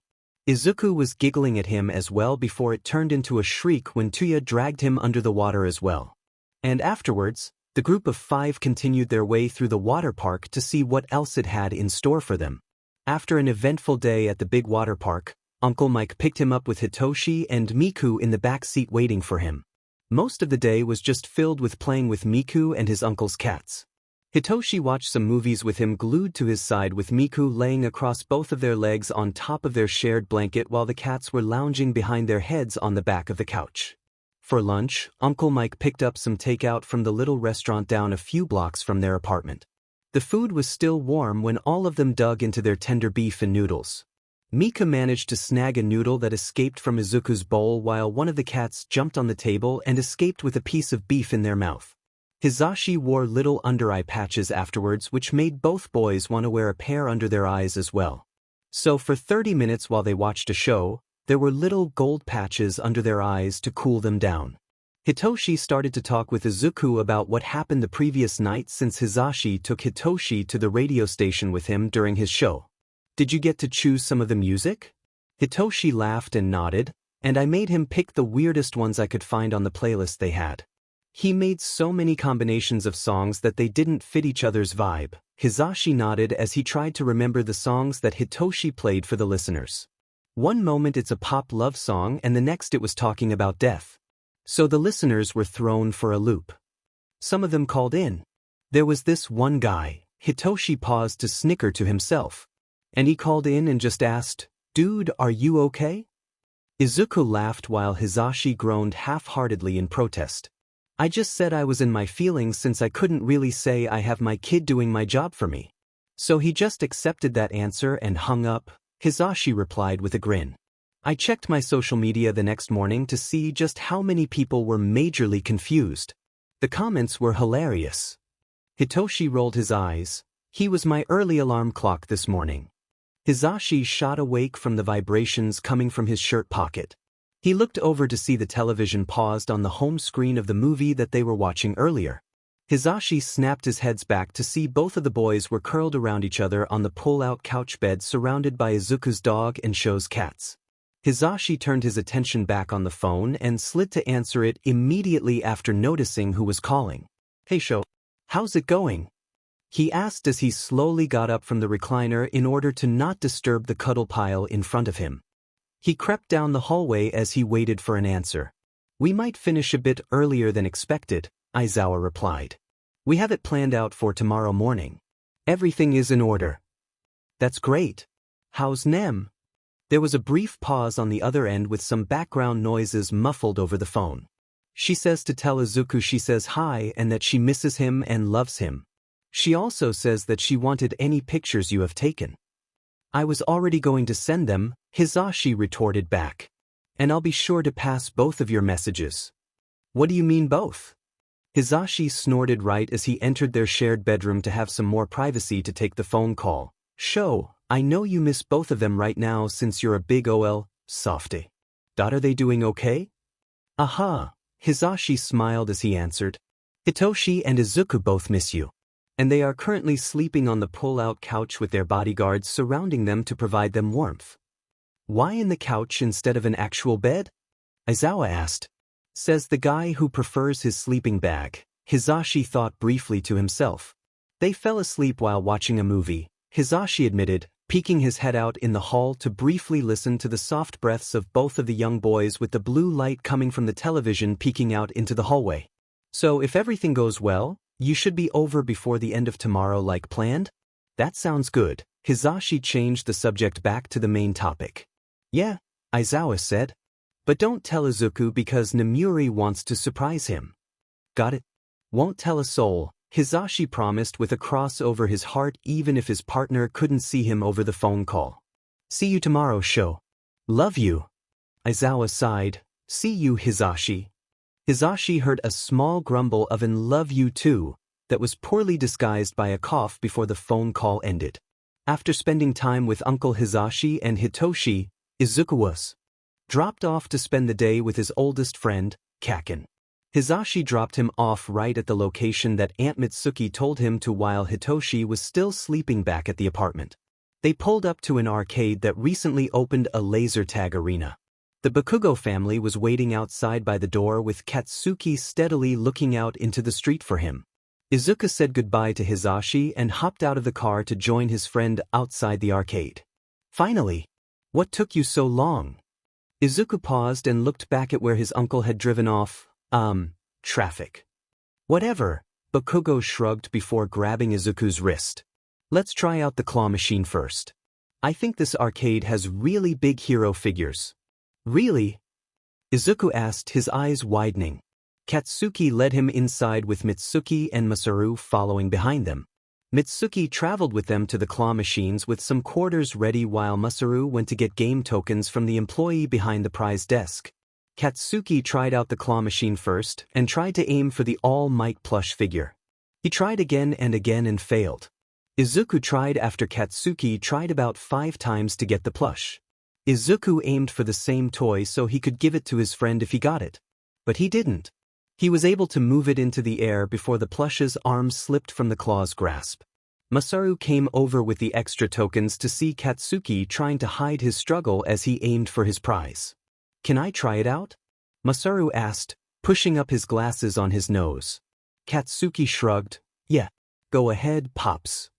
Masaru nodded gratefully to his son who moved out of the way of the claw machine to allow his father to handle the controls. Izuku backed up so he could watch the older man have his turn at the machine. To their surprise, Masaru won the plush in only 2 more tries. When Katsuki asked how he did that so fast, Masaru smiled. I have my ways. The next game the two friends tried was a dancing game with 4 squares on the ground that pointed in different directions. When Izuku put the coin in the slot, Katsuki went to work on finding a song to dance to. The first song they danced to was an All Might theme song from a short cartoon based on the hero. Katsuki placed first with 100 points more than Izuku. The next round went to Izuku purely because he chose a song that his mom often exercised to so he knew the rhythm by heart. They tied on the last song, which was an accidental press on a semi-popular pop song that the game had in its roster. After all that dancing, Masaru went to order some food for them while Mitsuki watched over the boys as they continued to play arcade games and win prizes from them. After they all ate, Mitsuki pointed out a laser tag area for the boys. Katsuki immediately looked towards Izuku with a confident grin on his face to find that his friend was returning the look knowingly. So Bakugo's parents went to the little mini-golf course while the boys went straight towards the laser tag area. They both got dressed in matching color vests and equipped themselves with the laser guns attached to the vest with a coiled cord. They listened carefully as the instructor told them about the rules and the assigned area for both of the color teams. When the instructions were over, they looked at each other before taking off through the open door to find a good vantage point to hide and shoot others on their side of the area. They only had a 1-minute head start to get themselves settled in before the signal for the 7-minute-long battle started. Katsuki immediately began firing with Izuku following his lead while calling out to him about the opponents and where they were running to. It didn't take long for them to be spotted despite their greatest efforts, and Izuku was shot with a laser from the opposite team. "I'm hit. Avenge me!" Izuku called out dramatically, hiding behind the wall to wait until the vest stops vibrating from the hit. Katsuki fired at the opponent who shot Izuku. "Take this, loser." The 7 minutes went a lot quicker than either of them expected. But the long battle was worth it when Izuku saw the smile on Katsuki's face when he realized that he got the most points out of the whole team. By the time their tickets ran out, Masaru was calling the two of them over so they could leave before it got dark. Katsuki groaned while Izuku just grabbed his hand to drag him back to the entrance where Aunt Mitsuki was waiting for them. Uncle Masaru was holding their prizes that they won with the tickets and the plushies from the claw machine. Mitsuki opened the door to allow both of the young boys outside while Masaru speedwalked to the exit. Izuku looked around the parking spaces only to see a familiar figure start walking up from in between two parked cars. The figure was sporting a small white bandage on their cheek. "Mama!" Izuku called out cheerfully. He was about to run up to his mother before stopping himself to check both ways across the street.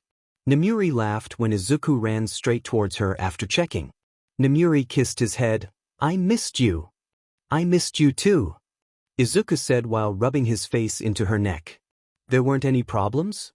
Namuri questioned with her arms still wrapped around her son. "Nope.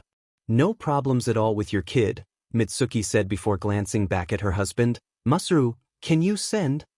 "Already on it," Masaru interrupted softly, holding up his phone screen to show that he had already sent the picture with both of their boys playing in the arcade. The stuffed animals and toys were stuffed under his arms with Mitsuki now holding onto the biggest one to help him with the number of prizes. Namuri smiled at her son that was still giddy from the excitement of the arcade. "Did you have fun?" "Lots of fun," Izuku retorted happily. "Well, that's good." Namuri brushed the flyaway strands of hair from her face. "Thanks for watching over him for the day." "It was our pleasure," Masaru answered. Mitsuki nodded her head towards the sky. "Now you might want to hurry back before it gets too dark. The traffic shouldn't be too bad around this time." "We'll be on your way," Namuri replied. "Bye, Kachan," Izuku said loudly with a big wave and a bright smile on his face. Kakin yelled out, "Bye, Zuku." Namuri waved at the Bakugos before making her way back to her sleek car waiting for them in the parking space where she left it. And when they got home, Miku was waiting for both of them to arrive before pouring on Namuri as soon as she came through the door, to attack her face in puppy kisses. Izuku laughter filled the room while Namuri struggled to lock the door behind her. "Come on. You got this." Hisashi was encouraged as his son and nephew ran through the obstacle course in the gym. He had a stereo playing with upbeat music to set the pace of the exercise. "Come on, Hitoshi." Izuku laughed as he ran in front of his cousin. He looked behind him to see Hitoshi trying to keep up behind him in the mats. "You're falling behind." "Not for long," Hitoshi shouted back, bouncing on a small trampoline to launch himself on an elevated platform to chase after him on higher ground. Izuku's curly hair had been twisted into a small braid to keep his hair out of his face.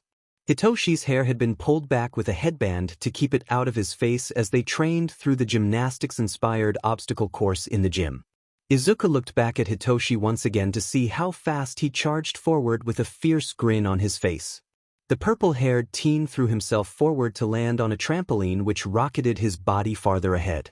Hitoshi glanced behind him for a quick moment to face his cousin and shout, "Now who's falling behind?" Hisashi watched as the two teens have changed through the years. They just had one more year before applying to UA.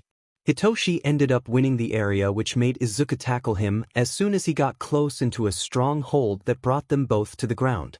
After the obstacle course, Aizawa got them set up in the area with more parkour-centric walls and poles. Aizawa instructed them as they jumped onto walls to bounce off to land on the horizontal or vertical poles placed around. Izuku swung himself over the top of the tall wall to land on the tilted side of the other side while Hitoshi jumped over the stacked foam boxes. Izuku called Hitoshi up, who bounced between the two closely placed walls to join Izuku on the top. They both jumped down onto a medium-sized structure just to practice how to recover from a fall safely, with Aizawa watching their every move. When they both finally made it back down to the floor, Hisashi was making his way towards them with the music from the stereo he was carrying following him. "Wait, turn around. Your hair got loose again." Hitoshi used this break time to pull back his hair again with his headband. He slipped it off his head before pushing it back down and pulling it up over his face. He turned to Izuku as Hisashi had the hair tie on his wrist. "Do you plan to cut it before UA?" "Maybe a trim. But I kind of like how long it is," Izuku answered while Hisashi worked quickly to tighten his hair into a braid. He finished it off with the hair tie. "And you're all good," Hisashi said happily, throwing 2 thumbs up. Izuku thanked him before he turned back when Aizawa created his throat. Aizawa gestured his hand over to the water fountain. "Take a water break before you head to the pole bars." Hitoshi walked towards the water fountain before Izuku made it an impromptu race to the water. Then it was just the two of them racing against each other to see who will get to the drinking fountain first. Hisashi sighed. "Things never change, huh? They always make some sort of completion every time we end up here." "Their fighting skills have changed immensely from how they began. And I can only see that they will keep improving." Aizawa scratched the back of his neck. "Wow, that's high praise from you," Hisashi said with a teasing grin on his face. "Are you soft just for them?"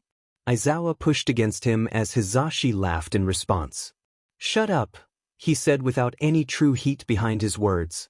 He looked back to see the two boys gulping down the water by the drinking fountain, with Hitoshi bent further down to drink from the small fountain. He knew he was already soft for them. He didn't need Hisashi to point it out. Over the past years, as Izuku improves with his quirk, he trains with different weapon styles until he finds one that fits with his quirk the most. His main weapon of choice was a whip because of how he could influence the flow of the weapon and how it reminded him of his mother's own whip. Another weapon that he used was a ribbon because of how similar it was to a whip, although it didn't have the same impact. It worked more like Aizawa's capture scarf when he trained with it. But he could also use it for distraction by using the telekinesis to contort the material in different ways. Izuku fiddled around with the idea of using it to comfort victims. And the final one he was currently training with was a steel fan. The idea came to him through a movie where a character blocked a knife and sword attack by using the fan. The character used it like a shield and let the sword pierce through just for them to disarm the villain easily with a flick of their hand. And so, Izuku was training with a whip in UA's spare training ground while his mother attended a meeting while the students were out for the day. Bakugo was invited as well, practicing the moves he came up with on cementos walls that he made to help them train. Izuku used his telekinesis to manipulate the whip to strike against the wall multiple times until it sliced pieces of the wall off. He looked to where Bakugo had exploded the walls to catch his gaze on a big stone.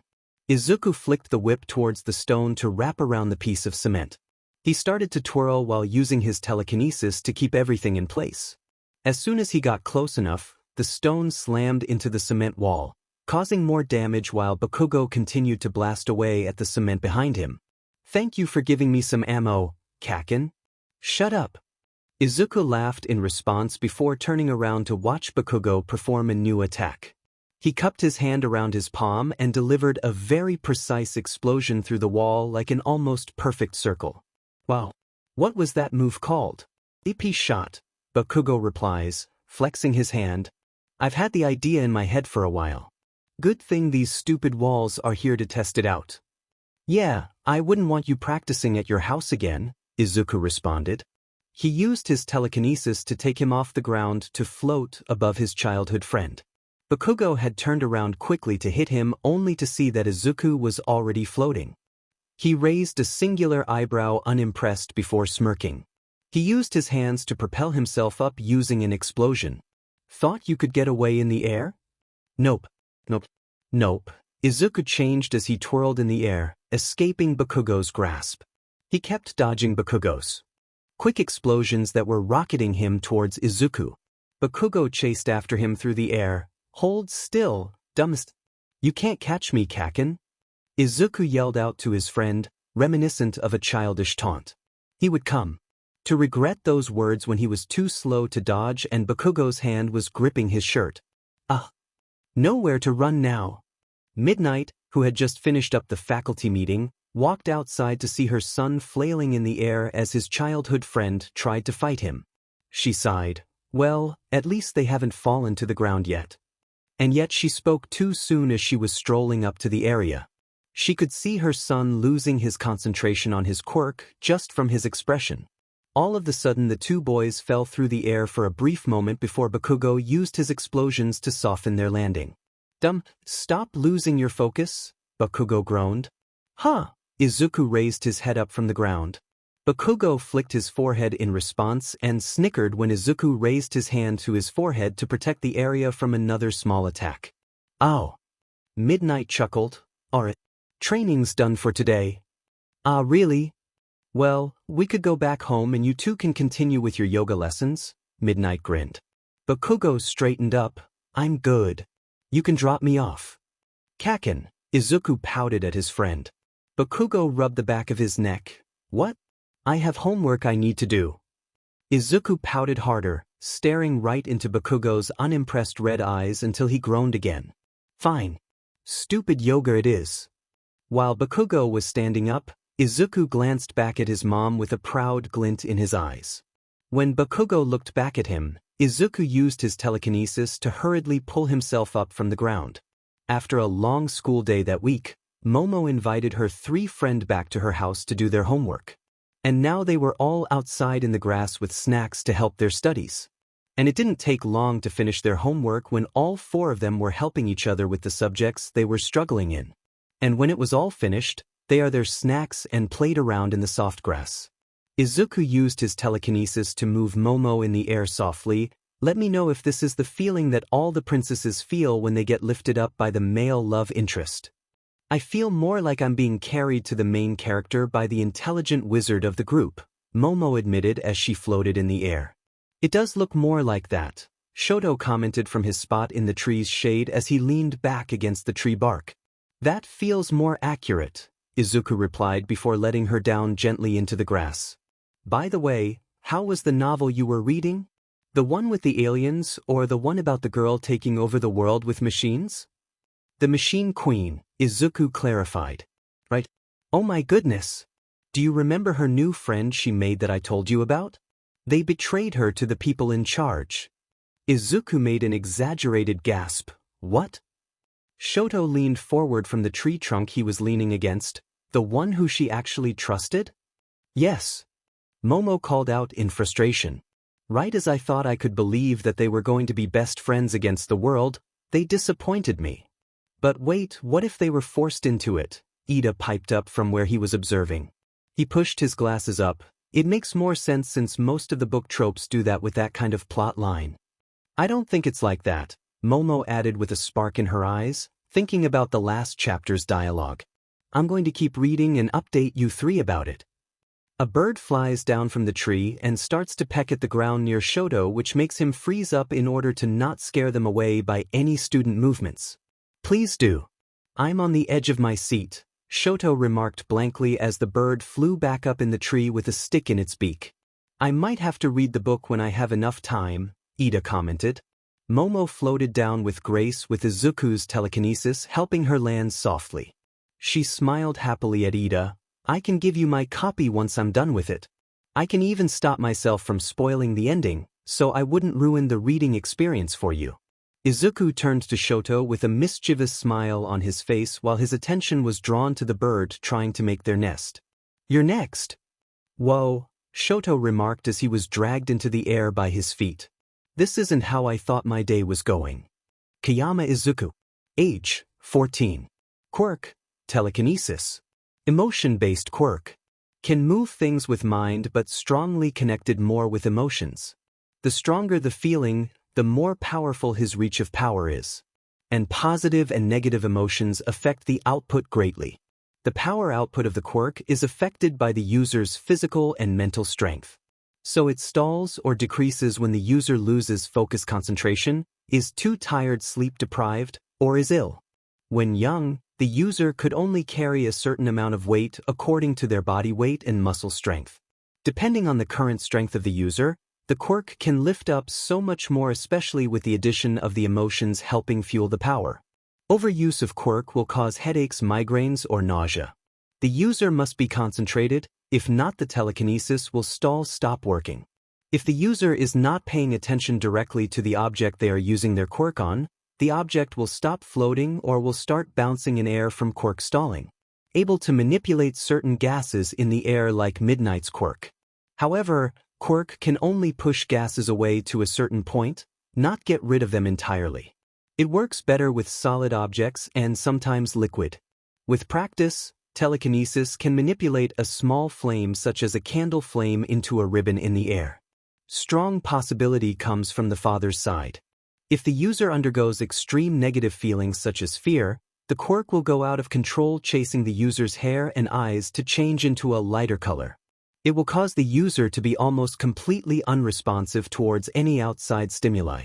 The quirk will wreak havoc, using the user as a body instead of the user having control of said quirk. Hero costume. Must get support items with hero costume to help with emotion control. A belt to store first aid for rescue and small items to use with telekinesis. Inspired by Midnight's colors. Has support items to help with quirk and balance emotions. Lightweight material but not as flows. To prevent anyone from yanking on the flows material. Maybe something like a bodysuit underneath pants like Hawk's. Something like a halter bodysuit or long-sleeved. Possibly something like a style like Midnight to make the villains underestimate what he has up his sleeve? To give the advantage on his side. Himiko didn't really know when to drop the smile she was using as her classmates skipped ahead of her while walking past. Even when they were out of sight, she still kept the grin on her face while trying to keep her hair out of her face since it kept getting caught in her mouth. She walked further and further until she ended up in a park. She didn't know how long she walked, but it did look like she walked a long way away from her house. She really didn't want to go home to parents who only started to accept her when she was acting normal. One slip-up with mentioning blood and she was immediately met with a long talk about acting like other girls her age. She blew air out of her mouth, relaxing her face that was hurting from how much smiling and fake laughing she had to do during the day with the other girls in her class. While she strolled through the park, she ended up bumping into someone with a very prestigious school uniform on. She didn't have time to realize where they were from until she tripped on her shoelaces and ended up on the ground. "Hey, are you okay?" she heard as the stranger extended his hand down to her. She looked up to see someone who looked almost exactly like her school crush, but different. He didn't have that sharp jawline and stubborn look in his eyes. Instead, the stranger had longer hair that was a nice green color like a jade or an emerald shade. The same color as the wide eyes that were staring back at her with concern. He had freckles decorating his face and a nice flush to his cheeks from the blood rushing under his skin. She grasped his hand without thinking about it, standing back up with his help. "I'm just peachy. Thanks." "Are you sure about that? Because from all the classes I have taken in body language, you look like something's wrong," the boy rambled on, looking worried. "I didn't hurt you anywhere, right? I have a mini first aid kit in my school bag in case you skinned your knee." "Geez, you really don't drop the subject like other people I know," Toga replied. She dusted off her skirt and pulled it back to reveal that she didn't skin her knees at all from the fall. "It's one of my defining features or flaws," the boy commented as he checked to make sure she wasn't injured in any way. He rubbed the back of his neck. "Depends on who you ask." Toga raised an eyebrow. "And who are you?" "My name is Kayama Izuku." "And you are?" "I'm Toga Himiko." "Nice to meet ya." Toga stuck her hand out to shake his, reveling in the warmth of his hand. She found herself staring at one of his veins and focusing on a bandage wrapped around his finger. Did he get a paper cut or something? She wondered how dark his blood was. "What brings you around here since the uniform is from that big fancy schmancy school uptown?" "Oh, I'm visiting my friend," Kayama smiled happily. "He goes to another school, so I made the trip here to see him." Toga's eyes wandered to his face, and before she knew it she was picturing his freckles speckled with blood. He looked almost like the boy she really liked back at her school, but more pretty instead of rugged. But with a bit of blood he would look even cooler. "Hey, Kayama-kun?" Kayama looked up from where he was fiddling with his tie to make it looser around his neck. "Yes. I think you would look really cool with blood on you," Toga commented, still daydreaming about blood replacing his freckled cheeks. And once she said it, her eyes widened. "Crap," Toga thought to herself as the words came rushing out of her mouth. "Then, now he's going to run away." Kayama stared back at her and blinked in surprise. "Thank you. That was a strange compliment, but I will take it. No one has ever said that to me before." "That's it?" Toga blinked out of surprise to see that the boy was still standing there. "You aren't going to say anything about me being weird? Or run off?" "Why would it be weird? It kind of felt like a compliment," Kayama shrugged. "Like I just pictured one of those action stars that have a bit of blood on them and it makes them look tough." "Exactly." Toga threw up her arms. "No one takes it that way when I say it. I even tried to say they looked cute with it on, but they never understood." Kayama tilted his head like a confused puppy. "Have you explained what you meant before?" "Yes. But they think I'm just messing with them or just acting out on purpose. Or just think it's because of my quirk," Toga explained, gesturing wildly with her hands as she talked. Finally, she found someone who understood what she meant. Kayama looked curious. "Well, what is it?" "I have a blood quirk," Toga explained after a pause in the air. She slightly tensed, waiting for his new reaction to be one of disgust. "It lets me transform into anyone using their blood." "Really?" She diverted her attention away from him as she thought, and here comes the disgust. "That sounds so cool," Kayama exclaimed with an excited grin. "That what?" "Yeah. I never met another person with a blood quirk before," Kayama replied with an easygoing smile. "I know Vlad King has one. But blood quirks are rare to find, I think, at least in Japan. I heard there were a lot more blood-type quirks in Europe. And you're okay with it?" Toga asks carefully, fearing that he would just revoke his statement as soon as she showed the hope in her face. Kayama answered quickly while pulling out his phone. "Why wouldn't I? Blood quirks are so under the radar that I haven't learned that much about them yet." His eyes widened as soon as he stared at the screen. "Oh, I have to go now if I actually want to surprise him." Kayama shoved his phone back in his pocket. "Have to run, by Toga." She waved back as he ran out of the park to go and reunite with his friend.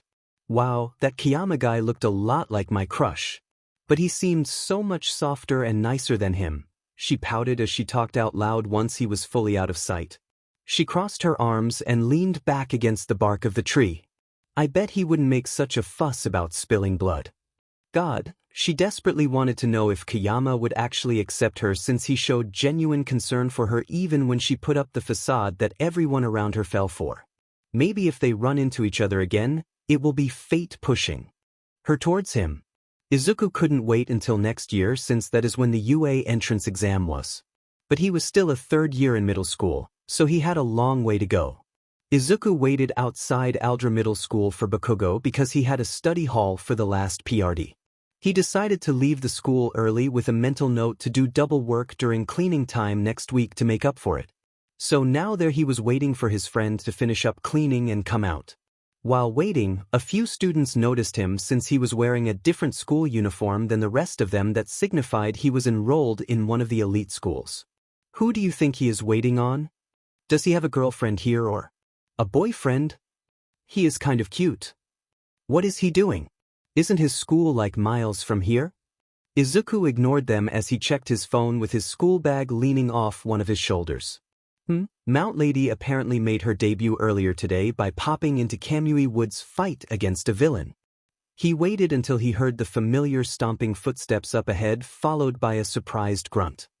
He looked up to see Bakugo staring back at him with an unreadable expression that faded into a smirk. "Zuku, what the hell are you doing here?" Bakugo yelled out, stomping over to him. Izuku met him halfway while Bakugo's groupies walked ahead, looking behind them to see how different Bakugo was acting around this new kid that they haven't really seen before. The groupies walked off past the gate once they knew that Bakugo wasn't going to follow after them to hang out. I know you didn't forget about our planned weekend, bombshell. Izuku replied, dragging Bakugo by the hand towards the gate. I know Auntie must be cooking up something really good. Bakugo shook off his hand once they passed the gate. I'm the one mostly doing the cooking tonight, so you can slow down. The two continued their walk, not really rushing to their destination while Izuku chatted about what happened at his school. Along the way, the two stopped by a vending machine for a drink with Izuku getting a vanilla cream soda and Bakugo getting a cherry flavor. So you know how Tuya, Shoto and Momo are in the top 5 smartest kids in our class? Izuku asked, already knowing that Bakugo would remember even though Bakugo never really used their actual names when referring to them. Yeah, you're the 5th one in the class, Bakugo said, chugging down a can of soda. Right? Izuku nodded along as he waved his own soda in the air. He took 2 long sips before continuing. Anyway, we had this test so we all decided to play a prank on the other students. Bakugo raised an eyebrow as he swallowed the soda in his mouth. Even stick in the mud? Tuya was a bit hesitant until I said it would help with motivating our other peers to study harder. After that, he was okay with it. Izuku paused to take a drink. So when the test came out, each one of us pretended we didn't know a single question. Shoto dragged a hand down his face for the dramatics. I took a glance around that room and everyone looked scared as hell. Heh. Bakugo took one long last sip of his soda until there was no more liquid left in it. Have you done something like that? Izuku tilted his head forward to stare directly at Bakugo's face while he asked. Since you are the top scorer in your classroom, I imagine you would have fun seeing those extras' faces. No, Bakugo replied while he crushed his empty soda can into a metal disc. Izuku straightened up as they continued walking while Bakugo threw the disc like a frisbee into a trash can. But I did burn one dumbass pants for trying to copy off my test answers. Kayama laughed at his reply as they started to walk right under a tunnel that would lead back to Bakugo's house through the downtown Mizudafu area. And yet they were barely halfway through the tunnel when 2 eyes appeared out of the darkness above them with a chilling chuckle. A good skin disguise. A good what now? Izuku shouted right before the large green figure dropped down onto the ground, dragging Kayama into its jelly-like body. His half-full soda can clattered to the ground, leaking onto the cement as Bakugo stared in shock for a moment. Dimenu! Let him go before I blow you into bits. Bakugo shouted, firing off controlled blasts around the smelly goo, trying not to hit Izuku who was struggling in the middle. Kayama reached forward with his hands to push through the squishy consistency. Using his telekinesis, he pushed away chunks so he could get his hand to the surface. While Bakugo defended himself against the villain who was reaching for him as well. Bakugo reaches forward to grab Kayama's hand only for the villainous glob to reach at his face, grabbing at his mouth. Bakugo pulled Kayama with one hand as he aimed his other hand to create an explosion right into the villain's eyes. Kayama choked on the fresh air once his face broke free from the sludge as his friend wrenched him free. With a shout, the villain let go of Kayama and Bakugo. Kayama fell into Bakugo before redirecting his attention to the villain in front of them with no hero in sight. You demon kids, the villain stated, crawling forward quickly. Kayama raised his hands and used his quirk to push the villain away from them into the far wall of the above-ground tunnel. Izuku gritted his teeth while Bakugo rushed to the side to weaken the villain who was desperately trying to escape against his hold with explosions to his vulnerable eyes. Do not fear. Kayama looked to the side to see a blast of white and yellow practically flying past him. Bakugo dove out of the way as All Might reeled his fist back to punch the villain into bits. For I am here. All Might shouted as the villain's bits lay scattered under the tunnel, the light coming in from both sides illuminating just how many pieces were scattered. Bakugo and Kayama watched as All Might quickly pulled out a 2-liter bottle from his pockets, emptied it out and pushed the villain into it to hold him captive inside the plastic.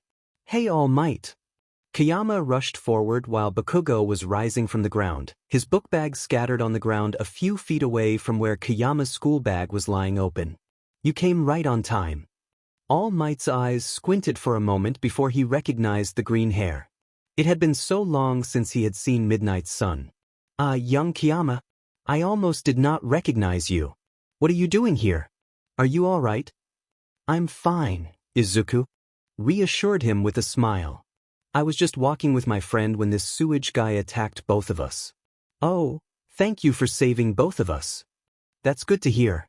And hello to you, young man. All Might greeted the blonde teenager who was still gathering both of their scattered school supplies and school bags from the dirty tunnel floor. Can I get your autograph? Izuku stated, holding up Bakugo's notebook that escaped from his school bag in the attack. Kayama glanced over to see Bakugo watching in silent enjoyment as his favorite hero signed his notebook. Izuku pushed the notebook back into Bakugo's hands, who was undoubtedly silently freaking out on the inside from having the number 1 hero's autograph in his notebook but was hiding it behind his usual scowl. Bakugo with his teeth while he gently closed the notebook. Teeth. Are either of you hurt? All Might asked quickly, looking over the two boys. Nah. Izuku coughed a bit from the scratchiness of his throat. I might need a cough drop though when I get to Auntie's house. Well, if either of you feel strange, report to a doctor straight away, All Might said, making sure the villain bottle was secured inside his pocket. Kayama watched as the older man bent his knees a bit while keeping the same bright smile on his face. Well then, I'll be off to give this villain to the authorities. Bye, All Might. Kayama waved brightly as Bakugo gave a half-hearted salute towards the retreating hero. He turned to his friend with a somber expression. I hope any type of pudding or jello is not dessert. Because that guy tasted like rotten jello, if it could even be rotten. You don't have to worry about that, Katsuki stated as they continued to walk back to Bakugo's house. They were passing by a building on a corner street when Bakugo suddenly thought out loud, didn't you want an autograph too? Kayama shook his head. Nah, I already got one from him a few years ago. Kayama turned his head towards him in confusion as to why Bakugo went silent before Bakugo slowly turned his head towards him with a scowl. And you didn't tell me? Bakugo yelled. Wait, what? Izuku replied as Bakugo started charging ahead of him. He rushed to catch up to his friend. I thought I did? Did I not? Kaken. After they got back to Bakugo's house, Bakugo shouted out how Izuku was keeping secrets while Kayama returned his quip with how they both got attacked by a villain. Kayama made both of Bakugo's parents whip their head to them and immediately rushed to both of them to check on them. Mitsuki checked over Kayama while Masaru rushed to check Bakugo's temperature with the back of his hand. Masaru rushed to ask questions to his son who was scowling under the attention. It took a lot of reassurance from Kayama that they were safe and that All Might had saved them to get both of them to back off from their worries. They both settled in the living room before it was time to start making dinner. Katsuki stood up to start working on dinner with his mother while Masaru cleaned up with Izuku's help. Dinner was hamburger steak, rice, boiled vegetables, udon noodles, and miso soup. Katsuki grinned victoriously as Kayama choked on the spice of the steak, seeking the comfort of white rice to quell the unexpected spice. Izuku kicked his foot under the table, which sparked a foot fight while they ate dinner. After dinner, Katsuki and Izuku settle into his bedroom to watch an American All Might movie with Japanese subtitles. Kayama Nomuri had been invited to hero parties once she debuted. When he was young, Izuku was watched over by Aizawa when she went to the parties as her hero identity, Midnight. There were multiple types like hero galas, banquet parties to have charity auctions, and smaller parties to give our awards that were different from the hero ranking parties that happened every year. Each one has a gathering of press to capture the heroes wearing the costumes or wearing more formal wear for the fans to enjoy. Most of the time, Izuku was having a sleepover with Hitoshi as Midnight was wearing formal dresses at the formal gatherings. With only 6 months left until the entrance exam, Izuku was practicing his moves every day to fine-tune them. In the middle of one of his practice sessions, Midnight received an email invitation from her PR agent about a charity auction party coming up featuring heroes and their chosen charities. Midnight looked down at the email, reading it over to see what exactly she would be attending. Izuku, do you want to have a sleepover at Hitoshi's next weekend? Izuku looked up to her while the couch remained floating in the air. Miku was barking at the floating object, wagging their tail as they tried to bite at the cushions. Is it a mission or one of those parties? Another charity auction, Kayama answered. She set down the phone to tighten her ponytail more. They want me to be a guest. Mom, Izuku called out. Kiyama looked up at the young green-haired teen who was slowly setting the couch back on the floor. Miku jumped on the cushions as soon as it was back on the ground. Yes? What is it? Can I come this time? Izuku asked. Kiyama's eyes widened. You want to come with me? I mean, if it's okay, I would like to, Izuku responded. It could be good practice in the future for when I deal with the press as a hero. I could practice my public speaking in that way. I do have an opportunity to bring a guest, but I will need to brief you on what happens each time. The flashing cameras, the barrage of questions they might ask, and the way to act once you are inside the venue. Kiyama listed each thing off with her fingers. And I need to find you a formal suit along with a dress. Kiyama paused as she thought about something from the way she looked off to the side towards her bedroom. Izuku looked at where she was staring only to see the hallway. And just like that, Izuku had double the training. On training sessions for his quirk and fighting skills that have been harnessed throughout the years. And another session per day for getting ready for his first public appearance since the television show interview when he was freshly adopted. The public couldn't get a hold of him or picture of him since that time. And his mother talked about him sparingly to the press when they asked about him. When he was practicing his balance, his mother was barraging him with questions that the press might ask him.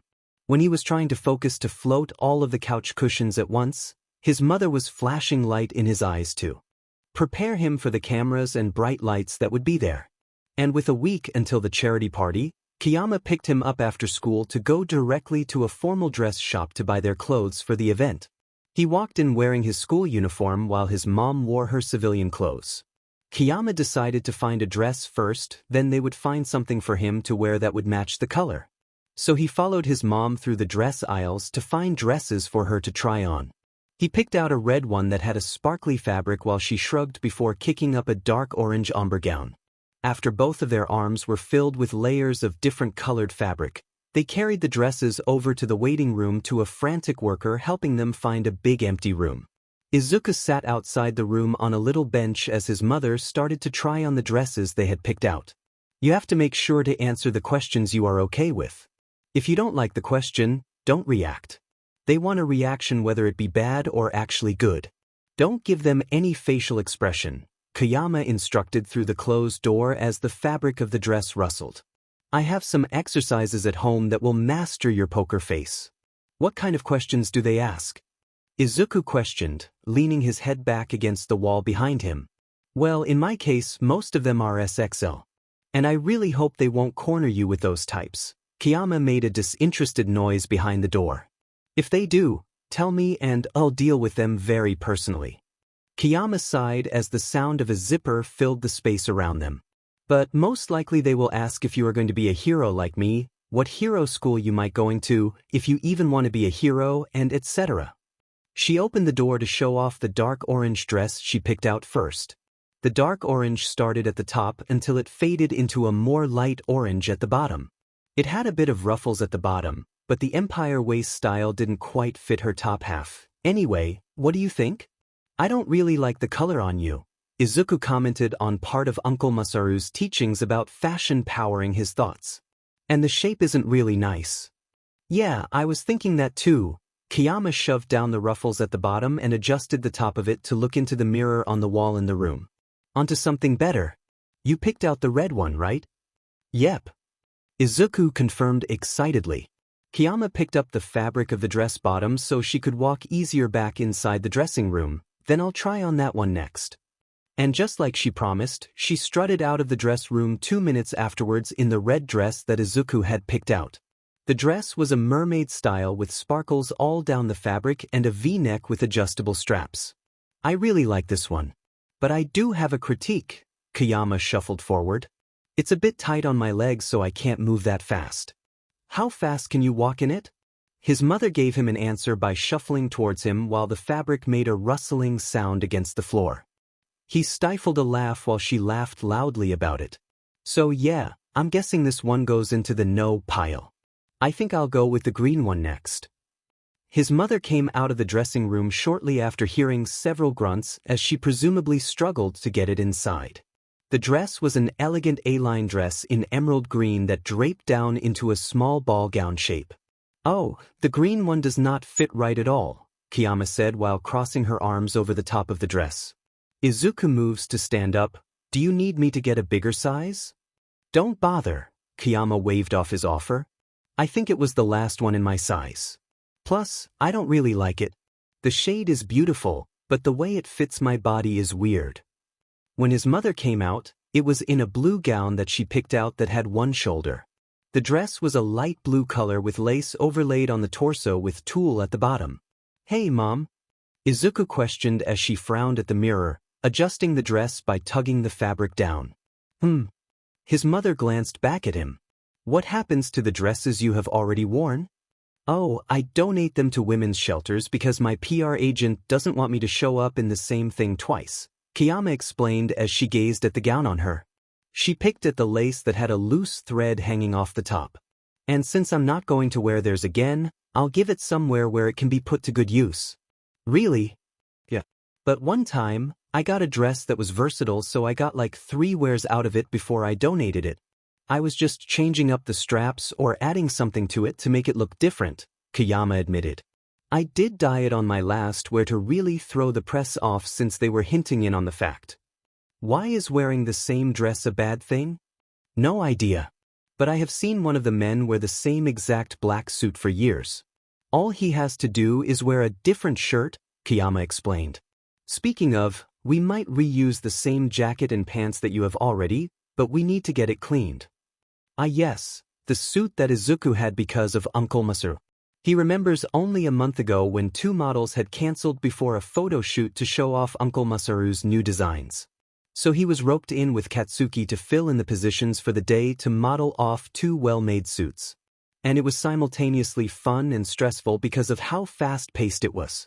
But after they had finished, Uncle Masaru let him keep the suit and jacket that he had modeled in. It was a nice shade of charcoal black that made his green hair stand out a lot more." His thoughts were interrupted by the sound of a door opening. He looked up to see his mother dressed in a purple dress that looked like a royal ball gown. It was an off-the-shoulder dress that looked like it was made from satin. It had a small train at the back with a ball gown look to it. "You look so pretty in this one, Mom," Izuku commented, looking at every detail of the dress. "Really?" Kiyama smiled as her eyes fell onto the mirror. "Ooh, I love it." She moved her hands down the sides and found her hands slipping into a hidden space. "Oh, it has pockets." Izuku asked, "Is this the one?" "Most likely, but I do have one more to try on," Kiyama said, twirling around in the dress once more before disappearing into the dressing room again. Izuku leaned back and waited until his mother came back out in a black dress. It had lace sleeves with a cutout at the chest with an open back. The dress was a dark shade of black with a tulle skirt that went to her ankles that had one slit at the side. Izuku tilted his head, finding the dress to be more boring compared to the last one she had tried on. And by the look on his mother's face, she agreed. "Yeah, I'm definitely going with the last purple one," Kiyama smoothed down the fabric with a frown. She turned to him with a small smile. "Hey, honey, go ahead and check out the men's section to find a tie and vest to match the purple. I'll change and meet you there." Izuku nodded back at her before leaving the dressing room section and walking over to find the vests. He strolled down the aisle to look at the available vests only for one to catch his attention past the altered ones or mutation quirks. The vest was a dark purple with black details that swooped around the edges. He walked closer only to find out that the vest had laces at the back. It was a corset vest. The ones he had seen online before were slowly making its way past the small audience it had. If he wore this, he would help out the designer gain more attention. "Izuku, did you find anything?" He turned his head to see his mother walking over with the purple dress draped over her arm. "Yeah, what about this?" Izuku gestured to the vest, making Kiyama inspect it closer. "Oh, that's one of the vests you showed me before. Did you want to try it on?" Izuku nodded before taking off to the dressing room. Kiyama smiled before following after him, picking up a black and a purple tie for him to try with the vest. After several minutes and his mother's help with the laces, Izuku looked into the mirror outside the dressing room to see how the vest looked on him. The black appliques looked so elegant on the purple. It was perfect. And so, they left the boutique after paying 28,000 yen for the dress, the vest, and the tie. And that was left to do was get ready for the party later that week. After a whole week of preparing for the event, Izuku and Kayama arrived via chauffeur sent by her PR agent. They were both crammed into the back seat with Kayama's dress taking up the middle seat as well as her own. Izuku had his corset vest on which took forever to lace up with a black mask pulled over his nose. Kayama had on the purple dress she had chosen earlier that week. Her hair was down in the curly waves she usually had with a black choker around her neck. She had on her hero mask over her face as well. Izuku wore his black suit with a crisp white button-up shirt with the corset vest over it. He had a black face mask, the disposable kind, over his face to maintain a bit more privacy from the public. His shoulder-length, curly hair was pulled half up to keep stray curls from falling into his eyesight. The car stopped right outside the event with the press waiting on the side to take pictures of the guests walking inside. Izuku could see the flashes of the camera following another pro-hero walking inside that looked similar to Death Arms. Kayama glanced over to Izuku. Last chance. There is a backstage entrance that we could go through instead. I'll be okay. You taught me everything that I need to know. All right then. Let's head inside. They both exited the car and started walking to the public entrance with the cameras starting to recognize who exactly was walking up. Izuku was hidden behind her as they walked until they finally got to the walkway. The cameras started to flash towards them, making him blink out of surprise until he started to get used to the bright lights. His mother's lessons with a flashlight paid off. Midnight. Midnight. Look over here. Who is that? Midnight, is that your adopted son? Midnight? Yes, this is the same Izuku from 10 years ago or so, Kayama answered easily to the reporter who asked. Izuku nodded and grinned at the cameras. Hello. The reporters hurriedly took pictures of him and his mother next to each other, posing when the time was right. But it didn't last very long since Kayama was making her way towards the entrance while their pictures were being taken. Izuku waved to the cameras with his mother before heading straight through the doors. Kayama breathed in as soon as they were safely inside away from the cameras. She leaned over to her son to whisper under her breath, and now we can enjoy food and donate to some charities. It's so crowded in here, Izuku commented, following after her while avoiding running into people on the way. Uncle Zawa would not like this kind of scene. Yeah. I don't really mind it, but I basically only come to these kinds of events to keep my image up, Kayama replied quietly to him. The small smile on her face grew into something more mischievous. She whispered, but I get to tell them all the juicy details when I get back home.